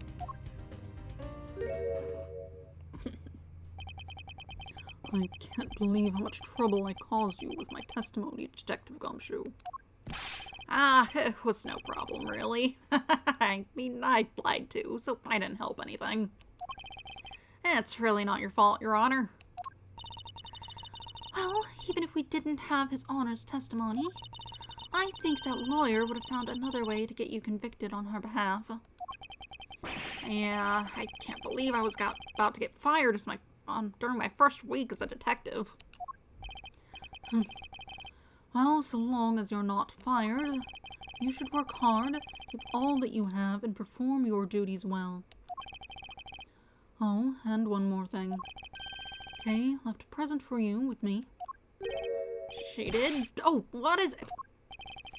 What was it that Kay left for me? The proof of their friendship? But sweet. Take that! It's a courthouse special Swiss roll. Can I really have it? Yes, it's a present meant for you, after all. Thanks a bunch.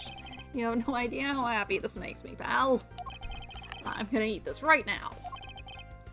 Sure, go ahead. The Swiss rolls Detective Gumshoe and Kay bought together, while the one Kay saved never reached her father. It would appear that her sentiments have touched the heart of this detective. He's so happy, as though he's having a welcome back celebration of his own. Well, I was asked by Kay to give it to him. That was good, pal. I can't believe I got to eat 2 of these delicious things in one day. It's like I'm in Swiss roll paradise or something. I've got to thank Kay myself. Hey, wait, where is she? He only noticed just now. Was his mind not present when we discussed her earlier? Detective Bad left to go search for her earlier. Maybe you should go join him. Yeah, you betcha, pal. I'm gonna go help him. Oh, but first. You know what, pal? Actually, I guess I shouldn't be so rude to you anymore, huh? I'm gonna stick right by your side from now on, Mr. Edgeworth, sir.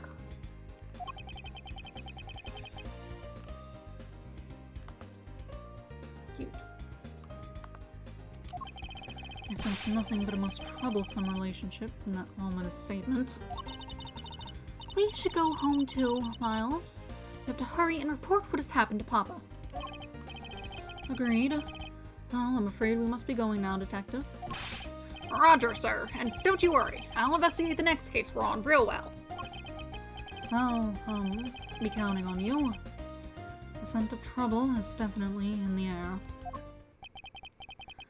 Thus, like a bad dream, my first outing at court came to a disturbing end. A few months later, I was finally able to properly stand in court as a prosecutor. But the detective in charge of the investigation was, as I dreaded, Detective Gumshoe. After that, he became my direct subordinate. I've tried, but words fail to describe the immeasurable suffering he has caused me. But I suppose that's just how things are. As for the little girl who suddenly disappeared, she's now...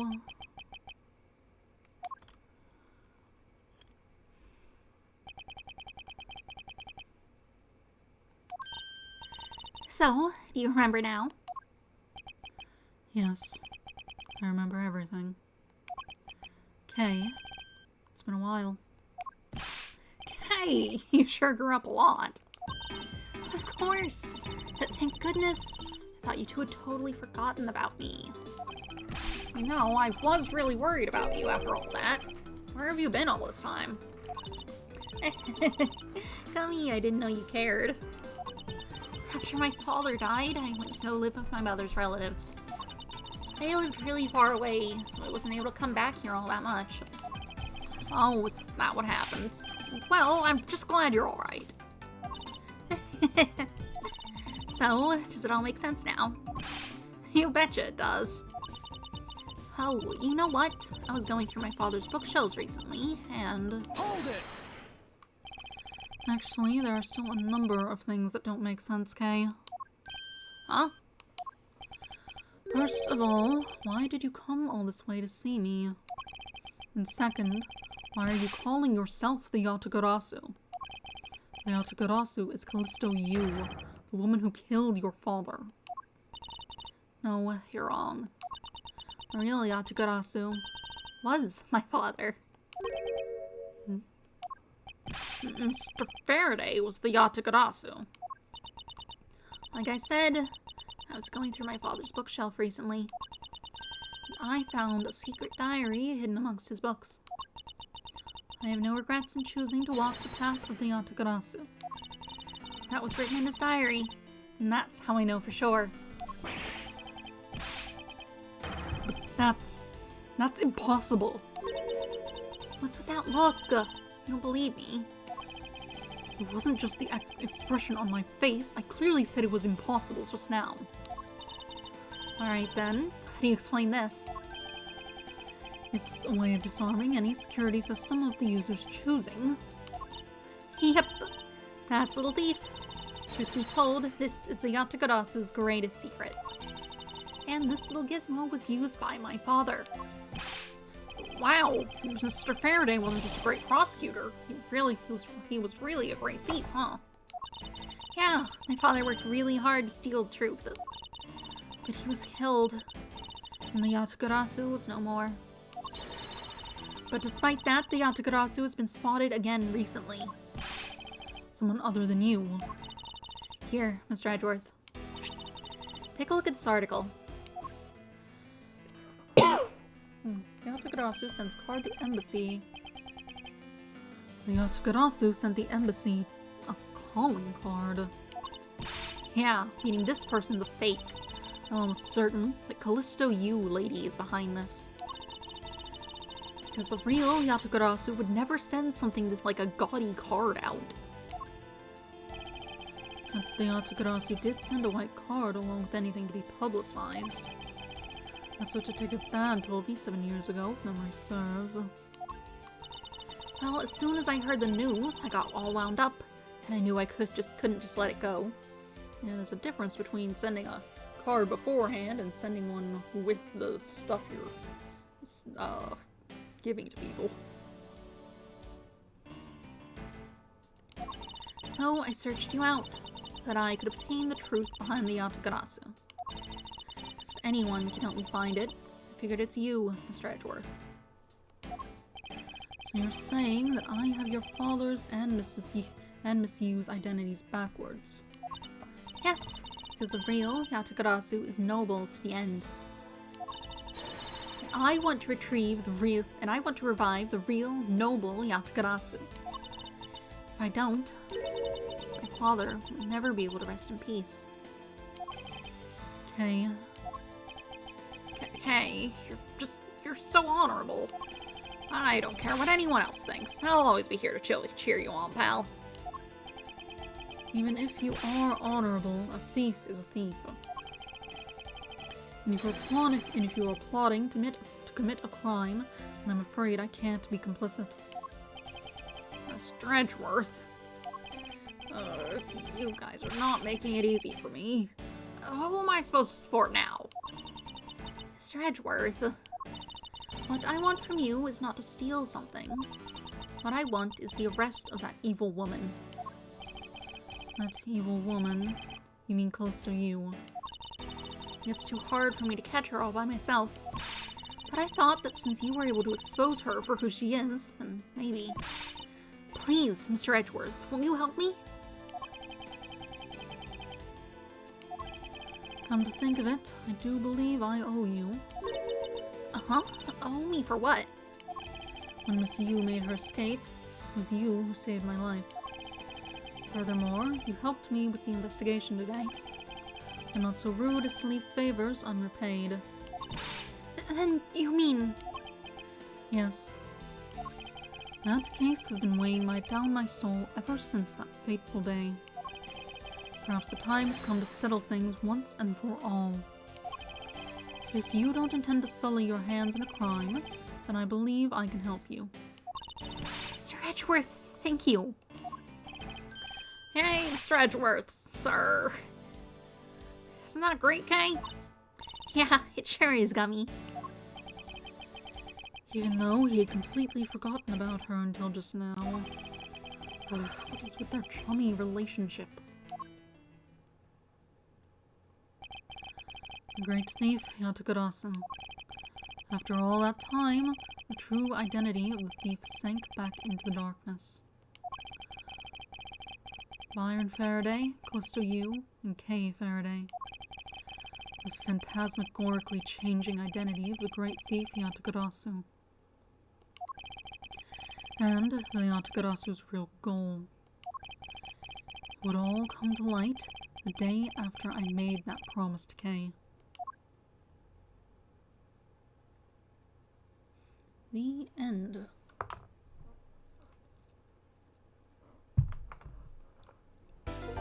Save progress, yes please.